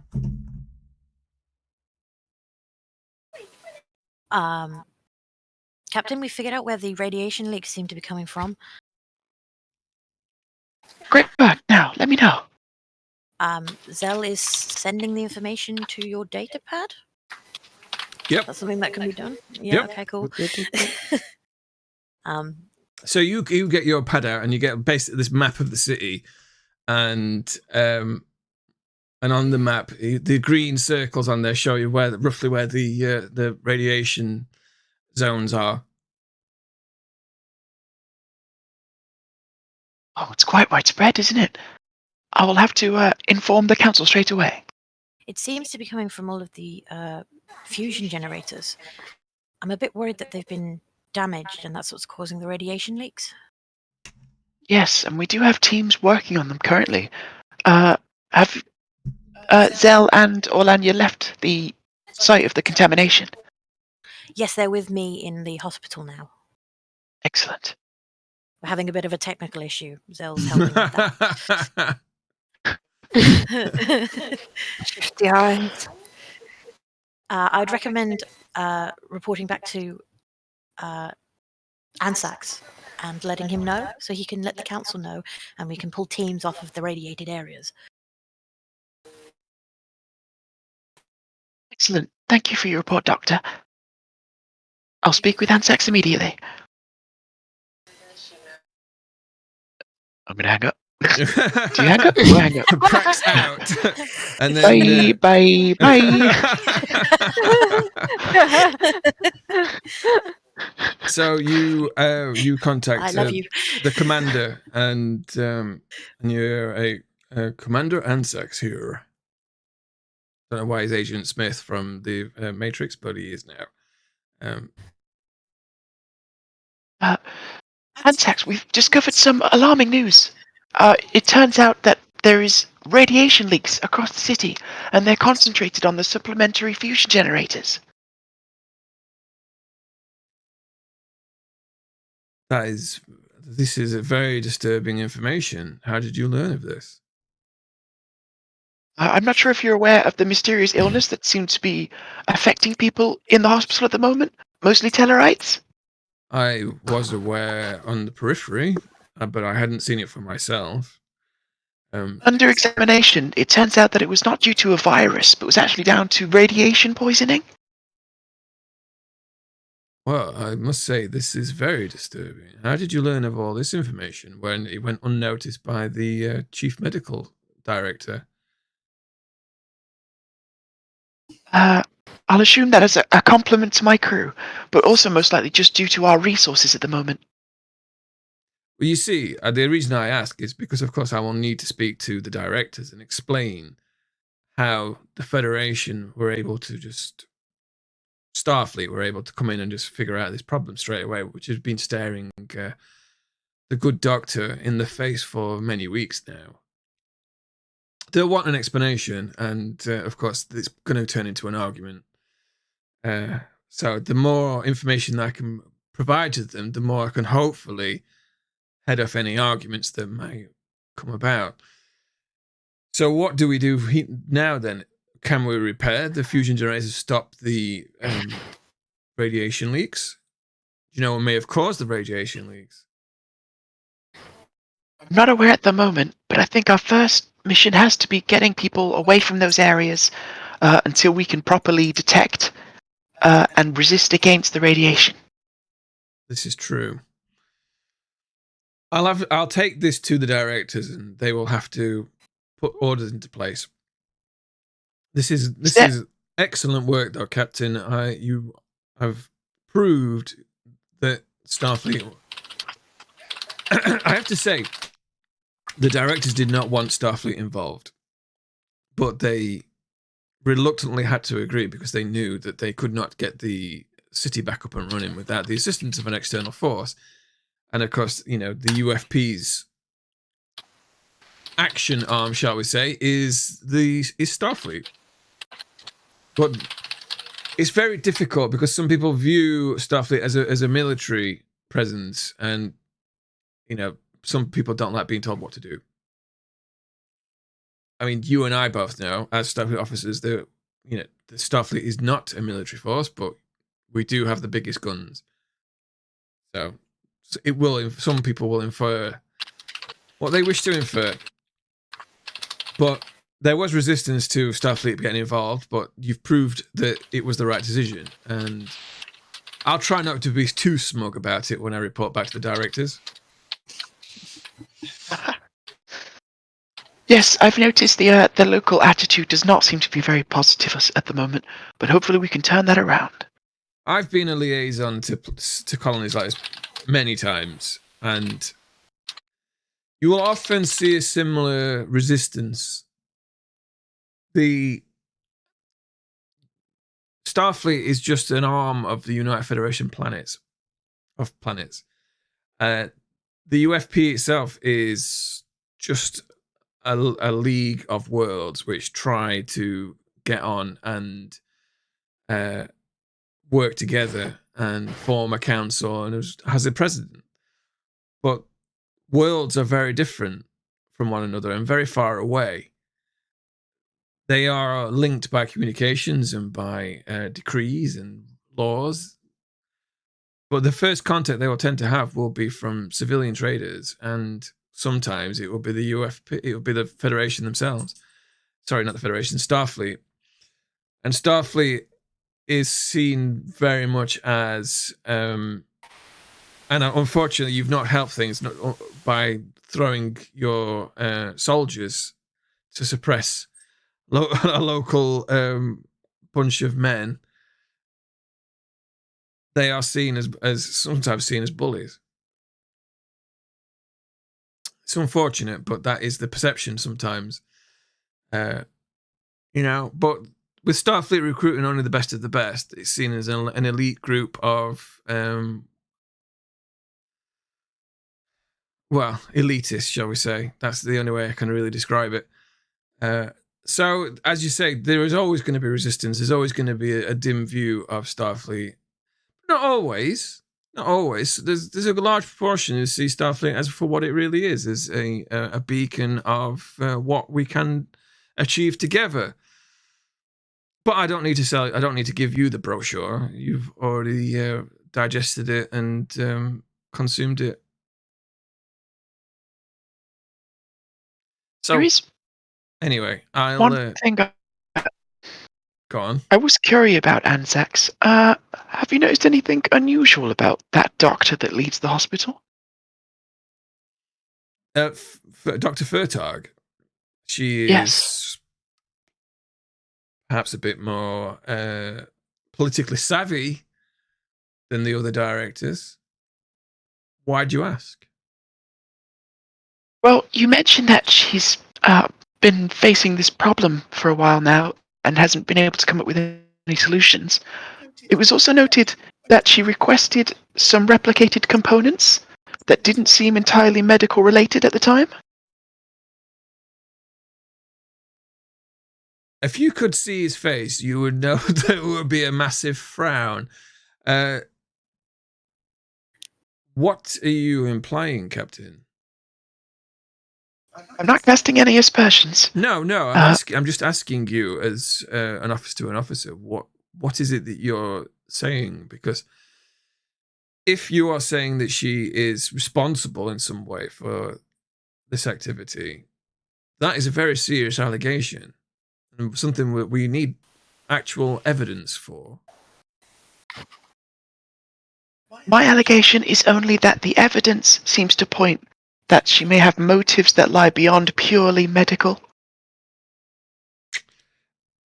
I would say that's probably true for all of the directors. They are politicians after all.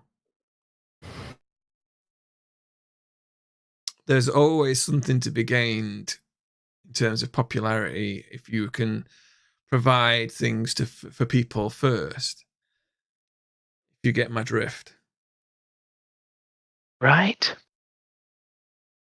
Well, then without any further evidence, I suppose we'll leave that there. It's something I will keep in mind. I'm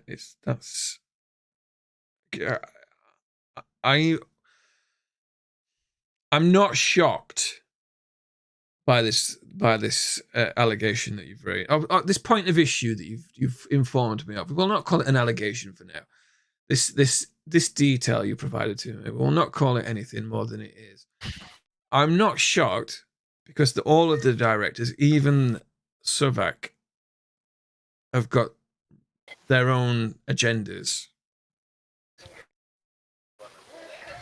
However, at this point, at this moment in time, with a city in this state of chaos, I would take a very dim view of anyone trying to further their own political goals.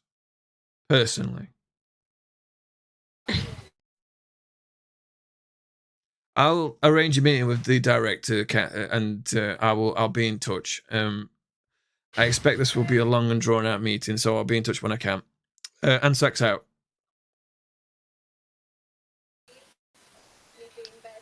So, quick update. What Zell and the engineering team are in the hospital with Lenzo. Why can't I get your name right ever? I don't know. And so Olanya's there as well, and Prax is at the major power plant. What is everybody doing? What is the plan? Zell is just kind of gone to fix the power. Yeah, make a insight plus engineering roll. I'll be rolling that assisting dice. So you two go outside to look at the shuttle. It is a power system, first. so you can use your focus. Oh, that's not going to be. So what was it? Insight plus engineering. So it's 12. So 1 success from me. Want to use some momentum? Insight. What was this? Insight plus engineering. Yep. 9, 10, 11. Yeah, I did an assist. Right, so you get 2 successes. You go out to the shuttlecraft, and the EPS power coupler is just fried. It will need to be completely replaced, both in the shuttle and in the building for the hospital. So basically, the male and female sockets for the power couplings need to be replaced. Thanks to Lenzo's amazing timing on the power system. My bad. That's from not inside the the end of the building. world, because the Invictus can manufacture those. They'll just take some time to be fitted. How long will it take? You reckon it'll take a couple of hours to get both done?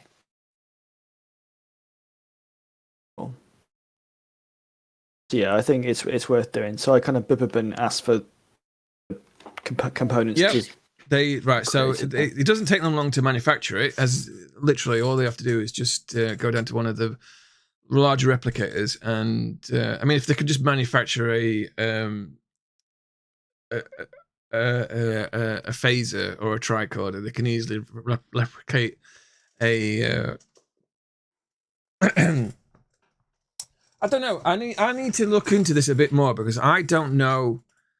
It seems a bit silly Tape your eyes. that how much they can actually just replicate. Can they make? They can't. Can they make entire computer systems replicate it? What would anybody need to do anything? You know, do people just do repairs or fitting jobs, installation jobs, rather than actually building things? Unless they're building something for the first time, then why wouldn't you do it virtually first in a holodeck, and then just get the system to just make it if it works? You know, I assumed that complicated components just took way longer than the more simplified bits that you assemble. yeah, And okay, then that's putting them fine. together, you need specific engineers who know how to put the parts together, rather Right, than being okay, so- replicated as a whole. Yeah. Well, we'll work on that premise then, that you can't just go, oh, I'm going to manufacture a star. We know you can't manufacture a starship, but anything over the size or something that you can just hold in your hand requires some level of assemblage by a sentient being or an exocomp. If you want to talk about weird episodes of Star Trek, but nobody can remember what an exocomp is. We did send shuttles to the replicator warehouses, though, so if there's anything a little bit more complicated that the Invictus can't manufacture, maybe it can be done there. Yeah, because I mean, that is the point of the replicator warehouse, is that it has its own central computer core, so it can manufacture complicated items, so it can supply an entire planet, you know, and then it basically gets sent out to places, and that's how they're able to build things so quickly. Yeah, I mean, either way, the replicator warehouse is that I'm presuming the replicator warehouse right at this moment is manufacturing. Well, as soon as it gets set up, we'll be manufacturing parts for the major power plant. Mm-hmm. That's, you know, that, and according to Skirg, that's going to take 6 months. Your captain seems to think it will not take anywhere near that length of time, and so. Just make me a roll, Zell. Make me a reason plus engineering roll to fit this coupling. Don't budge it up. Don't forget, Well, momentum's there. Yeah, I was going to say, can I use momentum? You certainly can. How many do you want to Try- use? Does this require an assist? You can always assist. Right, I'll roll whatever's. Reason plus Needed. engineering. You roll a single dice to assist. Yeah, so I'll just wait for him to roll and then I can roll Yeah. mine. Cool, I'm on 13. Oh, man. Oh, and an extra. I've got 1 for you. Cool, so that's 2 successes overall. Well, that's all together, right? Okay, so you do fit the power coupling. It just takes you a couple of hours to get it sorted, and then you've got to do the other one. But you've got a technician team; they can be working on that. So we'll say that it takes them an extra hour, which you assist on. So it takes around 3 hours to get both of these sorted out. But then the hospital now has basic power systems again. And so there's like light and basic air conditioning and heat and stuff like that.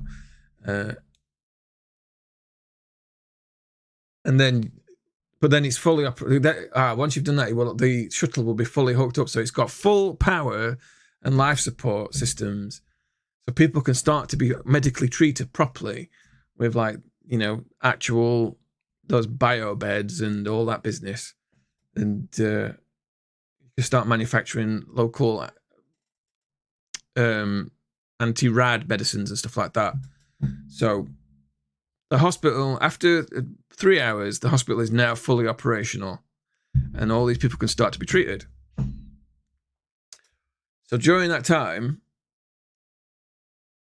what is everybody doing? So, Prax, you've got 3 hours. What are you doing? So if Alzak's talking to the council, Yep. um, I mean, you can always been back up to the ship and do captain things. Hashtag captain things. yeah, that's probably most appropriate thing right now. So you go back to the ship. You do your captain's log to do an update. You,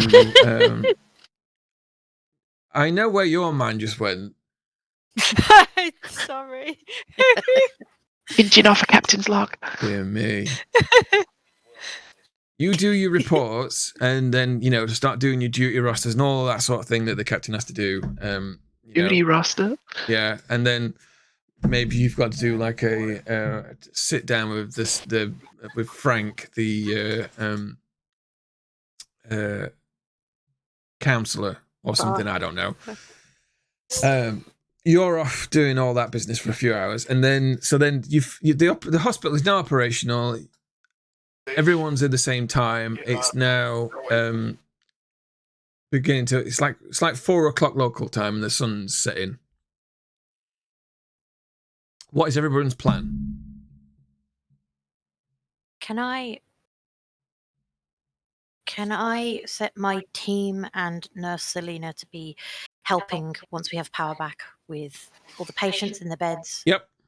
And attempt to start that thing again?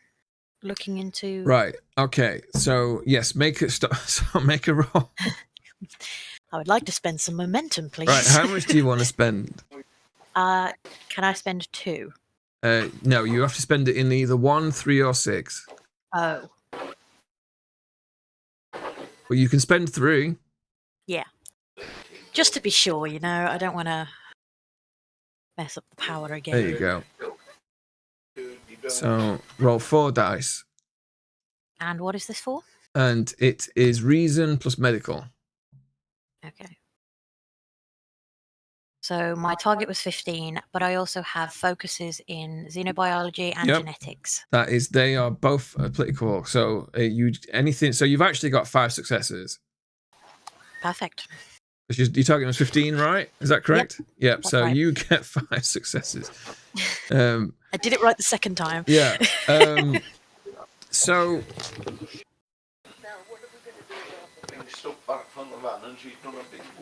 let me think.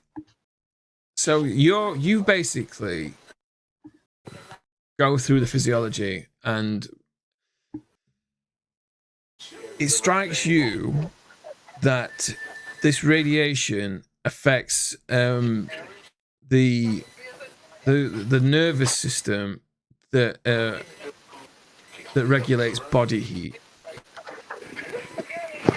and that is not a normal radiation. And that's why it's affecting the Andorians differently to the Tellarites, because they've got different. In fact, humans have got completely different to the Tellarites. Are naturally prefer warmer climates. Humans are like in between, and the Andorians prefer it a lot colder. You think that humans were probably relatively resistant, like the Andorians. It's just that the Tellarites seem to have a susceptibility to it because their nervous system is slightly different. So everyone who's in this zone will get blasted by radiation. So they're all going to get sick at some point because it's going to deteriorate the nervous system. But how quickly, how rapidly the onset is varies from species to species. Like the Trill are probably going to be more resistant than anybody because of the symbiote. In fact, no, they're probably going to be much more vulnerable because of the conductive nerves that they've got in the system. So you basically would suggest that the captain goes nowhere near these zones. But this is not normal radiation. This seems to be tailored. That's your takeaway.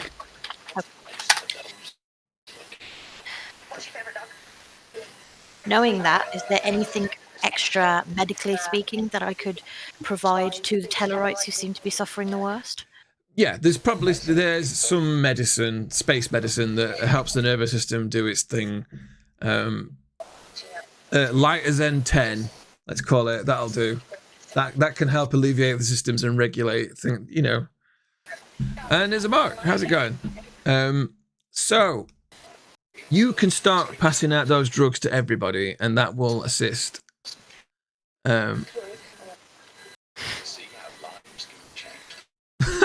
Crackety Jones, I would say that's because we are all actually British. They've not heard your Liverpool accent yet. Yeah, that's no. I would never want to try that because I'd offend an entire people. It's fine. So, are you going to relay that information to? Yes. Right. Welcome on in, Crackety Jones. It's good to see you. I know. I was also making a similarly hilarious joke, but welcome on in. And also, is that a reference to the Pixies?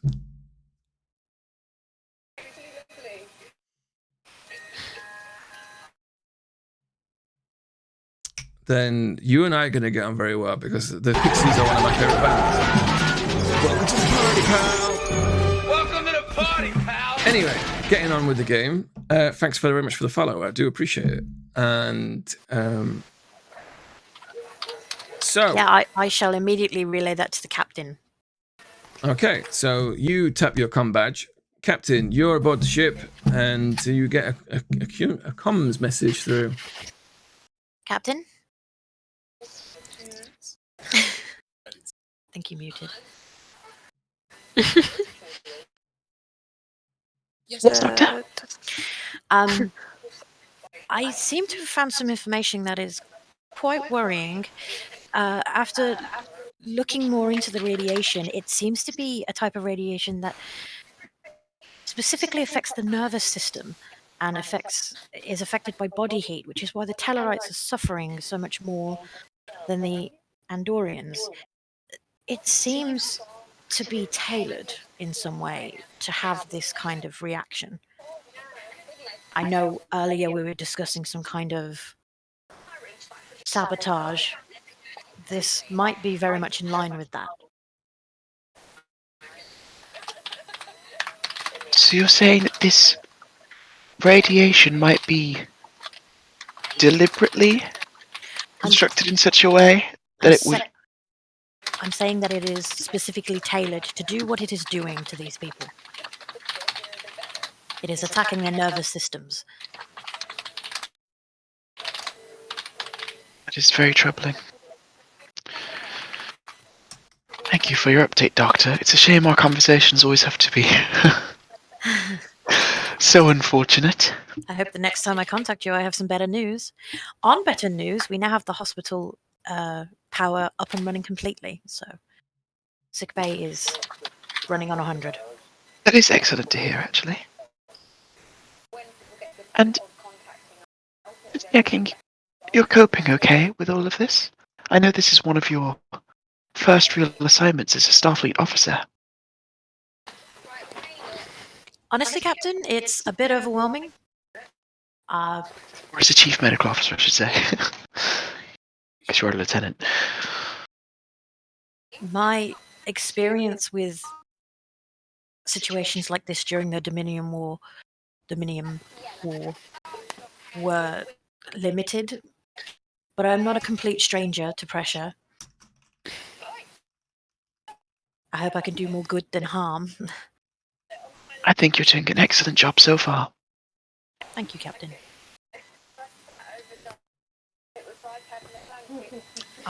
So having relayed that information, what is now the plan? I think Commander Ansax needs to be informed again immediately, especially if he's currently talking to the council. And maybe we should put more of an import on getting the colony central control building back up and running so that we can check out the ins and outs of this sabotage. I do think that is important. I think we know there are saboteurs. We know there are, shall we say, traitors. But we don't know who. So if I'm going to relay this information to Ansax, I think I want to do it in person, and I want to try and get a vibe off him with my mind powers. Right. So why did you say it like that, Captain? be aware. Getting tired, that's how it goes. You're having this conversation in the middle of the hospital, so Well, I would have taken myself off to the side Yeah. so that I couldn't be overheard. Okay, yes. so you're like in a broom cupboard or something, and just having this conversation.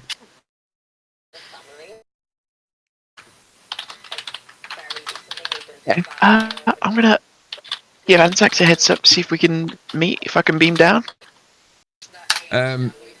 Okay, he is free. That meeting went on for like 3 hours, and he's like Thanks. just walked out, and he can meet you. And Somewhere private. oh, okay, right. Okay, he says, "Come and meet me. You can come in to meet me in my office." Yeah, could I beam him up actually? That might be best. Yeah, that's fine. You can meet Is in it right your to meet ready me in my room. ready room? Yeah. So you go into your ready room, and so you're sat there. And about 5 minutes later, no worries, Cracky Jones. Catch you later. I will be putting this into a YouTube video, compiling all the episodes, so you will be able to watch the VOD at a later date. So in walks James Masters as an Andorian, and he looks knackered. Can I get you something from the replicator? Andorian whiskey, if I may be so bold. 1 Andorian whiskey and 1 sweet tea. Basically, so you replicate what this like. It's like basically a shot of a pure looking substance, and it smells very strong, and you can just smell the alcohol coming off it, and you pass it, and he makes a salute gesture, and he takes a sip of it, puts it down, and he sort of stretches his back out and goes, Crack. the Tellarites and the Andorians were on rare form. And Suvek, he's, how do I put this? He's very logical, and so only deals in purest logic. There's no allowance for the emotional factor, which makes dealing with the Tellarites and the Andorians as a mediator very difficult. The Andorians are very passionate people. You know, this is speaking from my own perspective. I am not your usual Andorian. I am relatively calm and collected. Tellarites,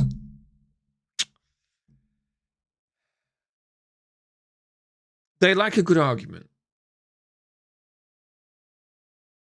I think one of their sayings is something along the lines of, it doesn't really directly translate, but it's any decision worth making is worth thinking about. And do they enjoy thinking about things? So the Andorians want to get everything done yesterday. The Tellarites want to argue about it until somebody they've examined it from all angles, and because they enjoy the process of arguing things. And so that's a problem. Suvak will just be logical and wants to hear out all points, which means that he does precisely nothing when it comes to mediating problems. And of course, I have to stand there like a good attaché, an advisor, representative of Starfleet, and be the perfect representative and listen to everybody have their say, and throw in suggestions when it's pertinent. I'm sure you understand, Captain. I'm sure you've been in similar situations before, but it's not easy. Very tiring. He takes another sip of his whiskey. I commend you on your efforts. Thank you. It is my job, after all. This is what I signed up to do, but sometimes I wonder, is it worth it? Would it not just be easier just to phase everybody and force them to do something? Much like you did earlier, he says with a smile. And please don't take it the wrong way, but I wish I could get away with doing that sometimes. It would just be far easier. Have you been with the project since the beginning? I've been assigned to very many different colonies over the years, and this is just the latest one. And this is one of my more difficult assignments because the Tellarites and the Andorians specifically do not... It's almost like they are the opposite ends of a spectrum. This was the whole point. This is not the first time they've tried. The UFP has tried to have these specific pairings together. This was a big political thing to prove that these two particular member species were grown up. It's very difficult politically in the UFP. I don't know how much you realise that as a Starfleet officer. Obviously, I'm involved in a lot of these sort of things, and it's very much seen as, and this is perception, mind you. Not everybody shares it, but I'm just, the general perception is that the Vulcans and the humans are in charge. And that the Vulcans are like the grandparents of space, shall we say. And the humans are their favourite grandchildren. And the Andorians and the Tellarites are like the cousins that are allowed to visit. And everybody else are like their friends. So this whole political thing was an attempt by the representatives of Andor and Tellar to show that they are as capable at getting on with people and as able as anybody else, and that they can be relied upon, and that they are more than just the cousins. Does that analogy make sense to you? I believe so, yes. So the problem is that despite them being allies for several hundred years now, there's never ever been any real projects just involving those two species that have been successful without the involvement of another species to create a buffer zone. The Bolians, the Trill, the Denebulans. There's always a third. And it's never the Vulcans, it's never the humans, because again, they are actively told to stay away from these projects, and if they are brought in, it's seen as if they've taken it over. It's all overly political, and it's not Starfleet. It's not what Starfleet is about, but it's very much what the UFP is about. Definitely settled us with a hard task here, haven't they? Well, it's my job. And sometimes I wonder if it's worth it. It would be far easier to go in and force everyone to do what they're supposed to do with a phaser point, but that is not what the Federation is built upon. Nor should it be. So we are where we are. But anyway, you asked me to come in for a reason. I'll stop sharing my woes with you. He takes another sip of his drink and says, "What do you want?" And I don't mean he doesn't say, "What do you want?" It says, "What can I do for you, Captain? After all, I am here to facilitate your arrival. What can I do for you?" You'll have to forgive me, Commander, for making your hard job a little bit harder.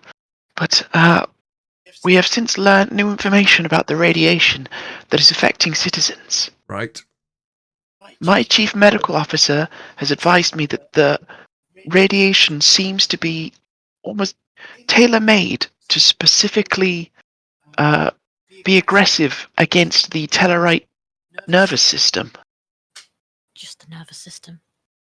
The Tellarites are feeling it more because it's a nervous system issue. Yeah, like that. His Yeah, face falls, and he puts his head into his hand and says, "I hope you've got some evidence to back that up."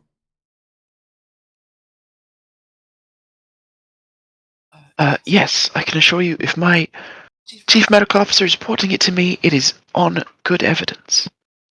What I mean is, if this is an act of aggression from a party, then we will need to know what the source of this radiation is so we can examine it and present it as evidence.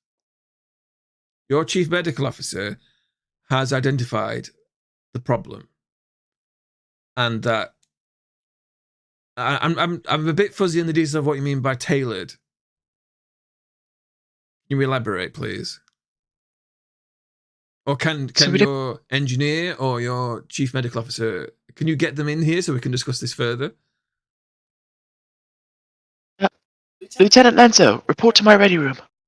Yes, Captain. As you're beamed up, and in a couple of minutes you are in the ready room. First of all, can I get you anything from the replicator? No, thank you very much, Captain. I'm fine. You walk in and there's a strong smell of alcohol. And you can see Ansax is sipping from a fluted shot glass. It's a tall shot glass of some clear-looking liquid.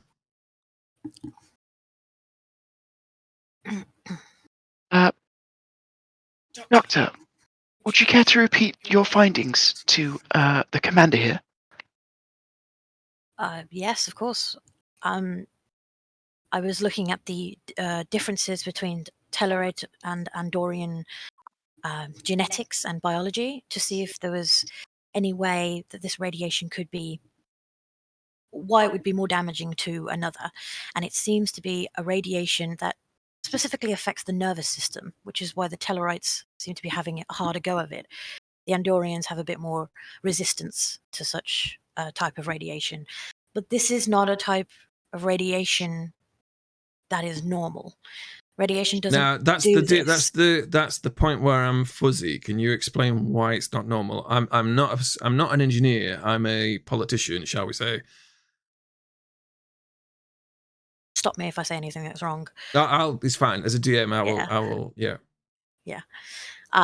Radiation, as I understand it, it affects all the cells of the body. It doesn't just affect certain systems of the body. It breaks down all cells that it comes into contact with. But this seems to be specifically targeting the nervous system. It seems to be specifically doing a type of job that it has been made for. Right. So, what you're saying to me is that this type of radiation is not naturally occurring in these zones. That's right. In fact, I've never seen a type of radiation naturally occurring like this anywhere before. What does your engineer say about this? What would be causing this radiation? Well, the radiation leaks at the moment that we have. So you're using the word leak. seen. Sorry, I'm not. It sounds like I'm interrogating you. I apologize. I'm not aiming this directly at you, but these are the questions that I'm going to be asked when I bring this to the directors. So I need to be clear on what is. So I'm asking you because you're the expert here. I'll pass over the pad of the copy of the map that I got from Commander Zell, Right. and just say we have done a scan of the city. The zones of radiation can seem to find at the moment all seem to be centered around the supplementary fusion generators. And it's not the generators themselves causing this. We're Is not you- sure. We right. haven't been able to go in and check that yet.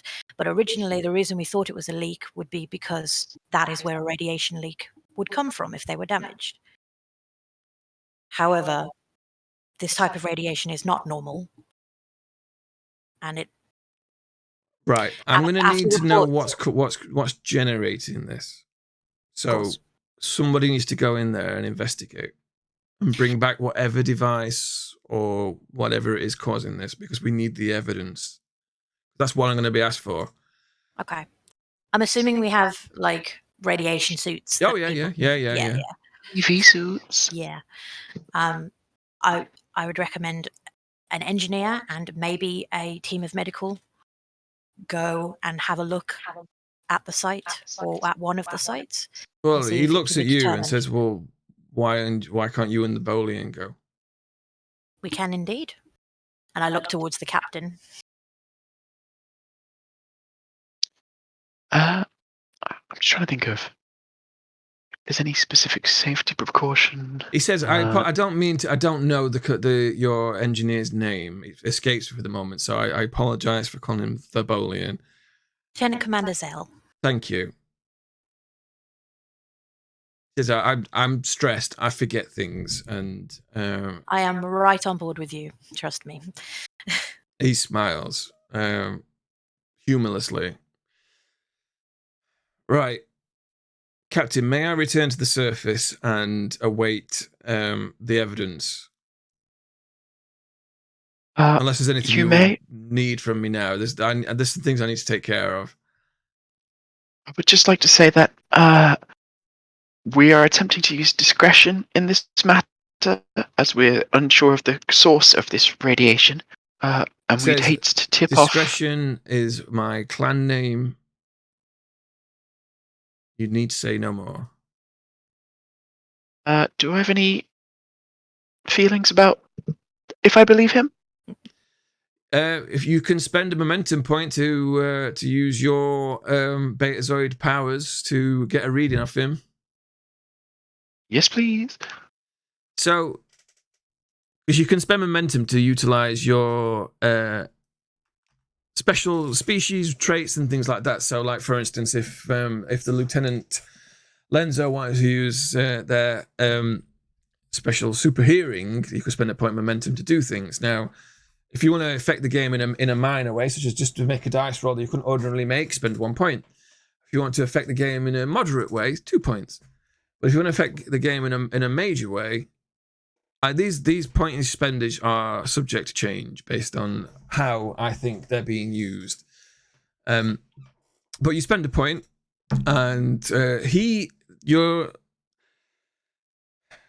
a full telepath, aren't you? So you're No, I think I'm just an empath. right. Okay, he seems very troubled, very disturbed, annoyed, a bit fed up and frustrated. And these are all things that are just waving straight out from him. You know, it's not. He doesn't take. It's not hiding it or in any way. It's just palpable waves of frustration, irritation, and disappointment and worry.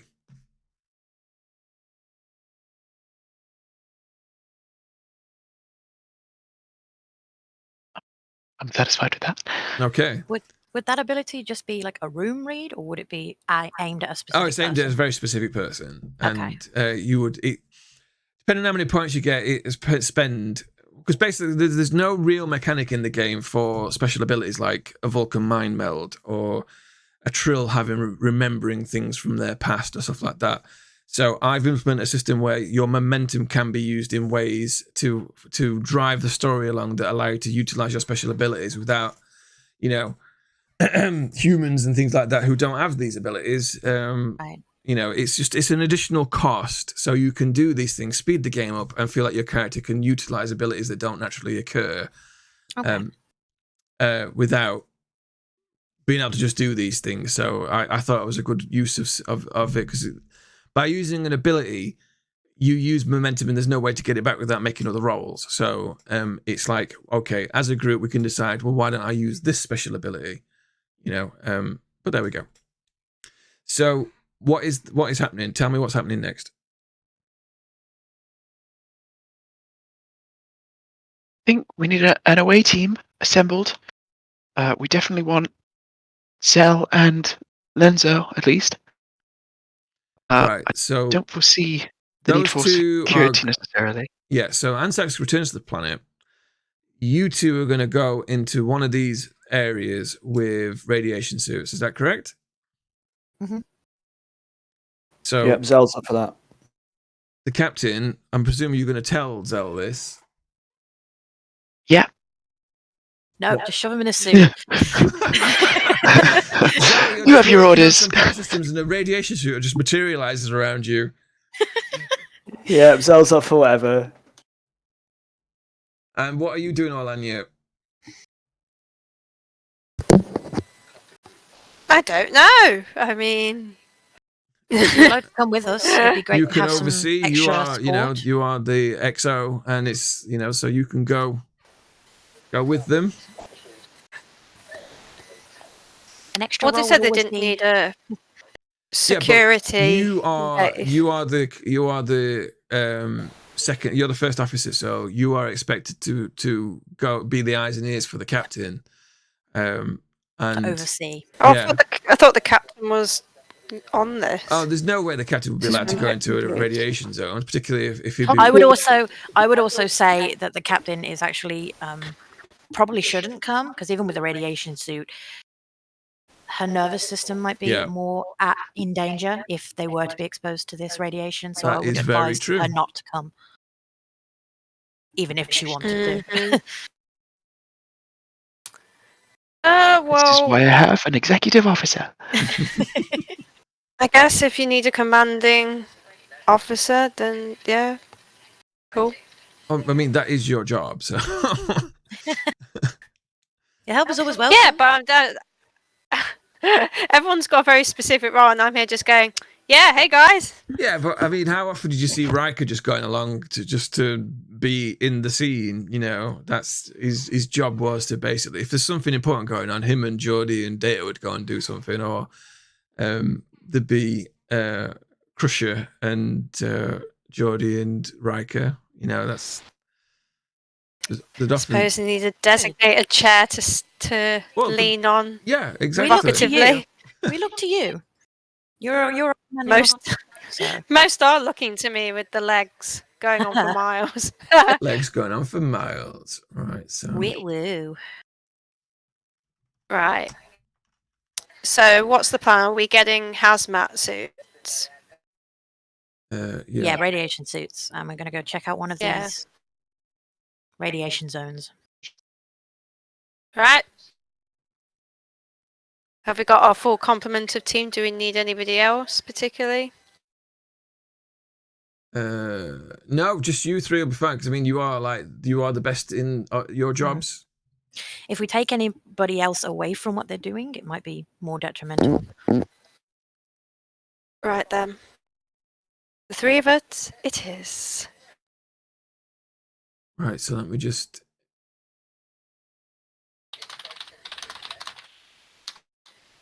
Get you.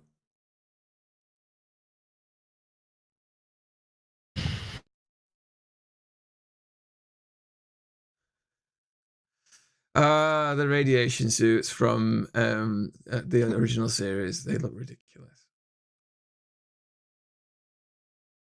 I'm just trying to get you on. So do you remember what the environment suits? Here we go. This will do. That's an environment suit. Cool.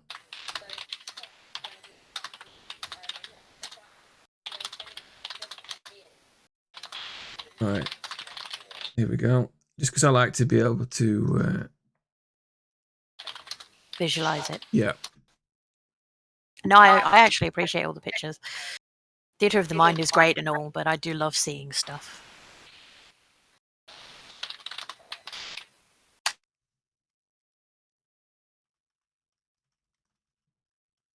Right, so you are you all sort of beam up to the ship. You will get your environment suits. Look like this. Always the nice Starfleet emblem that's just stuck on the front of it. And so you're all sort of suited up, and then you beamed. Which one are you going to? Which site are you going to? Well, if we go to the one that you guys were at earlier, the one above the colony central control, if we get there and find we can stop it somehow, that would free you up to be able to return to that job, possibly? Yeah, that makes sense. And we've already kind of, I guess, took the plate off and messed about with the inside. So yeah, head start. Right, so the three of you beam down to that location. You've got the coordinates because you've been there before, and you are beamed down just outside of this zone because the transporter chief is like, I don't want to beam you down into an area where there's radiation, just in case it affects the rematerialization beam. And so you walk a good 20 minutes through the streets of Andortel City, and you know it's typical sort of sci-fi metal walls. And are a lot of these streets like heavily bombed? Surprisingly not.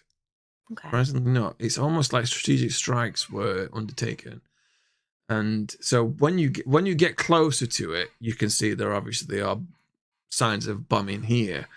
But it's pretty much like the Dominion swooped over, dropped a few torpedoes in strategic places, and then left. Mm-hmm. So basically, there's a big warehouse looking sort of black warehouse sort of block, and you go in, and the three of you start to scan the area. Can you make me insight plus engineering rolls? I'm assuming that you two are going to help the lieutenant commander. Yeah. So I've got my dice. What was the roll? Insight thing? plus engineering. Yep. Insight plus engineering. So wait for Zell to roll, and then we'll do our one dice. Yeah, it's a single die to assist. So that's 2 successes from Zell. Yep. Insight plus engineering. 9. Yep. My target was 13. So. I've passed because mine was about 11. Mine's just 10, so I have successfully. Yeah. I haven't passed. But at least you didn't get a 20. Yeah.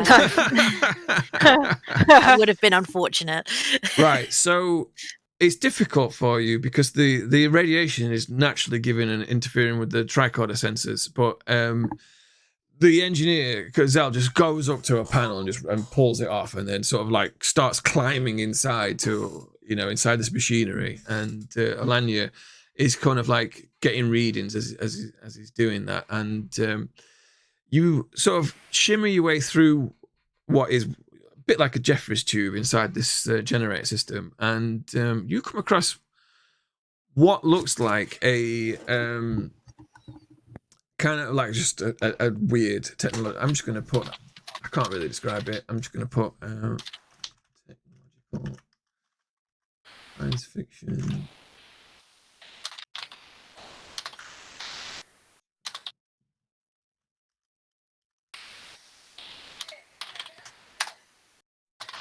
That'll do. That is absolutely perfect.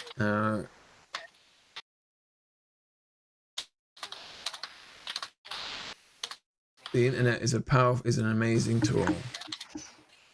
I don't even need to have an imagination. Can be used for good and evil. Yeah, I just need to type words in and things turn up. And,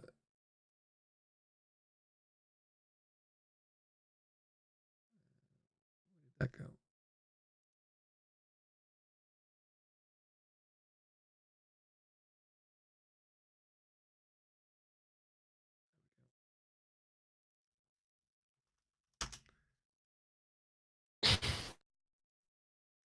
So you go into this thing, and after a while, you find this. You're basically being directed as to where the source is coming from by Orlanya, as she's taking readings from outside. And eventually, you come across this device that is pulsating with a weird glow. This is questionable. And so you pull it out and you reverse your way back out this, and you pull out with this system, and it's about 3 foot in height, and you just sort of like carry it out of your hand with your hands, and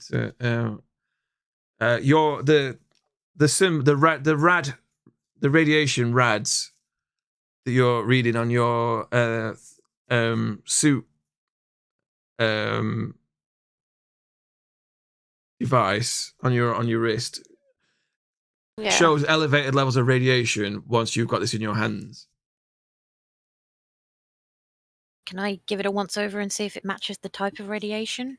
Yeah, you just scan it and it's clearly the source of this radiation. Well, yeah. Put it down where I'm not continuing to carry this. We'll just stand around it instead.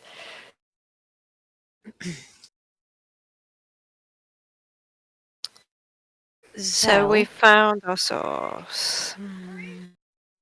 I don't know how much you could do here on the spot, but do you remember that list of extra items I got from Dr. Furtag? Ah, yes, I do. Does any of this match up from what you can see? That's a very good question. I'll do my best to find out. You will need to take this device, and you would need to reverse engineer it, take it apart, see how it ticks. Cool. Okay, yeah. So I'll say I'll need some time in a secure location to investigate it fully. Right. So can you make an insight plus engineering roll? Yeah. Please. That's still sorry. Same roll every time. I keep forgetting what number is. So 1 success. You turn this off. Turn it off. You find that there is actually there's a simple switch hidden it's not actively hidden, but it's not obvious. But you find it and turn it off. It just has an off switch. Yeah. But it's not. Wonderful. It's not staring. It's not got a big red button saying off on it. It's. You find a way to switch it off, so it's relatively safe.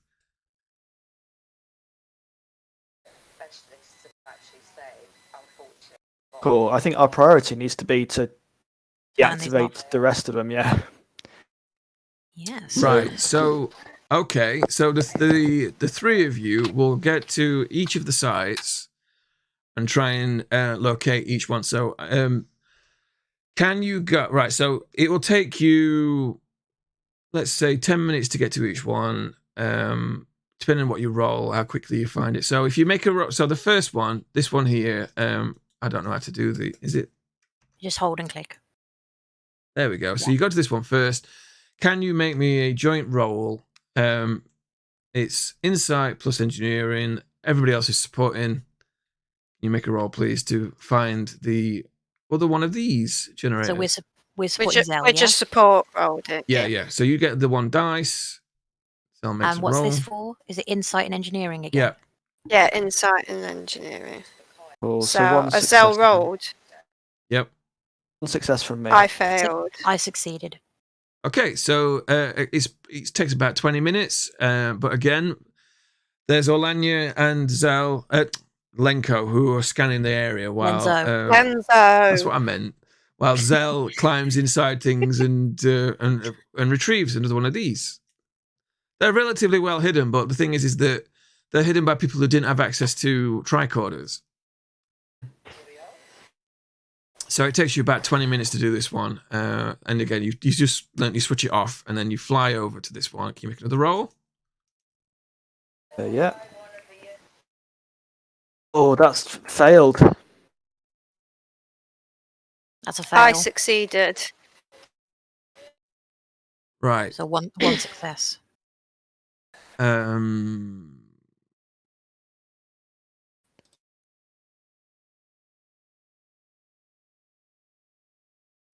Make another roll.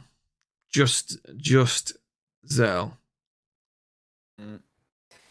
Same Roll. stats. Yeah. Yep, same. Cool, there we go. One success there. Right. It takes about 40 minutes. You were ready to give up, but like you just couldn't find it. But Orlanya was scanning and said, "No, there's definitely one in here. So we've just got to keep going." And so you do locate. So it's taking you about an hour to do both of these sites. So then now make a roll for this one. Okay. Try again. So we found. Rolling again. Yep. Oh man, failure again. Come on, those guys. I failed. I succeeded. Oh, thank God for Right. Lenzo. So Zell gets to make another roll. That was quite low as well. Oh, look at that. Three lovely. successes. Right. So you're I'd say about you to. found You're it. like, look, they've just hidden it really well, and Lenzo was like, "Oh no, but it's over there somewhere," and Zell just goes, "Oh, it's just there." Oh yeah. It's just there. How could I have been so stupid? So that one takes. So you've been in about an hour and a half. This one here. God, For the what's gonna roll? happen? Oh, yeah, 2 successes. Fail.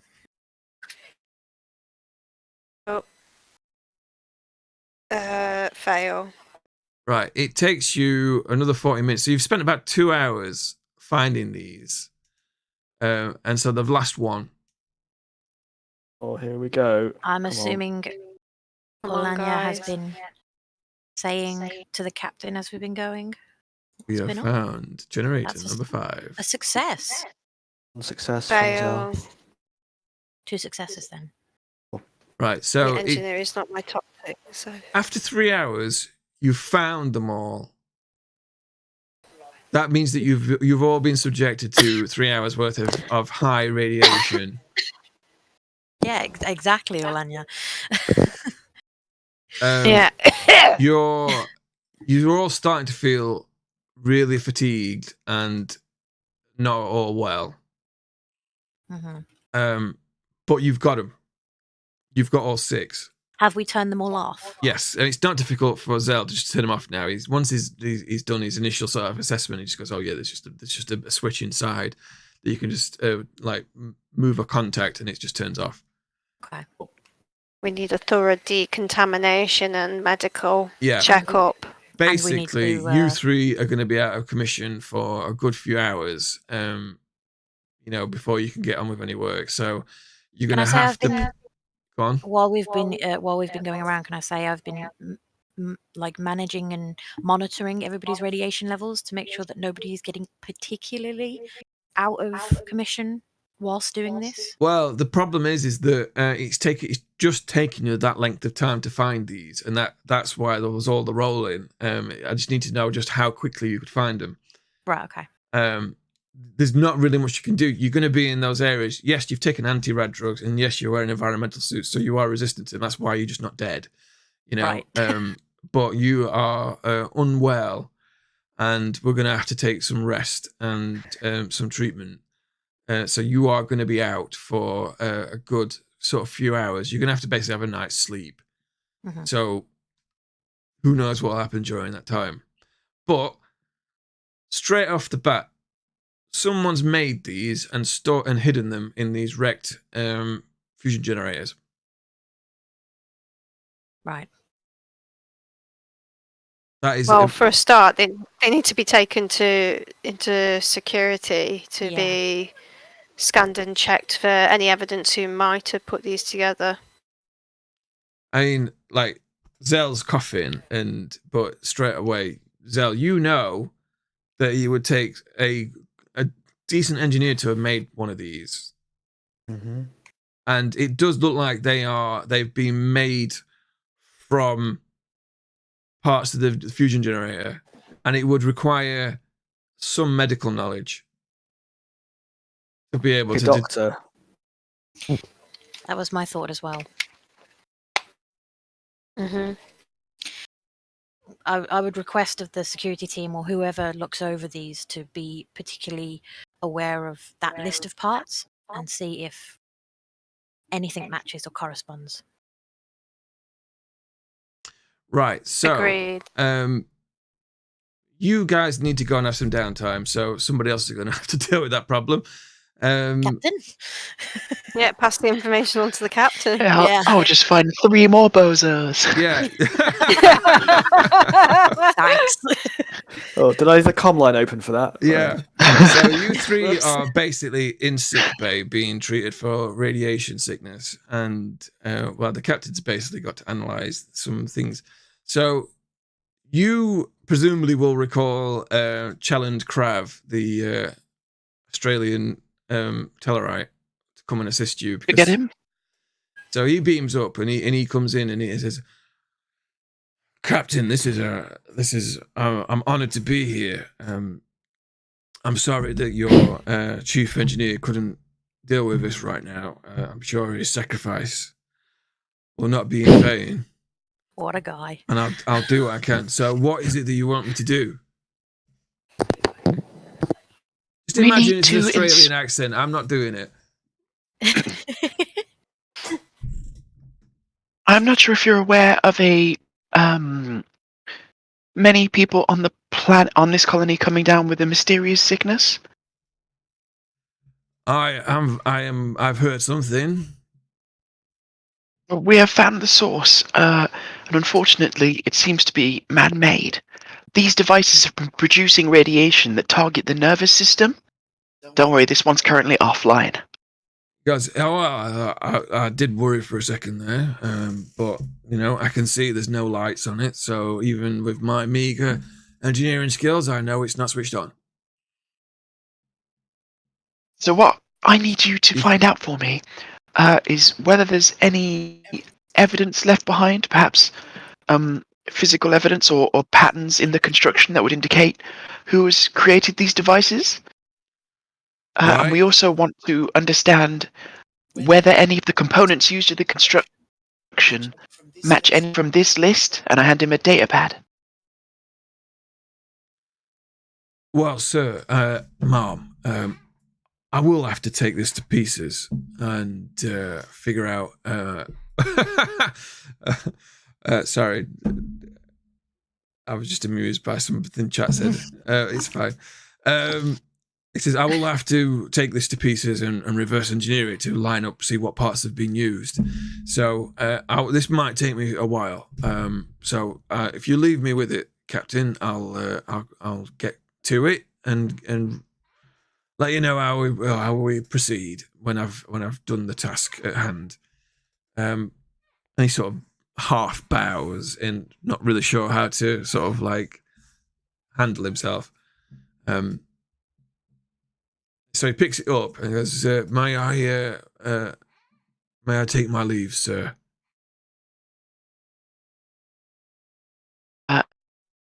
Yes, but on another note, you may want to use discretion when investigating this device. We don't necessarily want to broadcast this to unauthorized personnel. Do you understand? I understand very well, Captain. I will make sure no one learns of this. I will do it in secret. The utmost discretion. And he nods and he takes the pad and he takes the device and off he goes.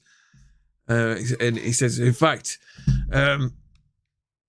one to transport directly to engineering, and he sort of winks at you, and that way no one will know.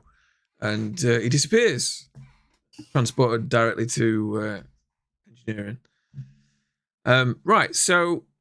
Can I just ask the computer, where's Krav right now? Krav is in engineering. Yes, he's just in engineering.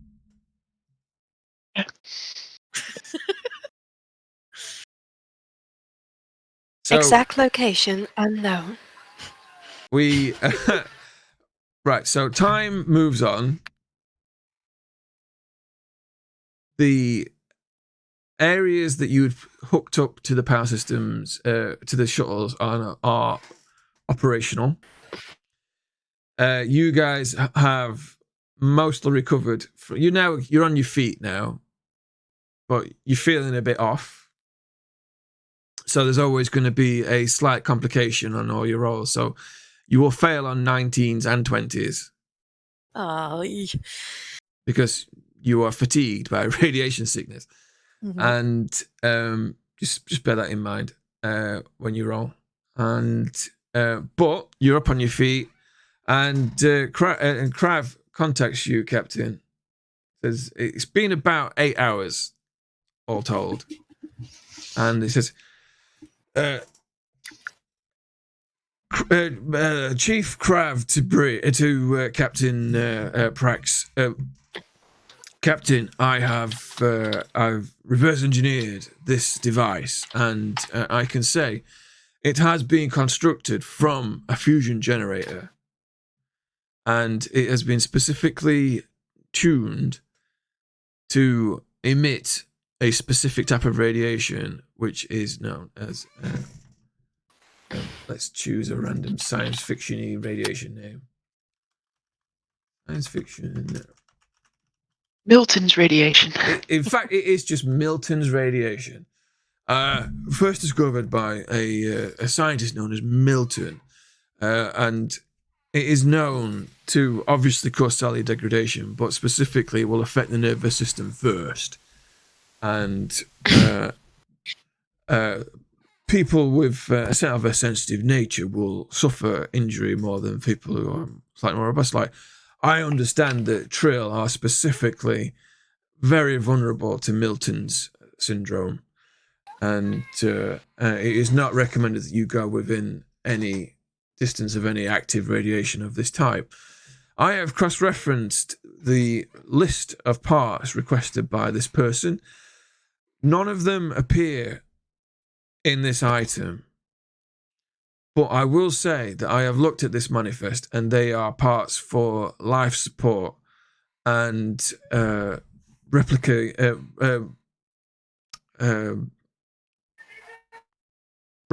parts that are utilized. That you could be utilized to repair them and put them into a working condition. There's also parts that could be to create portable power generators. So it's my belief that whomever has put this list together was trying to jury-rig a working replicator and life support system for whatever purpose. You could only do a small number of these with this list, mind you.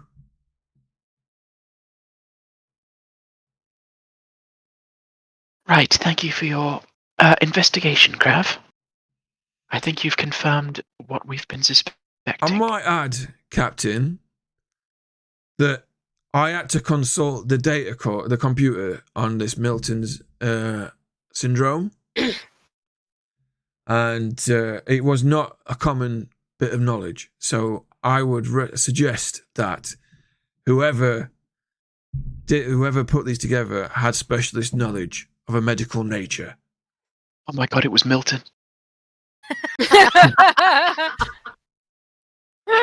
Because, I have not written a report, as I did not want to put anything on record, but if you require me to do anything of that nature, I will be happy to do so. Discretion is appreciated at this time. Thank you, Captain. And, Sanctity, I'm a Betazoid, not a Trill. Oh, yeah. I am basically an idiot, you know. I get confused all the time. So you'd be fine. But a Trill would be very bad. I don't know. Why did I think you were a Trill? I don't know. Lenza would have known that. I forget. You can't let me out of the house at this point. Anyway, moving on. That never happened. Forget that ever happened. You're all wrong, not me. Actually, no, you're a Trill now. Yeah, so what's you're some weird hybrid of Trill and Betazoid. Just deal with it. So what's the plan? I think it's time to get Ansax involved. What time is it? Have we been going for sort of days? Has it been one day? It's been 24 hours now.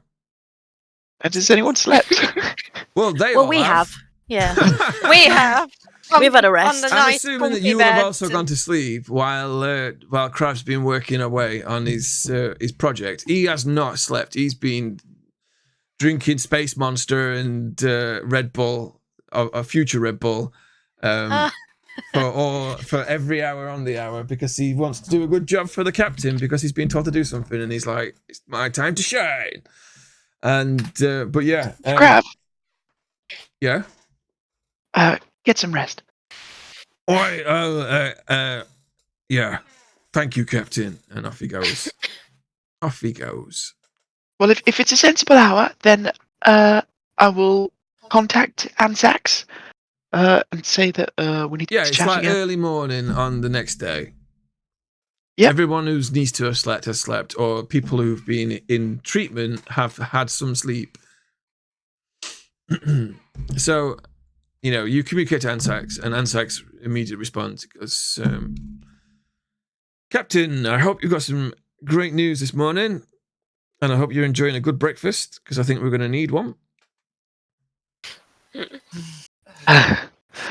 Indeed. I have news to follow up on our conversation that we had yesterday. Oh, is this the sort of conversation where I need to come to your ready room? I think that might be best. Right, give me 20 minutes. You can bring your breakfast. I'll be there. And his trousers. Right. So about a few minutes later, he walks in and he's got a bowl in his hands, and he's sort of sat down. And he's eating some kind of weird future breakfast. I just imagine it's blue for some reason. I just think everything is blue. It's like some weird Blue Cheerios. Yeah, blue Cheerios. In some weird yogurt. That's just what the Andorians like for a hearty breakfast. And he's it's canon now. And he's eating this bowl, from this bowl, while he's got a drink, and he's like, his eyes are a little bit red, right? Because it looks like he hasn't got much sleep. So, hit me, Captain. I'm going to take out another one of those devices and just place it on the table. Right. And say, we found the source. Okay. These were planted all around the supplementary fusion generators. He looks at it and he just points at it and says, that does not look like it should be there. Like, no. That does not look like what I saw in any technical specification for a fusion generator back at the academy. Are you familiar with Milton's radiation? No. Should Most I? people wouldn't be. This device is specifically geared to generate that kind of radiation, and in our findings, we found that knowledge of that radiation is not very prevalent. So it would take someone with very specified knowledge to construct this. You mean like a chief medical officer? Or yes, or something equivalent. Who could have built it? We know Craft say it was made from generator parts. Yes, he did. Yeah. So we know it was made from parts which could have been sourced on the scene. They're made from the generator components. So we know it was probably constructed here on the colony. For a question of who, be someone in the vicinity with medical knowledge. I assume you would have more of an idea who would fit that profile than I. Dr. Furtag could not produce one of these because she is not an engineer. Right. Can you tell me who is? There are many engineers. You know, there's hard. Just talk to Skurg and any of his people, or any of the Andorian engineers. There's a lot of them. This is a colony that's on the grow. Therefore, there are a lot of engineers because a lot of engineering jobs need doing, construction work.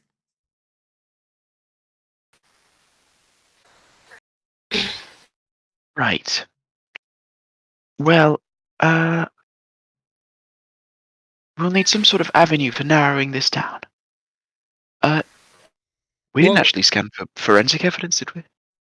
I mean, he takes some food and he's like,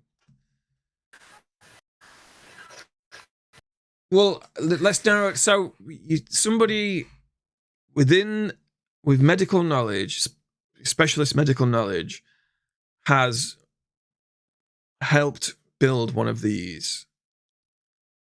Because of course the computer systems haven't been up, so no one could have just accessed the computer core and got plans or information about, unless someone's hiding some encyclopedia somewhere around here. I don't think that they would have just had this medical knowledge just lying around.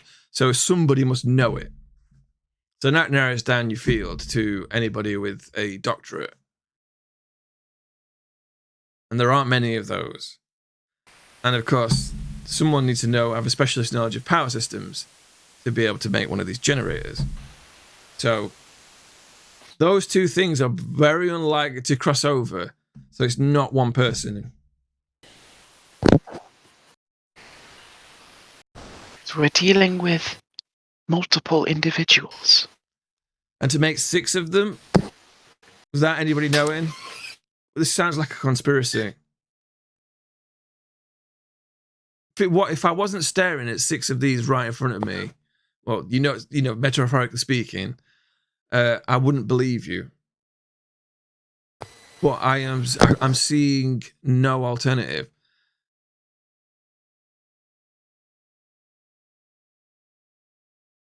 Could this potentially be at the director level? Possibly. We would need access to the Colony Central Control records to be able to go through what their education levels are, to be able to narrow it down. But of course, the computer systems aren't working. I think I know what our next priority will be. Right, well, if you don't mind, I have some wallowing to do, as this is going to be a very unpleasant conversation, but we're going to need to have all of the evidence all laid out before us before we go to anybody with this, because there's going to be some problems. Specifically, if the accusations go toward a specific group of people who may have blue skin and antennae.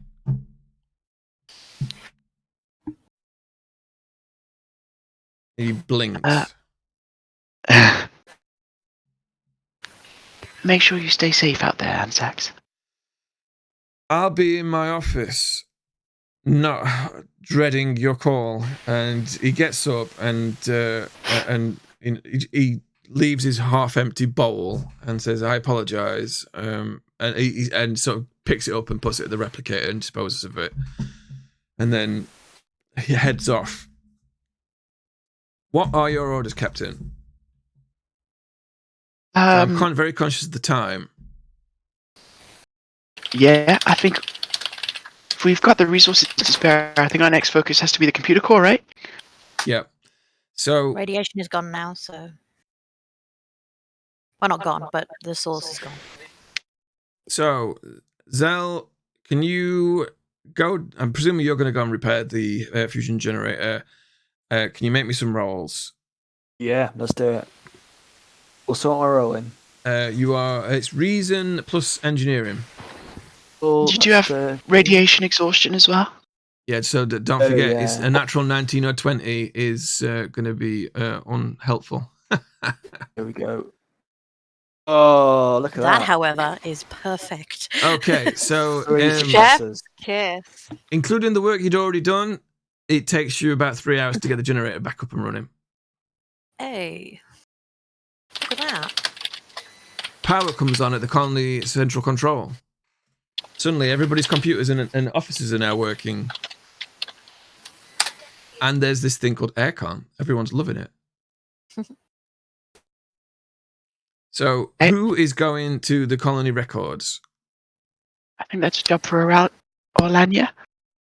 Yep, I was going to say I should be doing that, and I should be speaking to the constabulary again, because I need to check into some records of transporter logs, because how would people have installed those and not been horribly irradiated? There had to be the possibility they've had installed them and transported out. So I need as much information as possible afterwards to see if we've got those computers back online and can get information through the systems. Right. Can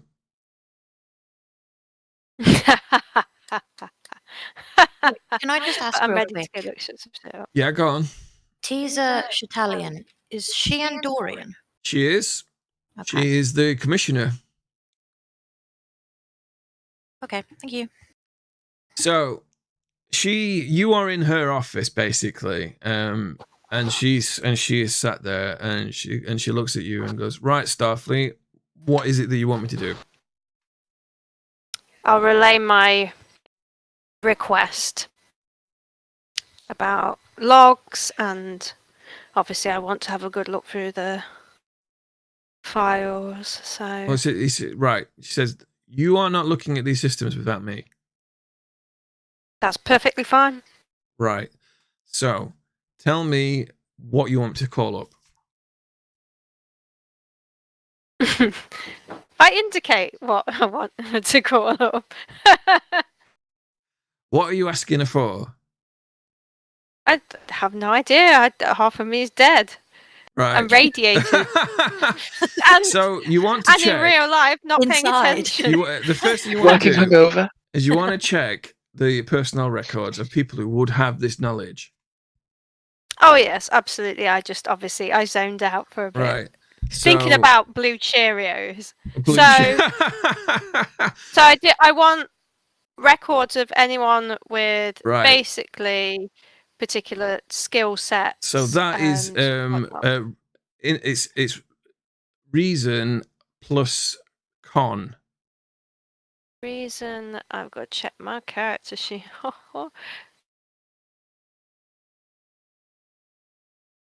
Okay.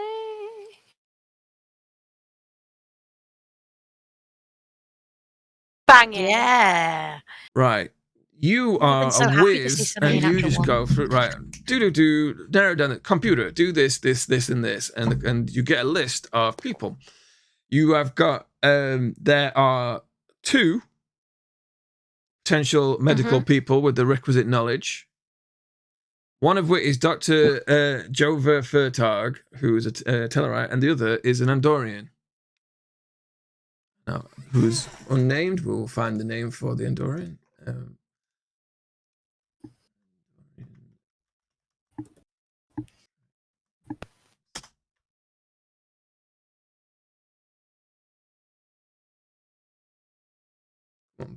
Press the button. Do something.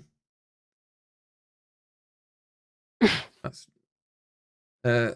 Tholos. Sorry, our computer works on Vista apparently. Trying to get the name. Dr. Tholos. So there's Dr. Jova Fertag, who's a Tellarite, and there's Dr. Tholos, who's an Andorian. And there are 3 engineers who could do it.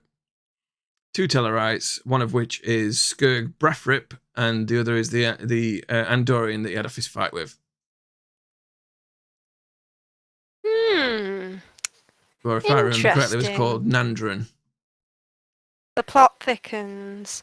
Would there be any transporter logs related to any of these individuals? No, the transporters were down at the time that they would have been put into place. Mm-hmm.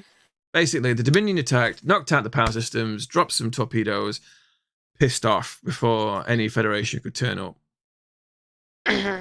It wasn't as... So there would be no way to track those individuals' movements? No. In any capacity? No. Right, but then we're anything that was logged, so everyone still keeps their own logs, would automatically be uploaded to the system once it went operational again. Mm-hmm. So if anybody's seen anything or made a report of anything, that will now be in the system. Right, I'll go through that. Okay, so make another con roll. Is it the same stats? Yeah. So it was con times... Reason. I Yeah. think. Reason. Probably fuck up now. Don't say Is it that. wrong? Don't roll a 19 or 20. Shut up. I'll blow on the screen like blowing on dice. No! Oh, fuck the duck. You blew radiation all over it. Is that a fail as well? Yeah, they're both That's a natural fail. 20. And Right. that 20, so I knocked the screen or something. You Wow. actually managed to delete Oh, all of the logs that you were looking at. in your I need a fatigued computer state. I need a computer technician to do some recovery. Chatillion looks at you, just a look of, what the fuck have you just done? Hey, you walk around in radiation for a few hours and then come back to me. Get somebody with extreme computer knowledge in here, and let's try some recovery, okay? She says, I'm speechless. I'd be speechless, but I have to be awake right now. So let's get some action going. This is going to take... Everyone's going to have to re-upload their data again. Manually. It's a price we're gonna have to pay, I'm afraid. not like we don't have time. Right. She stands up and walks out into the room. Everyone stops. And she goes, can I have your attention, please? Oh, God. Here we go. Can every constable please upload their personal log data? Every entry they've made for the last few months, can you re-upload it all? Provided you still have it on your personal data pads. Someone says, Commissioner, why? Well, there's been an accident and the data got deleted in error. Sorry. There's a deleted. How does that? I thought, what? And yeah, there's some chuntering. They are very unhappy with that situation. She turns around and goes, let's just say there was an error in judgment. Someone's finger slipped, and she looks back into the office. Just carry on. Just kind of looks a sweet smile and the like. Fuck you, she says it's going to eyes. take some time now. So, do you want to be busy? Well, I at least can pass on the names to the captain. So, Captain, you are told that there are 2 potential medical experts and 3 potential engineers who have to have done this, working together. And I apologise for the slip of the finger, and that we're working to recover that. The complications thus far have been done by Zell, Lenzo, and Orlania. They've all managed to do complications. The biggest fuck up, of course, was Lenzo by accident when Right, they you don't blew have the to power say it out systems loud. out. All right, me and Lenzo both know what we did. Okay. What's the names of the suspects again? So we've got Dr. It Fatag. was Dr. Tholos, who's an Andorian bloke of advanced years. He's just a doctor. Dr. Java Furtag, who's also a director on the council. And there's the chief engineer, Skurg Brefrip, and his Andorian counterpart, Nundrum.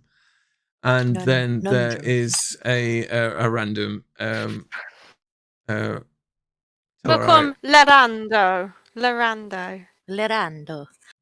Yeah, just go with it. Go with it. Lerando. Have a look at Tellarite names. Tholos is an Andorian. Yep. Furtag is a Tellarite. Pishzarm. Pisharm. I like Lerando. We need to have someone called Andorian. Lerando.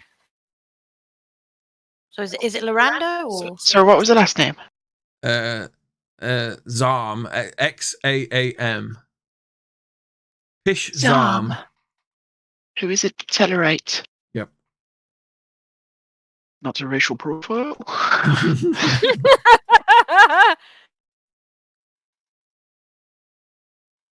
Okay, so we've got our list.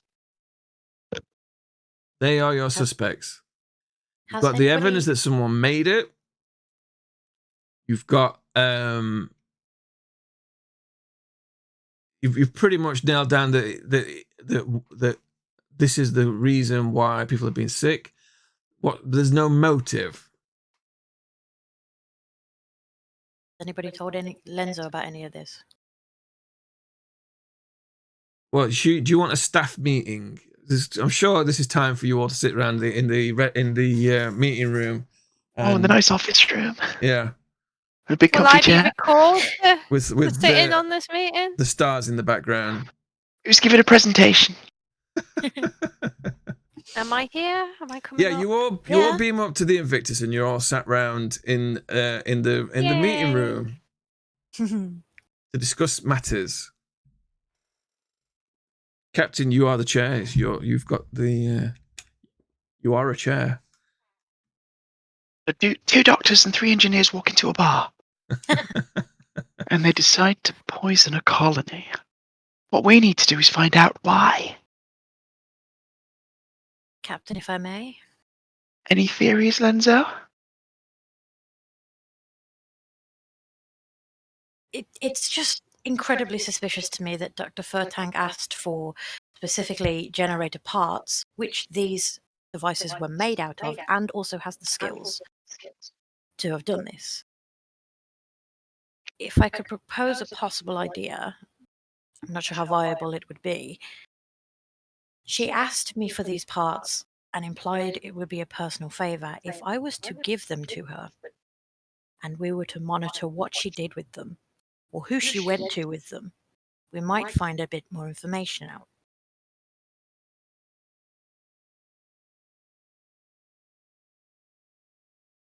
A good idea? Captain. Yep. One suggested motive is staring us right in the face. I could be wrong, but this just seems like a situation where they're just wanting to provoke racial tension even more. Mm-hmm. This is one of the only things I can really think of, unless there's something even deeper we're not seeing. But at the moment, we can only assume this is a faction that doesn't want the Tellarites and the Andorians to get along at all? Getting along enough to implement their plan. Well, Ironic. if this Hmm. is one faction maybe doing this, say for instance, the Tellarites, say for instance this was Dr. Furtang. As a Tellarite, it would be a bit confusing as to why the radiation type specifically would affect Tellarites more unless they were going for some kind of pity vote. Or a framing of the Andorians, even. Maybe. But the only thing with Dr. Furtank is that we know that she needs an accomplice to handle the engineering side.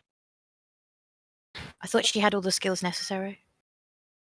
I thought that's why she was Only on the for list. the medical side, That's it's right, we had 3 engineers Well, as we well. do know another Tellarite tech who is very much against the Andorians, don't we, Captain?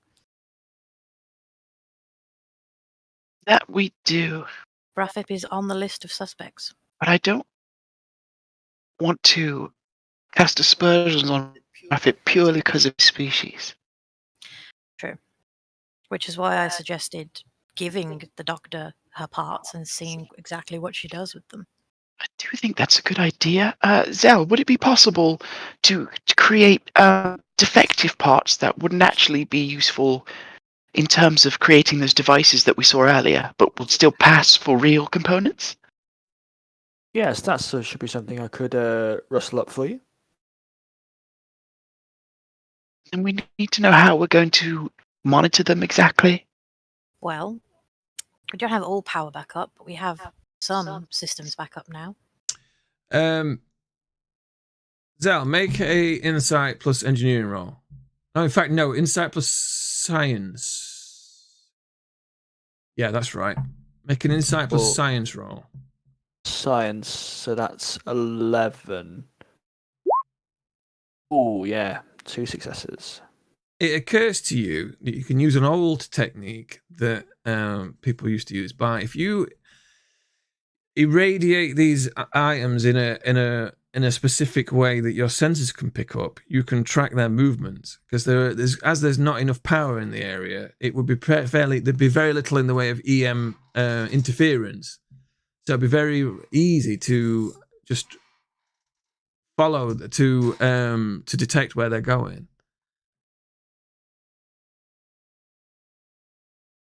So you could basically mark these parts and track their movements using the ship sensors. Well, yeah, that sounds a good idea. I'll suggest that to the captain. This is the part where someone gives a perfect metaphor to describe what we're doing. It's like covering a duck in breadcrumbs, or whatever they'd say. Painting a duck in fluorescent paint. And then looking at it Make through a it so. telescope. I mean, There's one that Harry says. Up his arse. Harry Kim says at one point he's like a snake through a tube. okay, thanks, Harry. I mean, We know what he does on the weekend. oh no, I don't want to know what he does to the weekend. Right. So okay. So One more thing, sorry.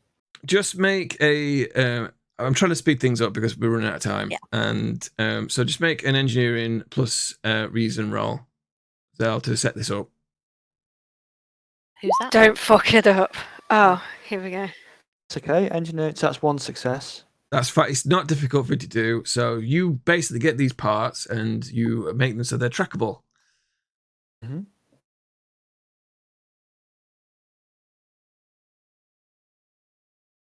So, if you could schedule a meeting with our friend.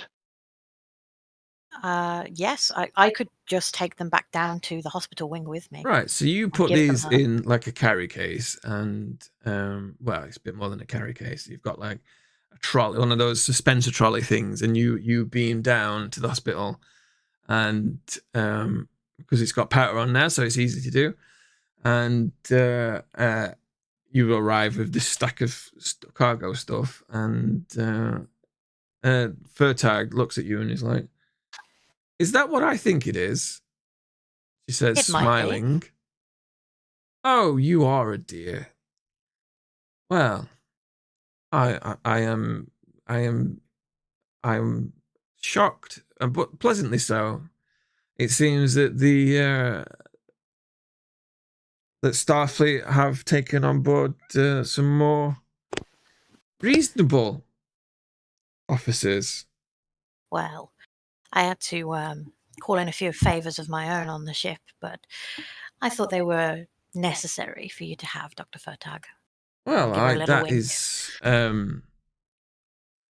as I think that that there should be more Ferengi in the in Starfleet.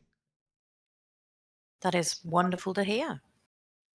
There's she sort of like motions for some Tellarites to take the parts and says that I for those I did not think that I would ever see these parts. I thought that you would not understand where I was coming from and the necessity for these parts, but they'll go to good use. I'll make sure the right people get these. There's some very desperate people who need these things, so I'll ensure they get to the right people, the right families. Can I get a read on her and see if she's being genuine? You can make an insight plus command roll. Insight plus command. Okay.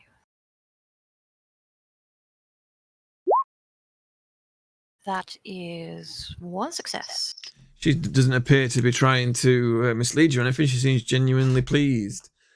And she says, I'm sure there will be a glowing report going back to the Commander Ansex and how much you've helped out in the hospital. We could not have done it without you. I'm sure you will get a commendation out of this. Oh, well, thank you. How are the patients? Oh, well, now the power's back on. They're all being treated. And now that you have discovered what this Milton syndrome, it's very disturbing. I wasn't aware that these generators could produce such radiation. Would she have that knowledge yet? We haven't made it public. You discovered it was radiation. It wouldn't. Now the systems are back on. It wouldn't take long to figure out that it was Milton's. Okay. Because you were there when you determined it was radiation burns. Mm-hmm. Okay. She didn't just accidentally reveal that I am the evil. She did the evil voice. All right, well, you've caught me now. I would have gotten away with it too if it wasn't for you pesky Ferengi. You didn't notice that she had a goatee the whole time? She just turns Really around and pointy one. this goatee appeared. So presumably you head off and you're all on the bridge and you are tracking these things. Pura sat at ops and is scanning. Oh no, it wouldn't be Pura, would it? It always gets confused with me about who exactly has got control of science-ness, because like sometimes it's Worf on tactical doing the scanning, and other times it would usually be Marin, but Marin's off sick. Yeah, that's true, because so okay, it's been transferred to Pura, so she's doing it for now. She is in science. I think she is in science. I can't remember. But anyway, she goes, Transferable skills. Captain, I am tracking the parts right now. They appear to have gone to the area known as the recreation area.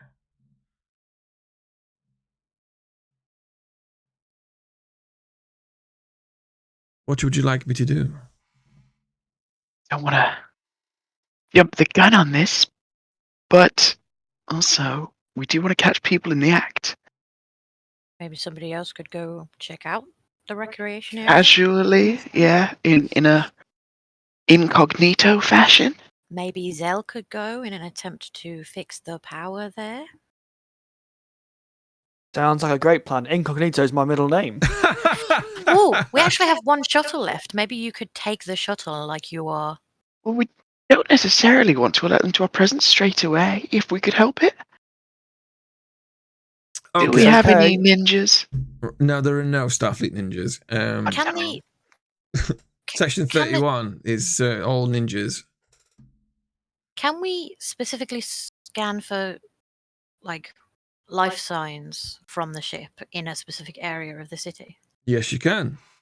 So could we determine how many people were currently at the recreational area? You can. It is not an easy role. Ooh, We have a momentum. I think, and we got to use it by the end of the scene. Mm-hmm. Right. Okay. So to you, Captain. Hell yeah. Right. For the Who's actually ease, rolling? just to speed things up, because I want to try and end things as quickly as I can. Pera is a whiz and determines that there are two. They're in that particular area. The reason why you can do this is because everybody's not in that area. They're all spread out in clumped together in zones where there's power and things like the hospital and so on. There's just two people in the recreation area, and there are 2 Tellarites there.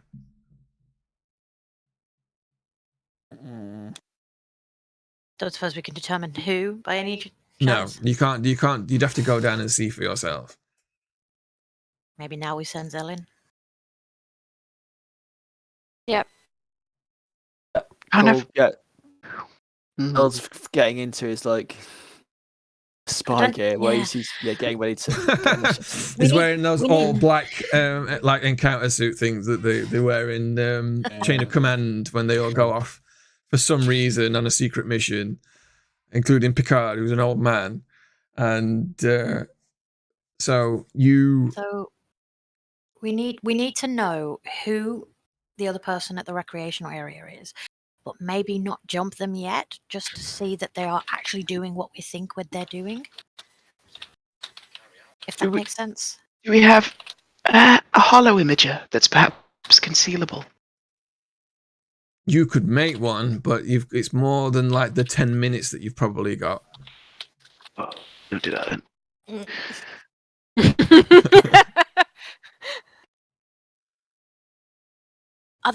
Are the life signs inside the recreational area? Yeah. Like, is it a building that they're inside of? Yeah. It's a collection of. It's basically a load of like restaurants and holodecks and stuff. If I get close enough to that building, I won't be in view, but I could probably hear who is inside, right? Yes. I mean, you've got tricorders, so you could scan them. Mm. Or I could use my ears. We need some sort of evidence of what they're doing. You know what I mean? Like a. Right. Well, the longer you discuss it, the less time you've got to catch them in the act. Right. Someone go. Lenzo, if you want to, or Zell, if you want to go and get a visual, then once you have a visual, we could probably beam aboard the device, and that would have forensic evidence on it that could point us at our 2 suspects. If that's what Can they're do. doing. Yeah. So Zell's half into a black outfit, and Lenzo's just like, "Come on, let's just go." So you two dash into a transport room and beam down. I'll need you to make control plus security rolls to be quiet, to hide yourselves. Cool. Control plus security. Did Okay. we actually need some actual security, like, Well- ready on this? Maybe, but they're on standby. They can beam down in an instant. this is Star Trek. It's always the bridge officers that go and do these things, rather than Joe Blogs from security department. Well, like I'll it be would ready in on real- standby. With the touch of a button, they can summon me in like a goddess riding a Orion horse. Well, yeah. whatever. I mean, Zell's got 2 successes, so he's pretty sneaky. Are we both rolling 2 dice on this? Yeah. Yeah. Okay. Yeah. And what was it? Sorry, control and security. Yep. Oh no! Oh, No. That's really bad. one success and one absolute fail. Yeah, but that's a complication. Yeah. So what happens is you transport down, you hide, and then Lenzo immediately vomits everywhere as a reaction to the anti-radiation drugs that they've been taking for some time. There's a horrible. I'm not having a good day. And You peek out and you see there's two figures, and they just stop talking, and they're like, "What was that?" Can we tell who they are from this distance? No, you've put them on guard, so it's going to make sneaking around more difficult, and also you smell. Thanks. God damn it. Cool. So yeah, Zell kind of looks after Lenzo a bit, kind of saying, "Yeah, you okay? Are you all right? Are you okay to carry on?" Yeah, oh no, I'm fine. It's fine. Maybe you could try and get a bit closer on your own. I feel like I'm going to give you away. Okay, well, if you stay here and contact the ship if there's any problem at all. Right. So the Stay in difficulty contact with has me. gone up because of this. They're on their guard now because they heard someone walking in and vomiting everywhere. Oh, man. And we've got no momentum either. No. Now, should we use a threat? You can use a threat. We Is haven't it used the worth threat it? yet. No, I know. How does that work again? It gives me things to do nasty things to people. It gives would him say more yes of a at this point. benefit. Do you know how momentum helps you do things? Well, threat allows me to do things. But it will benefit us in roles. But it's like pay now.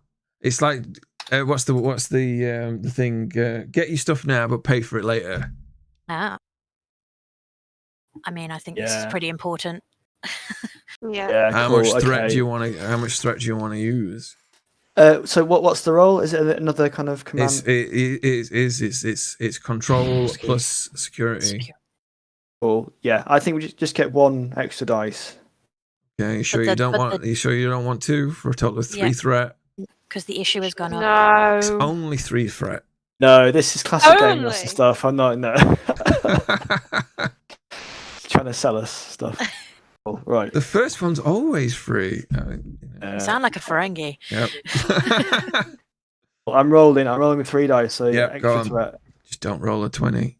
What? That's 2 successes. Okay, you successfully managed to get closer to the two people, and immediately you can see that it's Skirg Brafrip and Dr. Furtarg who are exchanging items. You can't see me happy dancing right now, but I'm doing it. So yeah, Zell kind of immediately, subtly on the open comm link, like, it's the doctor and the engineer. So did you hear that? 'Cause I was whispering. Yeah, we did. What? Heard what? Yes, I did hear it, yeah. Sorry. Are they wearing gloves? Oh, are they wearing gloves? They look like they are wearing their normal clothes, and they're just just those two, and they are having a chat, and then he starts to walk off with the stuff on a floating gurney. Maybe we follow him. Yeah, I think we need to. Yeah, go for it. See if there's, because it could be more than 2 people. It could be. Right? Are you going to multiple sneak behind voices. him? You're going to shadow him. Yeah, at a sensible distance. Right, so it's daring plus security. Oh wow. Daring. Okay, yeah. Let's go for it. You're Let's being just very bold and off the cuff, so it's definitely daring. fortune Alright. favours the Oh, I would have Baldian, been- as they say.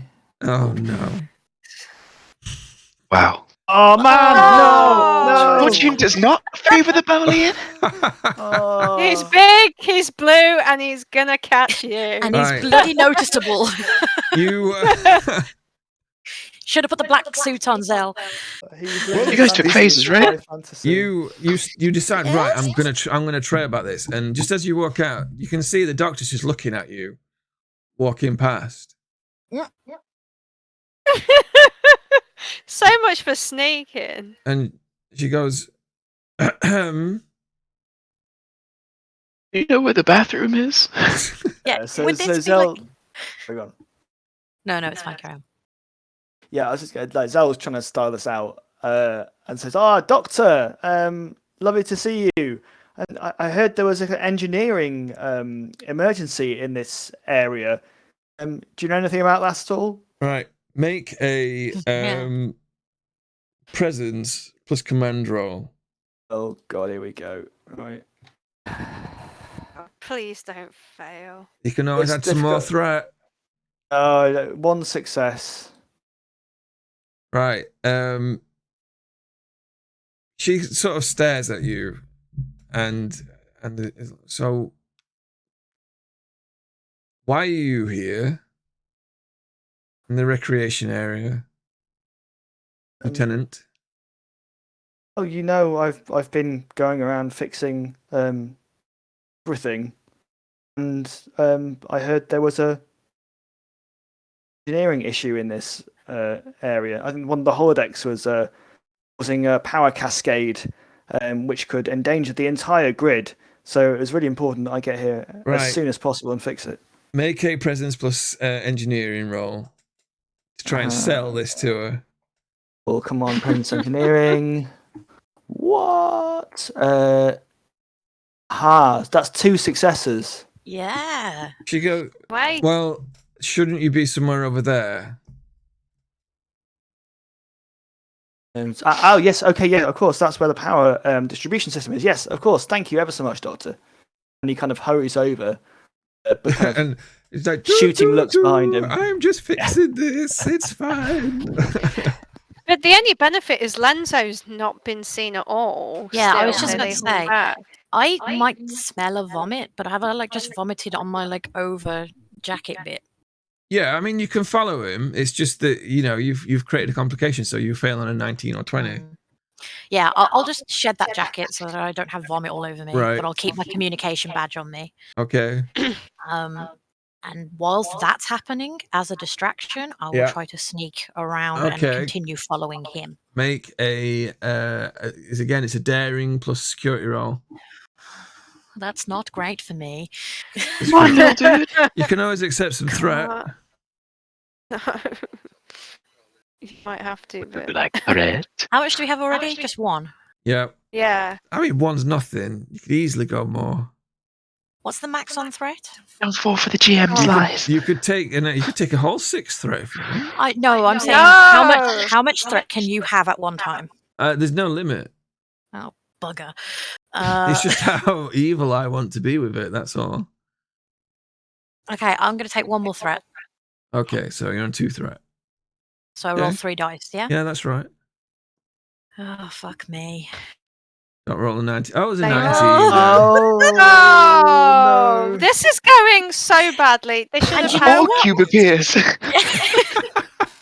You know what the most annoying thing about that is? If I hadn't have taken the threat, I wouldn't have rolled the damn 19. Wow. You start to walk after him, but slip on some vomit that's on the floor and knock over. Have you seen Zell? I just knock over a stack of things, and you're just like, they just fall over, and then you will both look over. Zell and the doctor look over, and there's just a Ferengi head poking above the some units, and he's just like looks sheepishly. Can I at least have the forethought to look up at the doctor and just, can I vomit again? And then kind of like stretch a hand out and be like, help, and then just collapse. Right, okay. Make a, what's acting? Pick a presence plus medical roll. Okay, that's not too bad. Ugh, they say. Oh, 2 successes. Okay, so you act successfully ill. And it's not a case of, I am very unwell, please help me. But no, you are like feeling like, because you just go with it because you feel like crap. Yeah, I mean, I've already vomited once. You have actually vomited everywhere. And you sort of like pick up your jacket and put it down, and she comes over to you and is like fussing over you. Said, why are you in here? And why are you vomiting everywhere? What's wrong? I was sent to assist Commander Zell and the radiation. Radiation? Oh dear. Right. Well, let's get you to the hospital. Zell, what are you doing while the doctor takes the other doctor to the hospital?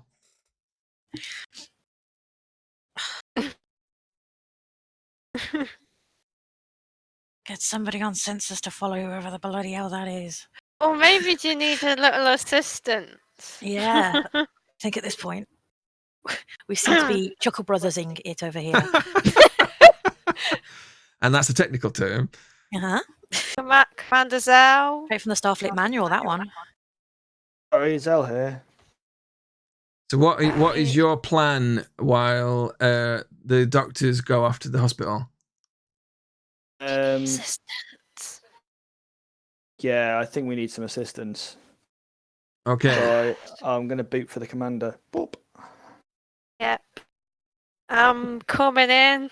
Elf. Big green, but in black, just to be. I mean, you Right. have a phaser at least.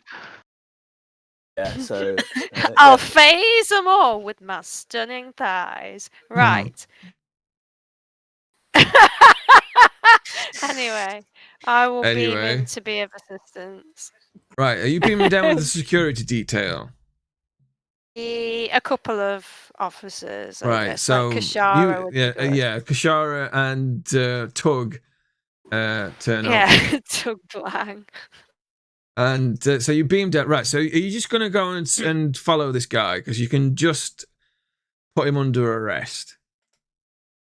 We're going to follow him because we need him to lure out all his accomplices.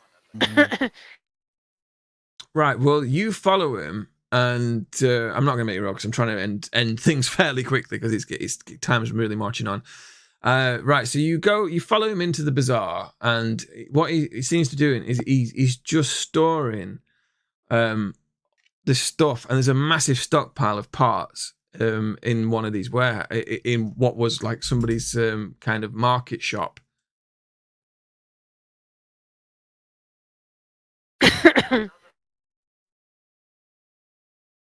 So, if that is anybody else with him? Is anybody else there? No, he's in on his own, and you can see there are all kind of like devices and half-built parts and things like there.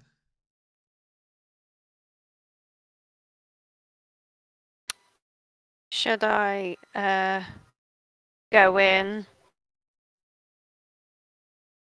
and cover, like, corner him in the act?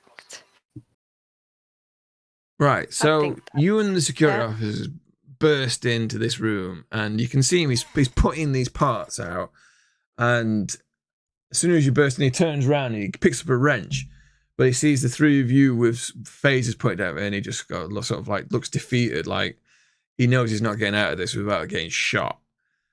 So he just drops the wrench on the floor and just hold his hands up. What are you doing with him? Placing him under arrest. Right. So okay. So let's what are your allegations about what's going on? Because I'm just trying to wrap things up because it's 25 past and I know we've got to finish. I know. I'm trying to get. As a group, I think the allegation. what is your allegation of what has happened and what is your evidence? Domestic terrorism. Right. Okay. Who? Who is doing what, and what is their motive? That's the case you've got to put together. So Dr. Furtag and Skirg Brafrip have been working together to build these contraptions. I believe it's a conspiracy. They're both Tellarites. Yeah. They are. We believe it's a conspiracy to frame the Andorians. Is this what we're believing? Yeah, or at least increase tensions enough that they or don't create, continue social this political colony. tensions. Yeah. Yeah. Right. So what's your evidence that it's these two? Dr. Furtag requested specific materials which were in line with the building of these items. and both of them combined have the knowledge needed to make these items. Right, so they've definitely together combined got the knowledge. There is no way this guy would have known about Milton's radiation on his own. So he must have got the information from somewhere.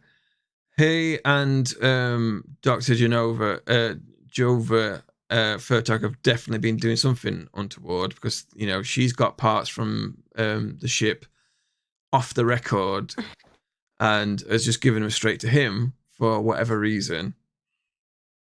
And, you know, a search of that particular storage place that he was using does find that there are parts there which could have built this item by, you know, taking bits and bobs from the generators. So there's enough evidence to say it was him. Would we have DNA evidence from the items if they've been handling them themselves and not with gloves? Because you mentioned they were just casually handling them. Could we track the radiation from said items that have been passed between Dr. Furtag onto Brathip? Obviously, I guess they would be the only ones who touched those, but They are the only ones who've handled those. So it's clearly obvious that Lenzo got these objects, passed them to the Doctor, who's then passed them on to Skurg. You've got that chain. You've got a motive, and you've got his actual modus operandi as well. So you know what was going on. You know that he had been in charge. He had access to these places without anybody knowing, because he could have just changed duty rosters, etc. around. So, you know, he's very much a likely subject. Yeah, you've got enough evidence there. You've not got anything beyond circumstantial evidence that it was Furtog who told him. And she claims that that she did mention it to when it all goes to trial, because there's a trial based on what you've said. She just says, "Oh, he just asked me about it." He, of course, gets really upset about this and says, "What?" You know, tries to sort of say, "Well, no, it was her idea in the first place. She put me up to it." And yeah, go on. Does Dr. Furtog have a defense for why she wasn't able to determine the illness? Oh, she did. I didn't have access to technology that would have picked up Milton's radiation at the time. So while the systems were all down and no sensors or any tricorders weren't available, she wouldn't have known. So yeah, she failed in her duties, but you know, she's used to using technology to diagnose things, and she can't be blamed for not having those access to those tools during a time of stress, lack of resources. So she's saying that he asked her for the parts and she just gave them to him. No, she says that she was giving those parts to him to pass out to the family, the Tellarite families that needed them to put their life support systems back on. That's why she asked for them.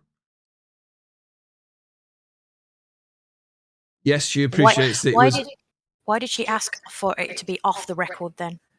Because and ask in such a specific way. She wanted to curry favor with the Tellarites, so she would be elected or re-elected. Well, that could be another potential reason that she wouldn't want this colony to work. What? She says, what benefit would have I had for the colony to fail? This is now my home. It's clear that no Tellurite or Andorian on this place is happy currently, though. Well, you know, we've been bombed crap by Dominion. We've just been in the middle of a war. Did we get any background on where they were before they were stationed here? Or was that a failure? Well, you can find that out, but they've been here for as long as the colony. The colony's been here for years. Like well before the Dominion War.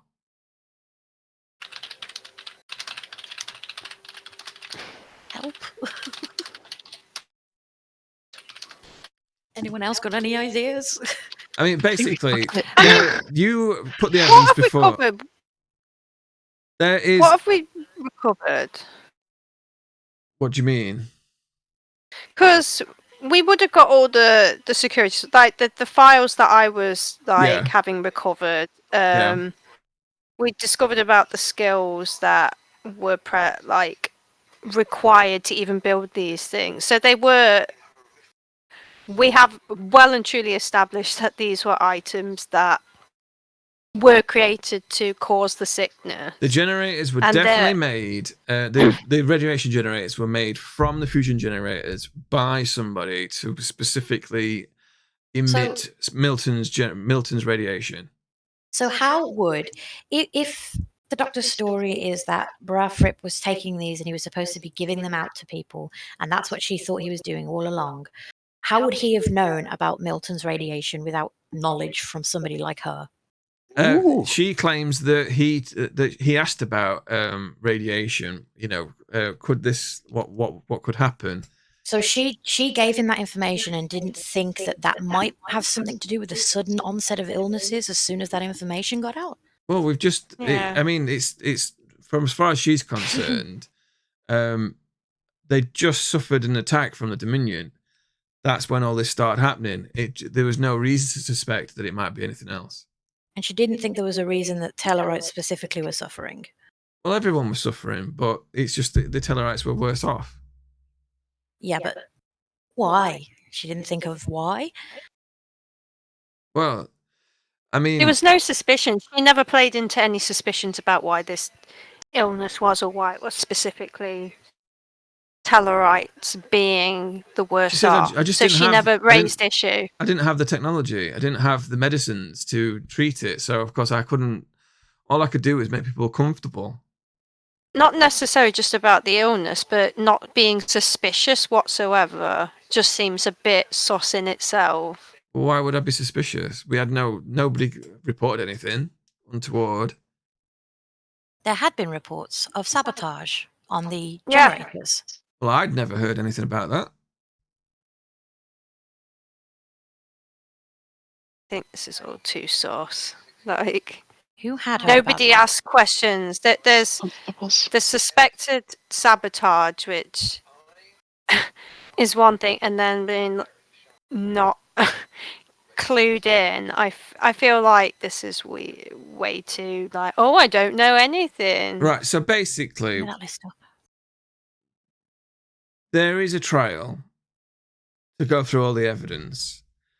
You are all put on as witnesses, and you put all these questions forward, etc., and so on. Brafrip is found guilty for domestic terrorism. Mhm.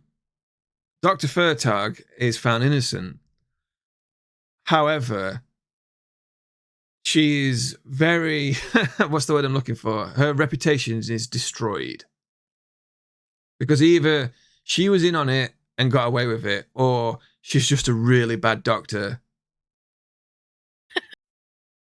And so, like, well, which one do you want to be? Do you want to be the terrible doctor that couldn't identify this sickness, or when asked about it, you don't know anything about it, and you couldn't treat these people?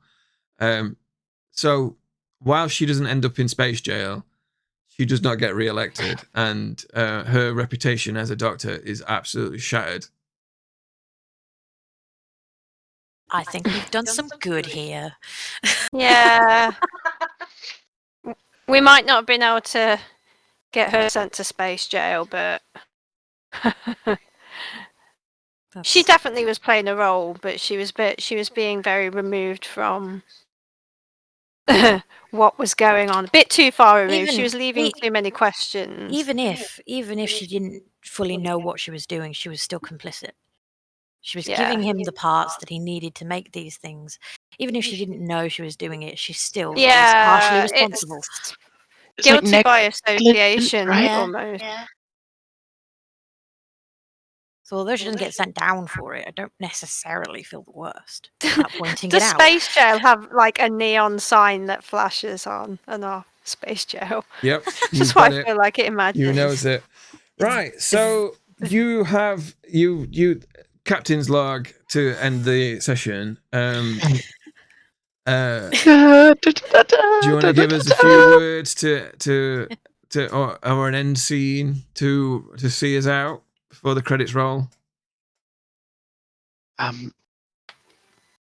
Justice doesn't always have to look like the inside of a cell. You'll all be in the transporter room ready to beam up, and Ansex will be there to see you all off.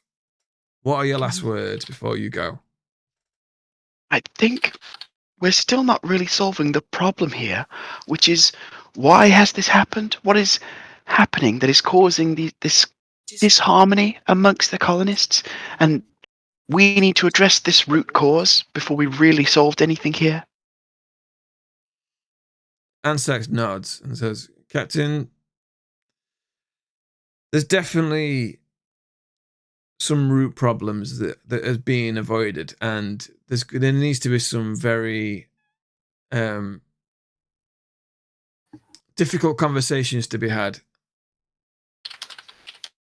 But I'm confident that now that people aren't trying to kill people and set people up, that we might be able to take the colony forwards. Thank you very much for your assistance, Invictus crew. You have done a fantastic job. Couldn't have done it without you. High five. Certainly feels like it. And Are we all going to be sat like our finishing scene on the bridge? yeah, Captain in the chair, but first officer stood at her side. Everybody at their stations. Oh, and just Lenzo just hanging out on the bridge. Yeah, I'm just not there. smelling a vomit. I'm not touching any buttons. And there we go. So I am going to just end the session there, as it is late for certain members of the crew. Thank you for everybody who took part, everybody who played, everybody who stayed in and watched along. I am very appreciative of you all. Thank you to my players, Andy. Bye, everyone. Sunny, He just Spice passes out. and everybody else. Penguin. Dynamite Penguin. And Dynamite Penguin, there we go. That's what I was blanking on. It's and I'm gonna raid out. Hello there. I hope you enjoyed my video, and if you did, please press a thumbs up and maybe leave a comment, because it really helps with the reach. And if you want to see future content, please subscribe. I also live stream content on Twitch under the name _Sanctorum. Thanks.